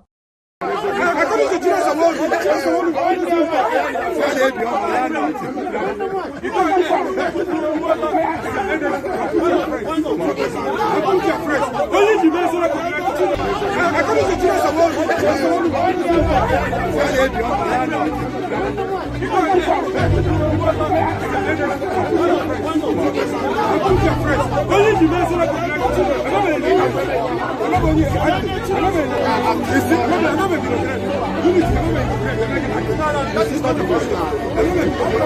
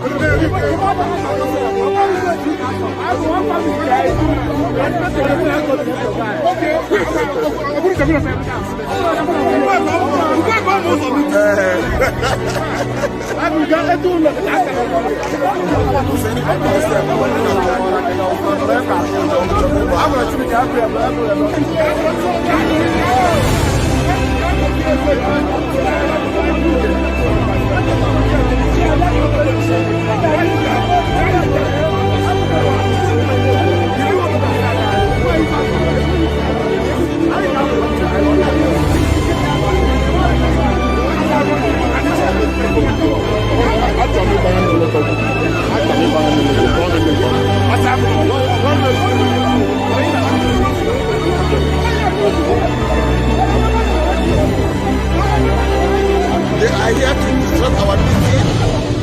The so-called national coordinators, they are here to disrupt our meeting.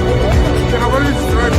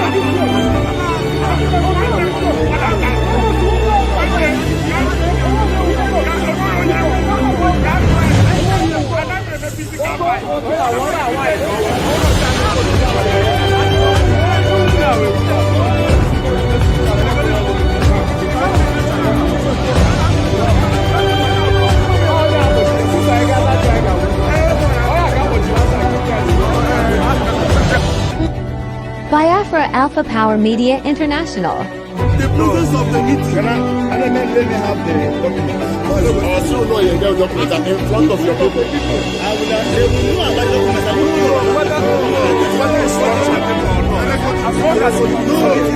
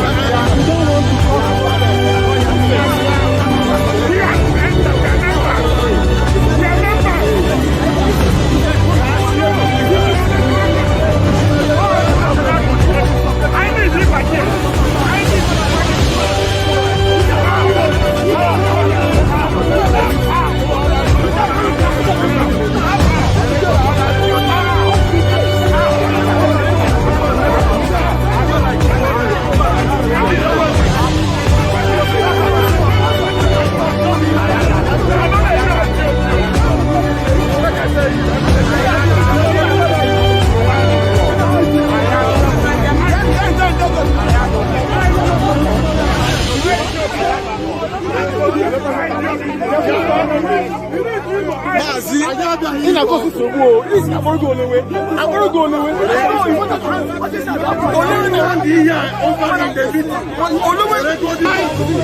No, let me hand it over. No, I still almost want to in the presence of the people. Okay, Biafra Alpha Power Media International.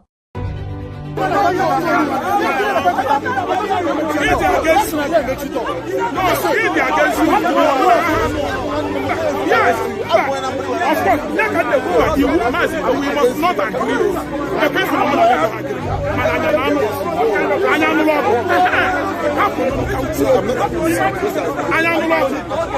Period. Why do you say how come come to a woman and then whatever you order me to?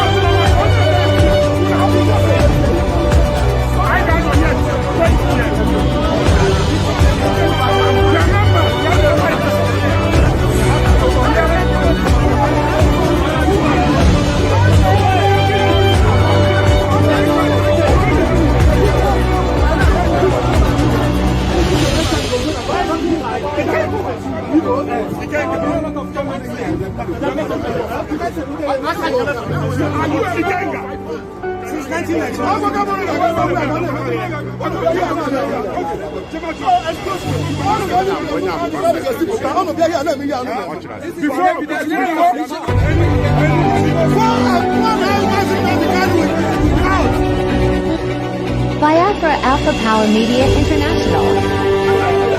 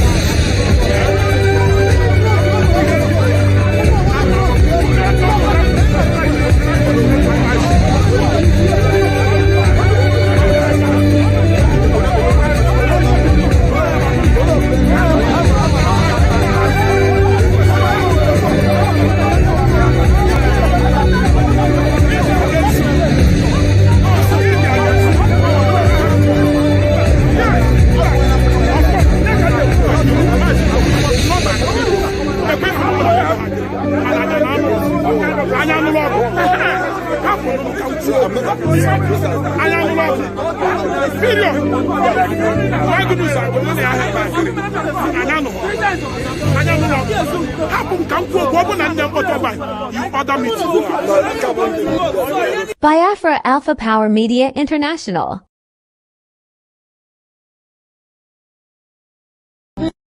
Biafra Alpha Power Media International. To tolerate all these things. Yeah. Because we are not here to make problem, please. Yeah, we are not here to allow us to start meeting before you call it. No, Mazi, you don't have the right. No, we have you don't. No, I will video. I have the right. I have every right. You use your phone. Onyeka, what you got? You try and buy your one.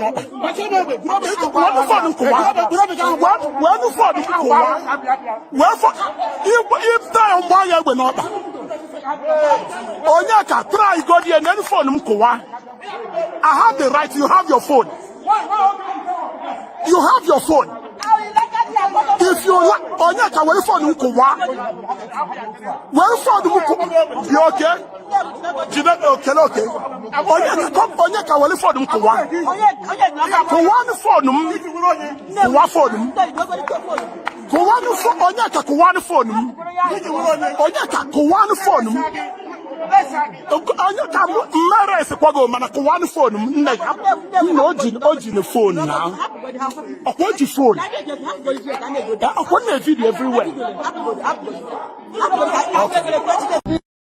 Biafra Alpha Power Media International.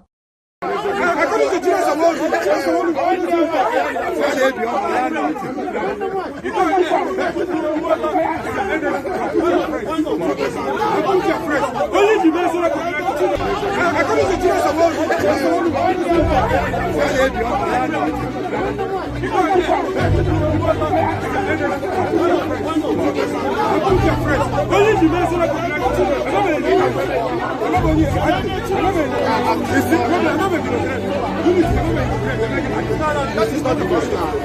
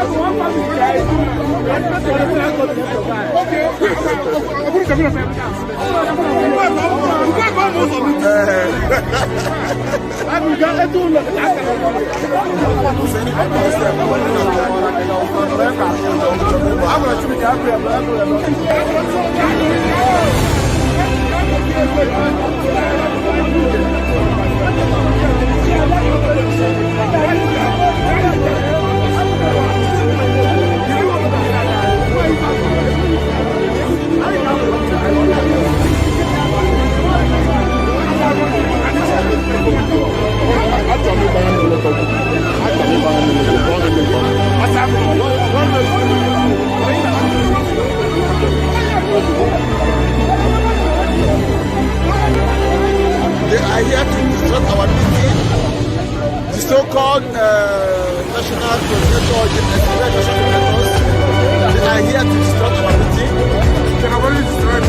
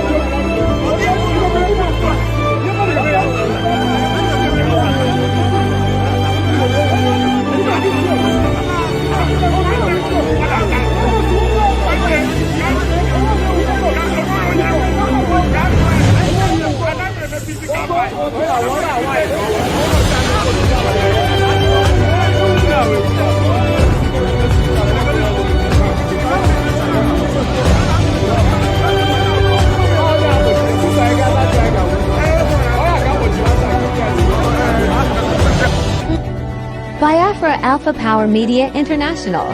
the process of the meeting. Let me have the documents. Also, know your documents are in front of your people. I will know about documents. I will know whether it's Unshakeable or not. As long as you know it.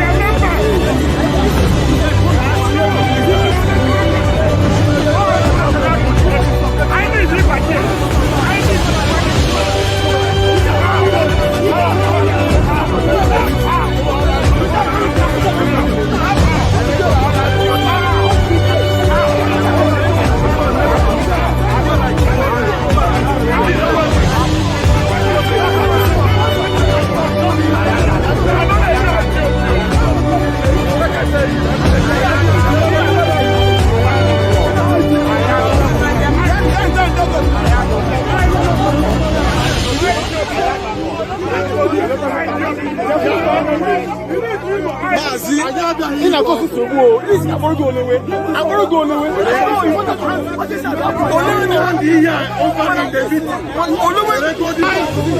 No, let me hand it over. No, I still almost want to in the presence of the people. Okay. Biafra Alpha Power Media International.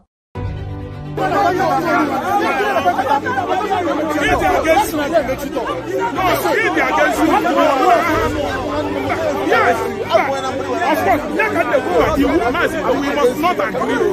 The people are not agree.